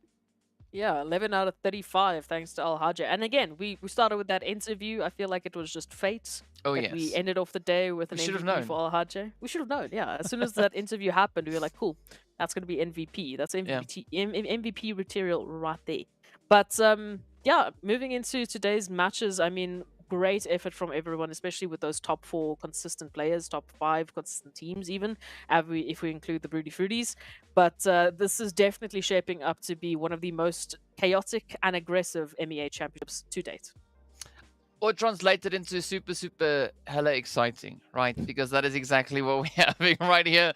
But of course, the excitement is not going to stop here. Well, it is going to end for today because we've played all 6 our matches. But be sure to join us back again tomorrow as we venture into day number 3, the second last day of the MEA Championship. And of course, it is going to be filled with even more insane action. We've seen it just stack up compared to day 1 moving into today. So tomorrow is going to be even more insane. So be sure to join us for all the action. Until then, remember to stay fresh, stay frosty, and we'll see you all back again tomorrow.